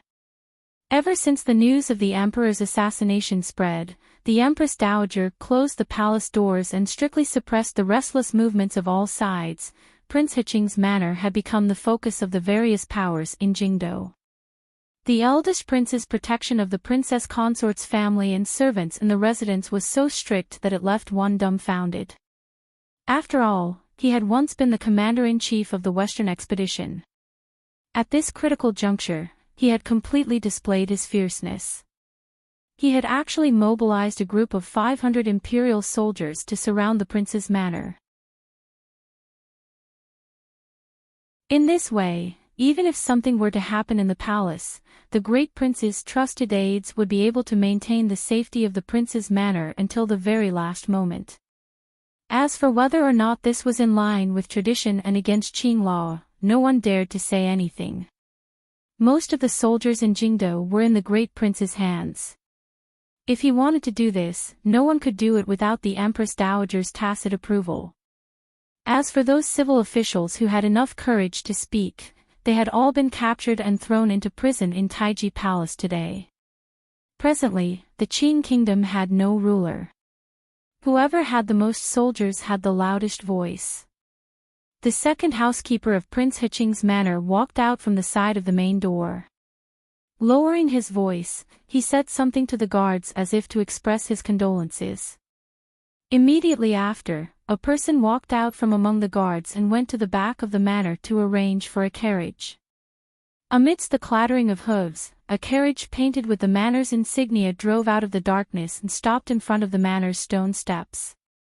The imperial soldiers guarding around the manor moved their gazes over but did not have any reaction. Jingdo enforced a strict curfew. Other than the powers chasing after Fan Xian in various workshops, there was basically no one on the streets. Logically speaking, no one was allowed to go out in the middle of the night. However, the person who was about to get into the carriage was the second housekeeper of the great prince's manor. The imperial soldiers pretended not to see him. The second steward warmly greeted the imperial army officer. Standing on the stone steps, he narrowed his eyes and looked into the darkness at the end of the street. He knew that in the darkness, there were countless people secretly watching his movements. However, he was not worried about anything. He was going to see the strategist in the eldest princess's residence and arrange the next steps for both sides. This second housekeeper was the head spy the Northern Qi Emperor had sent to Jingdo. He was the person who had secretly sold Fan Xian's movements in Yangtsong Alley to the eldest princess behind Wang Fei's back. The second housekeeper's brows gradually relaxed. He was under the emperor's orders, so he did not think much of Wang Fei's anger. There were many things that had to be done first and reported later. Although the great prince had sent the imperial soldiers here, he was forced to stay in the palace. It was impossible for him to know exactly what had happened in the manor. Fan Xian had been betrayed by someone in his manor. He smiled slightly and raised his foot to walk down the steps, preparing to climb into the carriage. His steady right hand slowly lifted the curtain of the carriage. The second housekeeper's pupils constricted nervously. There were a few black-clothed people looking coldly at him in the supposedly empty carriage. The second housekeeper felt a bone-piercing coldness follow the numerous holes in his body and invade his brain. After the coldness, there was a boundless pain. He opened his mouth wide, but he couldn't shout out a single word. He could only gasp with difficulty and lower his head. Finally, he saw clearly the 3 metal drills that had suddenly appeared on his body. The ice-cold metal drills pierced mercilessly into his body and skewered him like an innocent chick waiting to be slaughtered. Warm blood flowed out along the grooves on the metal drills.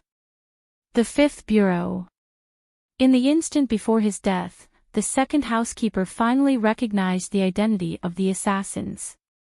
He knew that they were his famous colleagues in the south and accepted his fate in despair. He had betrayed Fan Xian, so he should have known that he would face the Overwatch Council's endless attacks. However, he had not thought that in just a few hours, the Overwatch Council, which had been like a plate of loose sand, would once again have such a powerful ability to move. There was no time to think. The second housekeeper's hands grasped the metal drill in his chest weakly and fell off the carriage. With a thud, he fell to the ground. Fresh blood flowed everywhere. There was no sign of life. The first to discover the assassination in front of the manor door were, of course, the manor guards nearby. They were shocked by the bloody scene and didn't react for a moment. They could only watch as the second housekeeper, who had been trusted by Wang Fei, was viciously stabbed to death by 3 metal drills. He fell into a pool of blood and twitched endlessly. The carriage had already started moving in a very short time. It rolled over the second housekeeper's body and charged into the darkness. The spies watching this scene from the dark corners couldn't help but be dumbstruck. They had never thought that someone would be able to kill the housekeeper-like figure in front of the heavily guarded door of Prince Hiching's manor. They didn't know how those people had hidden in the manor's own carriage without leaving a trace. Naturally, these spies would not rush forward to surround the assassins in the carriage. Instead, they opened their eyes excitedly and watched the show. They all guessed who had made the first move and what they should report to their masters when they returned in a moment. Kill. After the imperial soldiers stationed outside the manor paused for a moment, they reacted as quickly as possible. With an angry roar, they stabbed toward the carriage with the spears in their hands. With a number of clicks, the horses pulling the horses began to cry out sorrowfully before they fell to the ground. The lethality of the imperial army's encirclement was terrifying. The spears shot out in unison. The horses fell to the ground and sent up a cloud of dust. The carriage was also forced to a stop in the middle of the street. However, the encirclement had not been completed. There was an opening at the end of the street. With a crash, the carriage shattered into countless pieces. Immediately after, a large amount of thick smoke was blasted out of the carriage. The smoke contained poisonous gas. It forced the surrounding Imperial soldiers back a little and made them cough repeatedly. The 3 Fifth Bureau assassins in the carriage became 3 black shadows. Using the cover of the poisonous smoke, they charged out of the opening and disappeared into the darkness of Jingdo before the Imperial army could close in. They only left behind a sinister and cold announcement. This is the result of betraying Duke Fan. At the entrance of the manor, the poisonous smoke had dissipated. The housekeeper had died, and the Imperial soldiers were being treated for poisoning. It was a sorrowful and tense scene. In everyone's hearts, the last words the assassin had left echoed. Other than the terrifying professional assassins of the Overwatch Council, who had the ability and courage to carry out an assassination at the front door of Prince Hiching's manor. After the Emperor passed, Director Qin was poisoned by a master from Dongyi, and Commissioner Fan became a wanted criminal of the court. In just one day, the Overwatch Council, which used to have a sinister and intimidating reputation, suddenly became a plate of loose sand. It completely lost its magic. This sinister and brave assassination and the announcement finally told all the powers in Jingdo that Sir Fan Jr. was still alive. The Overwatch Council was still here. Those who betrayed him and those who tried to kill him would slowly welcome the Overwatch Council's endless vengeance. How long would the murders and poison soak this city in the darkness last? How many people would die? The chaos, panic, and fear outside the manor did not completely spread into the manor. The heavily guarded manor appeared particularly calm. Wang Fei's face was cold as she sat in the slightly cool pavilion. Her eyes looked absent-mindedly out the window. Slowly, she said, "Is this a warning to me?" "No." Yan Bingyun slowly rose and calmly said, "This is the Commissioner's sincerity and message." Wang Fei turned her head and looked solemnly into his eyes. Yan Bingyun was not moved. Calmly, he said, "Wang Fei is Wang Fei, no longer the great princess of Northern Qi. No matter how many people like the second housekeeper die, presumably, you would not feel pain." Wang Fei's heart jumped. She knew what he said made sense. Since she had already married into the Qin kingdom, according to Fan Xian's reminder in Yangzong Alley, she was already a person of the Qin kingdom. If she continued to think about her brother in the north, it would probably not do her any good in the future. "The message the commissioner wants to send is very clear," Yan Bingyun said calmly. Yan Bingyun calmly said, "The people who died tonight will gradually prove this point. He has regained control of the Overwatch Council." Wang Fei was silent for a moment and then said, "I am very willing to work with Sir Fan Jr." She suddenly smiled slightly. "Of course, other than thanking Sir Fan Jr. for his determination to kill, I must also express my admiration. It was truly a good kill." There was no need for words. They both understood each other. Who knew how many people the shout outside the manor would confuse? Wang Fei suddenly opened her mouth and said solemnly, "But assassination has never been the right way to solve problems. I hope Sir Yan will be careful." She knew that Fan Xian was still being pursued. The reason the Overwatch Council's power could be gathered and spread out such a sinister and cold power in such a short amount of time was all because of the ability of the official in front of her.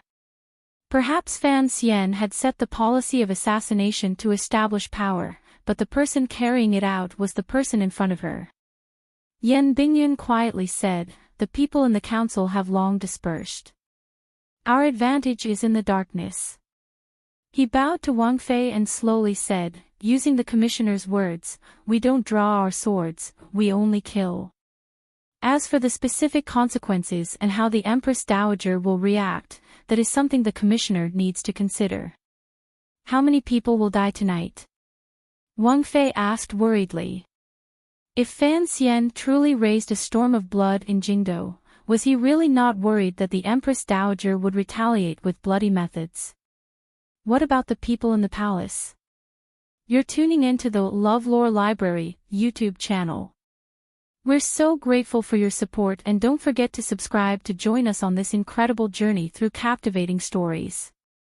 Your generosity through donations truly makes a world of difference, as it's the primary source of revenue that allows me to expand and enhance this channel for you. Thank you from the bottom of my heart for being a part of this adventure.